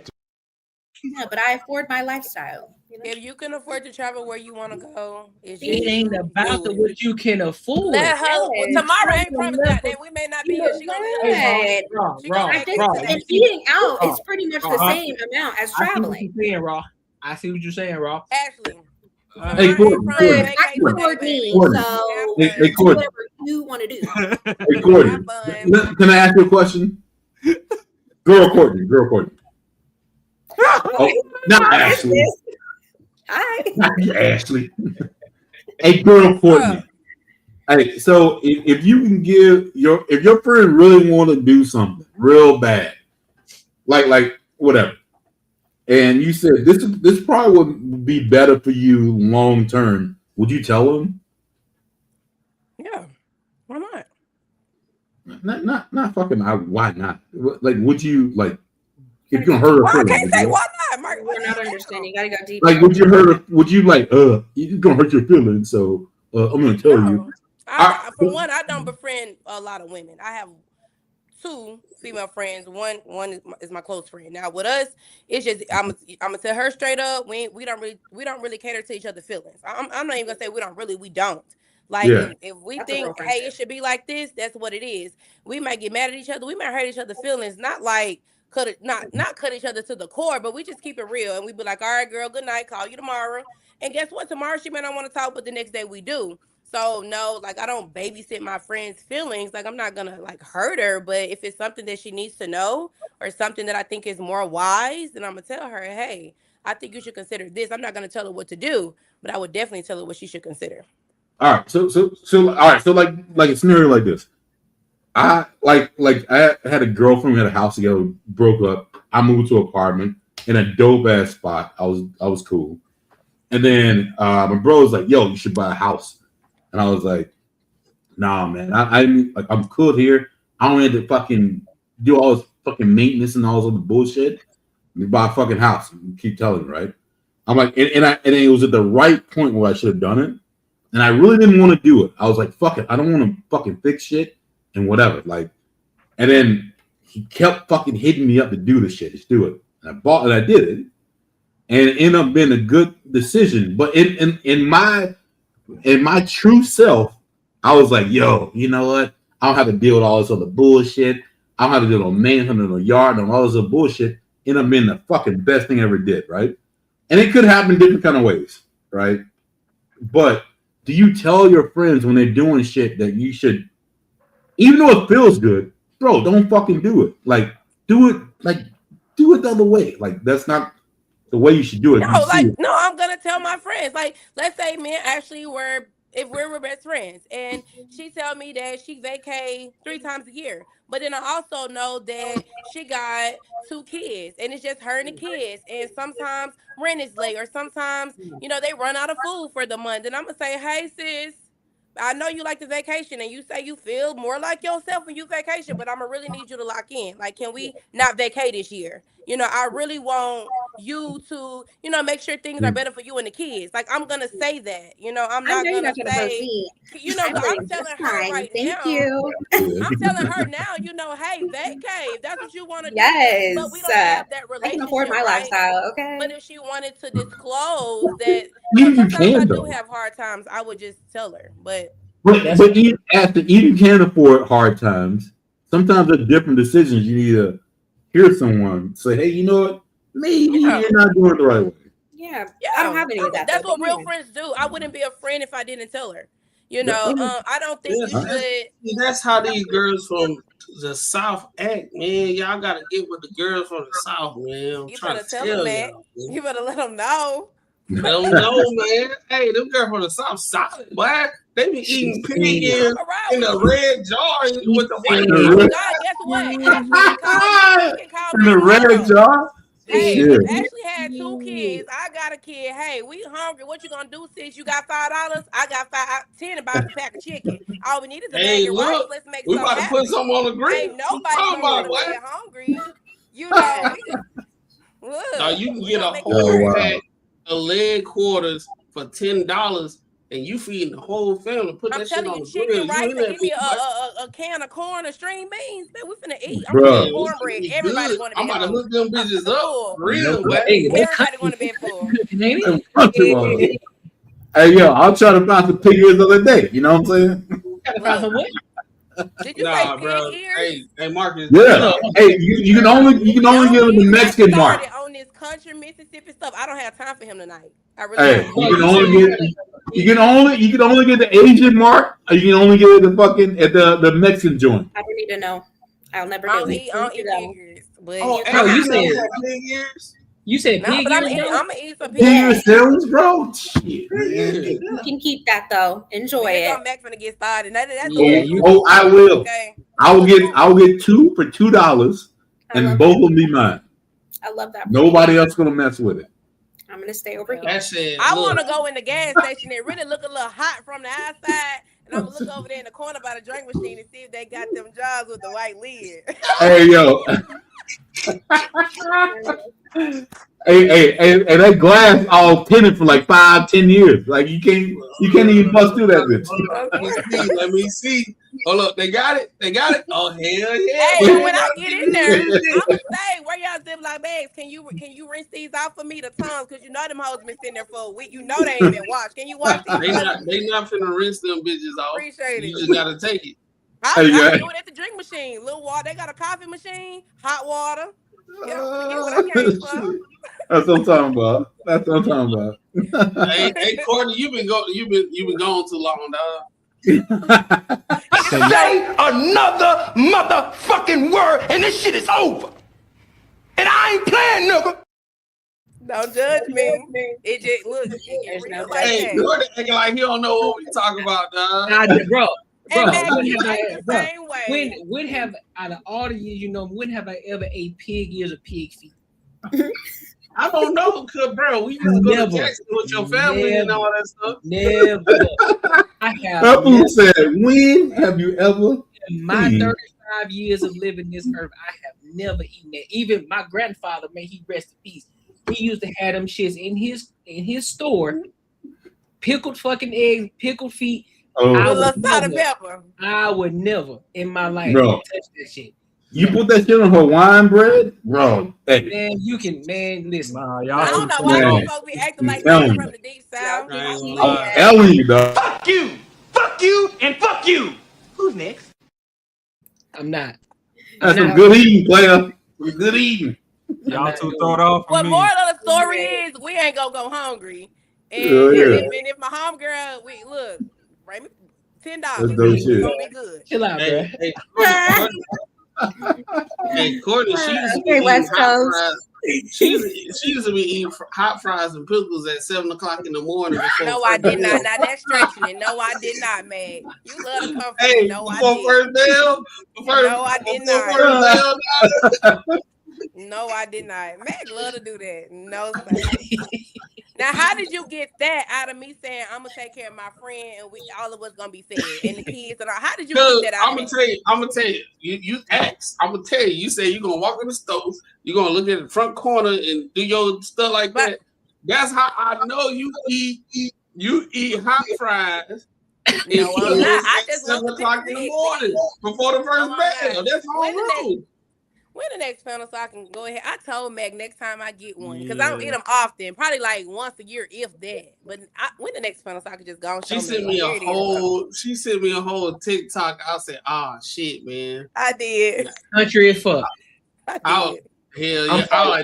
I remember that shit. Shout out to the hood, man, because I don't know about the backwood meals y'all eating. I'm cool. Hey, bro, it ain't no meal. It's just a little gas station snack. I don't know what they're talking about. We don't have that over here with the gas stations. I don't need shit. Okay. That comes from there. That's because you can't go in the clean. You can't go in the cleanest stores. You can't go in like the new QTs and all of that. No, you got to go to the stores that like some of them other. You gotta go to the corner bodegas. You gotta go to bodegas and shit, huh? Yeah, no, not hot, baby. You gotta go to the corner store, man. I don't know nothing about it. I don't the corner store. That's the corner store. Potato chips on the way out. You gonna need them. Hey, if I ever come visit, when you go get that shit, I'll watch you eat it, but please I don't don't offer eat me it all the none. time. Now I will cook you a good Mississippi. After she gonna be collard right greens there. and cornbread. I wouldn't do you like that. Make sure it's chicken and beef. I don't want no coon in mine. Hey, hold on. I can give you a little collard green. Hey, Courtney, you from Mississippi? Who? Huh? Oh, You from Mississippi? Yeah. Hey, Courtney look like What part? Courtney looks like she the type of person that communicate with food in her fingers. Look, I'm gonna tell y'all. Hey, what part of Mississippi you from? Hey, look. Masala County. Hey, what part of Mississippi you from? I'm from Masala County. Oh, I'm from Jackson. I know Hines County. I know. hold on. You say you from where?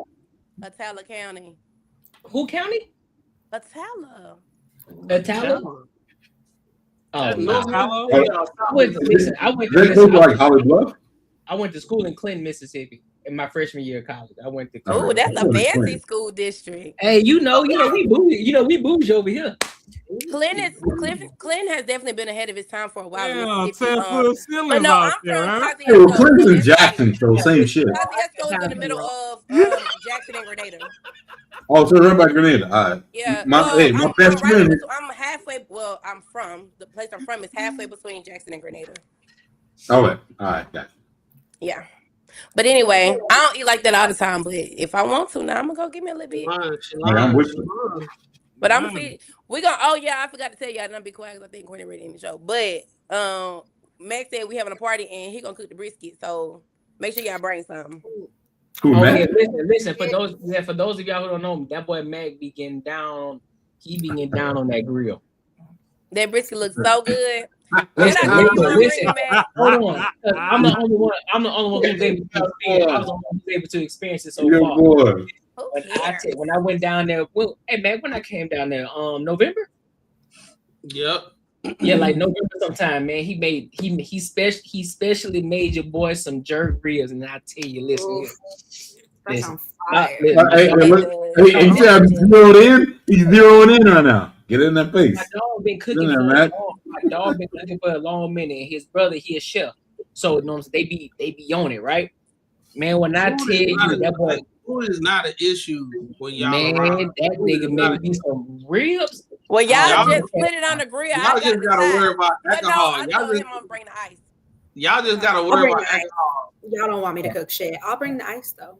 Oh, that's fine. I might make a little. Nah, ain't no way. I'll make a little. So Ashley, Well, no, they got wives. wives. No. Never mind, Ashley. You bring the ice, I bring the cups, because they got wives. They can make the sides. They can just make. Period. There we go. I like that. Hey, that's what I'm saying. Some of that southern cooking too, though. So go ahead. I know I do want some of your cooking though.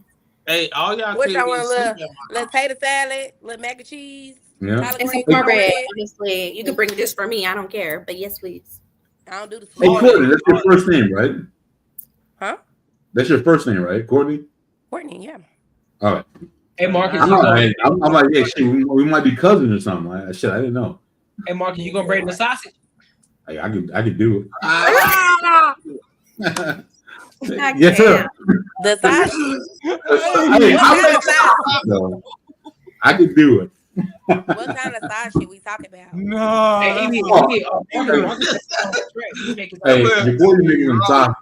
What he He's make? What, like, Courtney? too much country shit going on. He make his own sausages from scratch. Oh, yes. Oh, that's a flagrant. Yeah, Hey, what y'all want?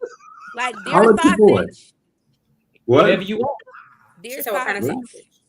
Whatever you want. Hey, you got some deer. You got whatever you like is crazy. I like a little deer sausage.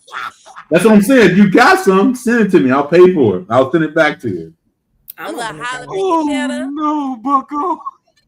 But y'all, Hey, if you can send me some deer, I'll keep half, but I'll pay for that shit to get out of here. Don't even worry about it. You just go out there and do your thing and make it, and I'll send for a sack. No. Hey, let's do it. That's what I'm saying.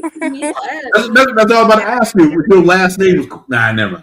We get too wild. We had to talk over here. I can't put my. I already done told y'all where I'm from. You know, I'm hungry. I got Yeah. Y'all backs about to be spreading. That's exactly what's about to happen. Backs is I about mean, to that's be protein. Backs is spreading. Most people aren't even meeting their protein every day. Hey, sit up here and act like you hey, lying. Bull City, Right. Bull City. Boudin is not Mississippi. That's Louisiana. Louisiana. What I do is, not oh, fool what, with no oh. boudin. That's the loose. Boudin. That Boudin sausage. Boudin. Yeah, That's that shit is hot. it pretty much the basis seasoned rice, pork, and a casing of sausage casing. Yeah. It's horrible. Yeah. Hey, but when it's hot though, it's good. Hot Boudin though. Yeah, the last time Hey, when I tried look, boudin, I just look, Robert New York, he like, yo, all this shit sound crazy, bro. Yo, I don't know what the fuck y'all talking about right now. Yo, this segment wild flagrant right now. Hey, we got 42. But I ain't talking about. If we can't do nothing else, we can bond over food. Like Hell yeah. That's how black people used to burn back in the day. Oh, hold on, Ash, you never had boudin before, huh? I have from Louisiana. Though. You had boudin sausage? Yeah, I've been to Louisiana. Okay, you see a little more culture than My family is from the East Coast. I'm just not. She just don't cook. Oh, yeah. All of my family's from the East Well, how you gonna give up eating out for 2 years? Type shit. No, I said eating out. Type shit. But you don't. I'll still be going. I'll still be. So I do like the chef cooked meals. Like I go to a place that makes the meals and I pick them up. And that's you talk about no fast food. Yeah. Yeah. Ashley. That's the same thing. The food is already cooked. That is a home cooked meal. You slick. Hey, yeah, see, look. Now I just want fast food. Yeah, you slick, Ashley. You slick. I see. I know Ash game now. I see how she do it. I didn't mean to out you like that. I don't mind. That's considered groceries. Courtney, one more time now. One You can't time. cook water? One time. You can't cook water, Ash? Huh? I can do that. I can do like the base stuff, but like when we get to the extras, hell no, you don't want me to. Don't tell that man you can cook water. Oh, I thought you just meant in general, not literal. Whatever. Oh man. Not you trying to. What is that? What the fuck is that? What is that, Private Pie? Over there. Goddamn Goma Pal. I am fine. Ash, you live by ocean. We all want to live by ocean. You got a stove over there, Ash? Shut the hell up. I'm gonna get you some impromptu cooking. She gotta be able to oven heat her chef cooked meals. Don't play with her. Nah, she said it's microwave, boo boo. Shut Don't play with me. Right. Don't play with me. She live in the back of Spirit Halloween. She ain't trying to cut no damn stove on when she needs 3 hours. I'm still gonna talk about some. I can give up fast food. I give up eating out for 2 years. I just said that like you know. There are things. Compromise, you know, but what you won't have to do is be in the kitchen or give up traveling. Absolutely the fuck no. It just won't work, but that's okay. I'll find somebody who works with me and I work with them. That's crazy. That's pretty smooth, Ash. I gotta give it to you. That was smooth. Thank you.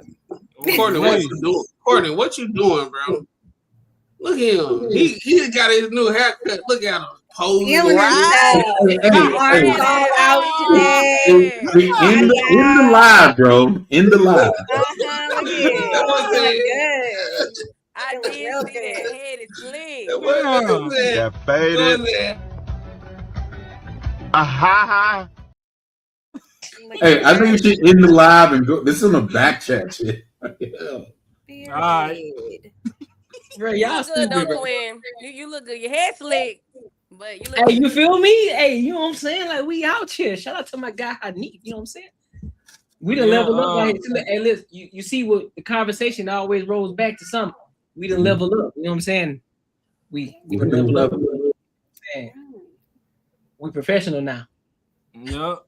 He done hit 2K and was like, let me get this shape up. Let me go ahead and cut the shit off. Oh, listen, real talk. I was supposed to cut it off at 1,000. I was like, you know what? Fuck it. I'll wait to 2. That's what's up. Looks good. Yes. But yeah, This was y'all. slick. Like I just like slide. You Like, know like what? slick. You know, I'm fine shit over here. It's cool though. Hey, it's cool though. We ain't gonna talk about Yeah. Hey, listen. Come on, It's always a Rod's hair nigga. looks nice too. I see you, Rod, tilting down. You want us to make sure that you lined up. I see fuck it. that. Your hair looks Fuck good too, that. Rod. Don't be talking about them niggas. This is me. We talking about me. These niggas hate. These niggas hate For me. real. Hey, like, you the mama. So, at least I'm a girl. At least I'm a girl. And I'm gay. I'm grown. I'm gay. I'm grown. Stop beating your chest. You're making a red. I haven't seen that little boy in so long. I'm the daddy. I'm sure his dad is so proud. I need His to go pops back and has been finish so this video proud. though. That made me think about the video. Call her daddy. What's the That's name? great. All right, Oh, bro. yeah, it is Bullshit, you crazy, bro. Crazy. What bullshit, I can't bro? wait to use this joint. He be saying the most outrageous stuff, bro. Bro, Bull City funny as hell, bro. I swear to God, he be killing me in the comments, dog. He be killing me, dog. He be I straight got killing me. the spot from That's it. I can see this. Oh yeah, he got the Icatina attitude cleaners. Put the head between the wash and dry. This man.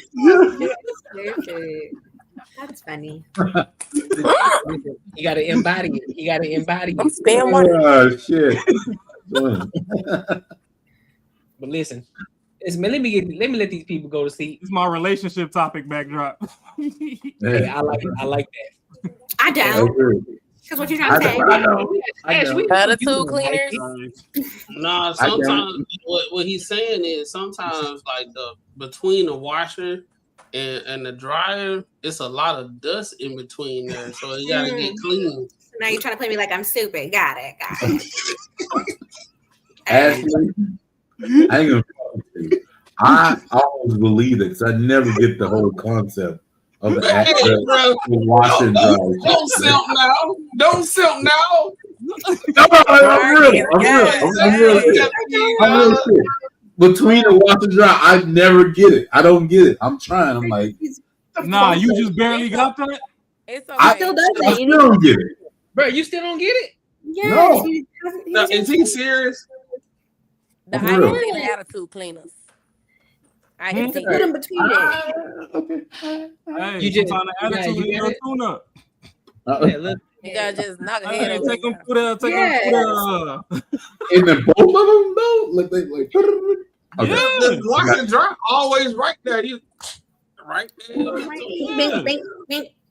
Bing, bing, bing. Okay, I get it now. I got it. It's a lot You of got it. It's like one on good? tumble. Put the head in All between. right, Dougie Fresh. Right, kids, you good? You got it? Yes, sir. Yes, ma'am. Got it. Bro, y'all ass crazy as hell, bro. I swear to God. Oh, shit. I can't with y'all. Really got a whole wash and dry, whole wash and dry system in the back. Goddamn. Hey, you see that one open? That one waiting for a head in. That was that's what I'm saying. I don't know. You can't take that joke from everybody, Rob. I feel like you might be for real. You might will knock a big head between washing and dry. I don't know. Look, Courtney, Oh, she no. looking at. She like, sometimes I like to get knocked in between the dry. That's how I know he love me. Now you ran out with the last part. Hey, remember, back in Pawpaw Day, hands was ready to eat for everyone. You know, I tried not to go there, but my granddaddy will tell you. Sometimes you gotta just. Sometimes, but he don't mean it though. He don't mean it. He don't. He really don't. Because You sure about that? No, he don't mean it. I know my grandma. He never tried that, but I swear he'll tell you that. Like sometimes you gotta just knock around a little bit, make it be quiet. Okay.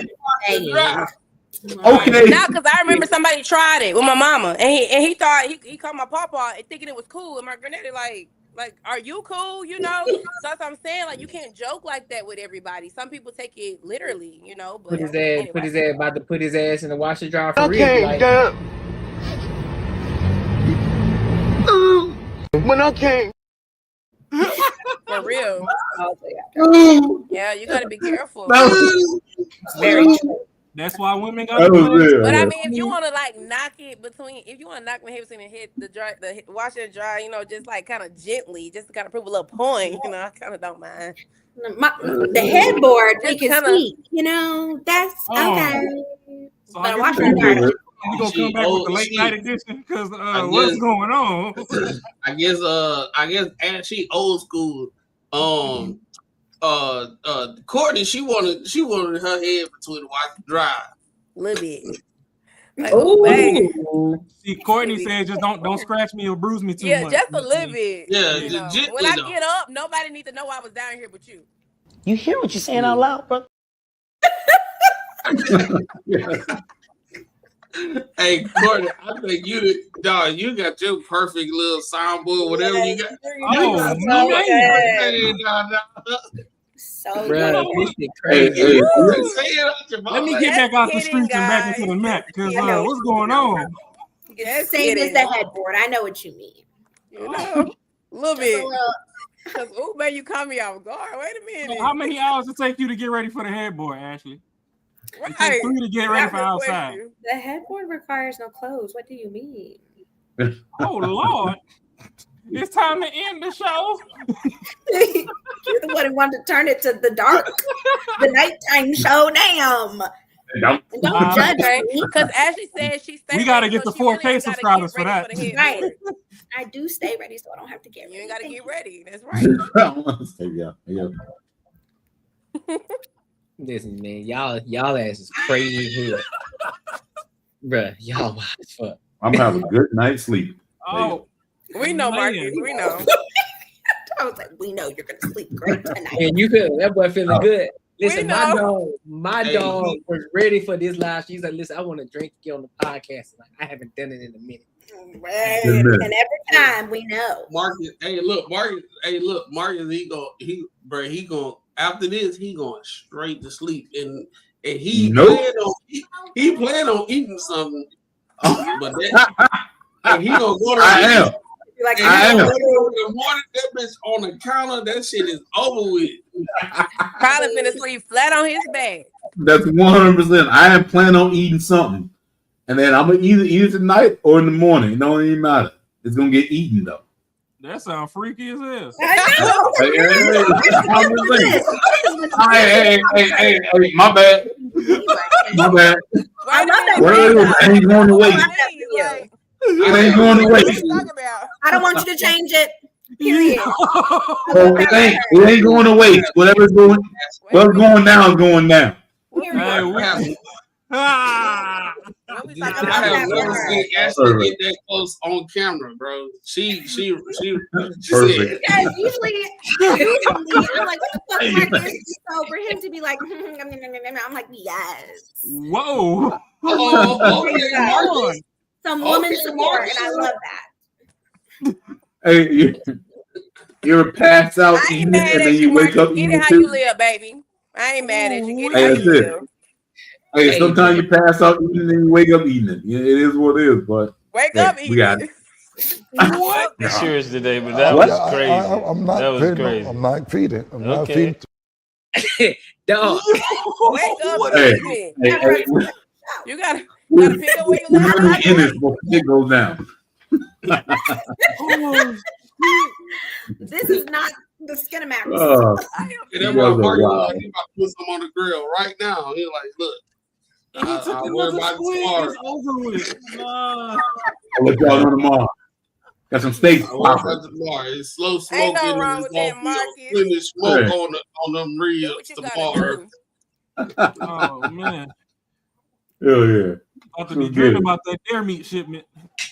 Yeah, that deer meat. Let's get it. Corn, I'm ready. Give me some of that deer meat. Ready to go. We'll talk about sausage later. I don't want to talk about sausage with you right now, Marcus. I ain't gonna Hey, lie. all right. We'll talk about that later. Hey, side note. Yeah, don't worry about it right now. We'll come on to that one. Y'all crazy. That's something too close to saying, you just talk about waking up, eating it out. Let's just leave it till later. When you pass out, crazy shit. Oh, Oh man. All right, man. And that water bottle empty. She loving this conversation, boy. Yeah, that's what you know. That's you know. I've been over here coughing my head off. Drinking I'm ain't that needed. struggling for real. She said that that washer dryer was, it was lightly seasoned. That shit just don't tell nobody. Just a little bit, you know. Ooh. Boy, y'all ass. It ain't. Hey, dog, I don't know what it is, dog. In the middle of the week, we be doing our thing, but on Friday, everybody crazy, boy. That after dark, bro. That Friday after dark is crazy, It's a boy. great idea, Courtney. I really think Fridays are great. Friday after dark. Yeah, why not? All right, so what we gonna do is we gonna get our regular topics for the, the beginning. Then once it hit about 11 our time, then we just put one like slightly off the cusp topic in there. That's 12 o'clock Central Time. Yeah, just we can just throw a little off the cusp. It ain't gotta be too crazy, but Well, I gotta make sure I get my my videos ready. Because I know y'all about to get nasty. The clips are gonna go crazy. I can only imagine. We go like, hey man, like I said, I'm already set up, baby. Like that right now. Y'all, yeah. I got some mannish individuals on this panel tonight. Yep, mannish, just mannish. Yep. Oh man. Do the Ike Tina's attitude cleaner? Do they hire? Who? Oh. See. We can talk about employment opportunities off stream. Yeah. Thank you. Shout out to Bull City. My guy, Bull City. Oh, my guy, Bull City. Man, let me read these. Issue for Magma. Let's get it one. Who? No, he held us in the comments. I don't know what the fuck they were talking about, but appreciate the content. I know, it was Mag. You say Mag the whole time. This whole show. I think it's MAGA. Listen, I didn't even know this cat's been talking on me for a minute. He's talking about another market, bro. Yeah, we're talking about you. We're talking about a different market. But the fact of the matter, he's been typing this whole time and ain't put in no super chat is wild to me. But hey, it is what it is. Let the troll do the troll. Right. He did request a show on reparations if we want to. Yeah, he want attention. That's all. Right. Stop paying. Let's read the super chat before we dip out. Where the money at?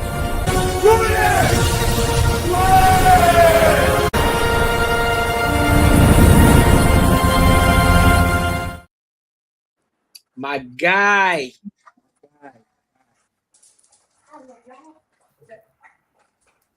My guy, Bull City, who's been holding us down for the 20 ball, he said, laugh the whole night, keep putting in the work. Oh, for sure. We're going to continue to keep doing that, big dog. We keep having good conversations like this. I'm telling you. Y'all keep supporting the platform. Y'all keep putting in. We might have to hire somebody else. Might have to hire a court on. You know what I'm saying? Mm-hmm. You know what I'm saying? She'd be consistent and shit like that. You know what I'm saying? But it'd be like that. Cut her down for the I was on sick leave the past couple of weeks. Please advise. Please advise. You gotta talk to management about that. But Oh, HR. We gotta talk to HR. I feel like I would have to explain way more than any man on this panel would ever have to explain. Because so now y'all proving Ashley's point because now she got to work harder than the men's. Yeah, she got to talk. No, that's cap. Because everybody got to talk to HR, even the men. They got to talk. Yeah, but you probably not gonna ask them all the questions that you're gonna ask me. You probably gonna ask me for documentation. You probably take them everybody. And listen, Courtney. I'm gonna need y'all to understand something right now about this Courtney right here. I'm gonna ask questions to everybody, and I'm gonna put everybody on the goddamn screen. I just why you bullshit? I'm gonna tell everybody. Usual, you know what Robbie said. You know, I gotta put a whole show together. You know, I have to just end it with that. Yeah, Ashley know what's up. I hit up to, hey, you good? You straight? I know, I do. That you do. I hit up Marcus too. You straight, bro? I hit up Matt. Hey, you good? Hit up Rock. Hey, y'all straight? I was struggling. We've been fighting around here, but we in recovery. You know what fighting's good. Fighting's good. Well, not that fight about the illness. I've been. I mean, the same thing. Yeah. You fight it back. You're like, That's that Mississippi. That's that One Mississippi. question: shit. how southern are you? Do you eat like possum and stuff? Oh, this Me? nigga here. Yeah. Oh no. Mm-mm. Okay. You said what? I was just trying to see how southern she is. If she eat like possum and all that. she eat them The only armadillos. game meat I eat is deer. Like I don't eat other stuff. No frog legs, no possum, squirrel. She eat that gator. Oh, frog legs is I good don't though. eat gator. Here he come with the spring chicken. So you like airs and you little freaking frog. Frog legs love May is have good. to get Ashley a personal I chef. can afford my lifestyle as is, but I would love a personal chef. What? See? That's why y'all got. That's why y'all got. Listen, that's why y'all got to invest so y'all can invest in her lifestyle. You know what I'm saying? Yeah. Max Mike over there with the She ain't got to bodyboard spend on. her own money. She ain't got to spend her own money, basically. That'd be nice. That's Yeah. crazy. Ashley's gonna have one of those dudes who's like, Then you don't hey, have to worry about like the ready-made meals. Like they'll just come to you and prepare. You know? Yes. Well, they are cooked like that day, but yeah. Yeah. Boy, We're I not made like some- I don't go to Food for Less and get the shit. Like it's a real chef that makes them. But yes. Boy, I mean, go there daily. You don't just get it for the week. That bitch was rolling. I gave him a little moment. We do talk. We just talk when we want. Type shit. Now, see, they just called you up while you up here trying to cape. There you go. Booyah. So, yeah, my good people, I appreciate y'all for kicking it with us tonight on this Happy Friday. Y'all like Fridays? Y'all like Fridays? Should we do it like every other Friday? Every other Friday for right now until, you know what I'm saying? It I'm may good be with every other Friday. yeah, good. a good every other Friday for right now, you know what I'm saying? Depending on the situation, how everybody feel. I rock with it. I rock with it. I think the people rock with it too. A lot of people was engaging tonight, so we might end up doing it. You know, we'll have more talks and conversations on the back end. Pause. So you can talk about it. You caught that one before it went out. Hey, listen, I'm gonna catch it. You ain't finna catch me too many times, bro. This why Mac boycotting Friday right now. He like, y'all wildin'. Son, like y'all be saying some crazy shit, son. Like I just be in the cut and y'all be saying wildin' that shit, son. Like that's crazy. But I appreciate y'all, good people, and until next time, I'll holler.